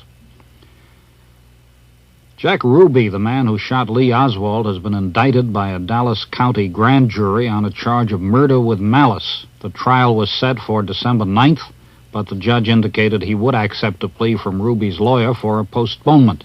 Mid-January seems a likely date. Now for details of President Johnson's day, here is Robert Goralski, NBC News, at the White House in Washington. President Johnson is moving with speed to keep the Atlantic Alliance intact. He's now agreed to early meetings with the leaders of the three major allies of Western Europe. Scheduled are conferences with President de Gaulle of France, British Prime Minister Sir Alec Douglas-Home, and West German Chancellor Ludwig Erhard. The meeting with Chancellor Erhard was announced within the hour. It will take place in a few weeks here in Washington. Early next year, dates and sites have not been settled as yet. Mr. Johnson will meet with President de Gaulle and Sir Alec. These top-level conferences were all agreed upon during Mr. Johnson's meetings with the Western leaders during informal talks over the past 24 hours. Earlier, Mr. Johnson met with Soviet Deputy Premier Anastas Mikoyan. Nothing concrete resulted. This afternoon, the President meets with leaders of the Latin American nations on the Alliance for Progress. By the end of this day, Mr. Johnson will have met with top officials from more than 25 countries. Robert Goralski, NBC News at the White House.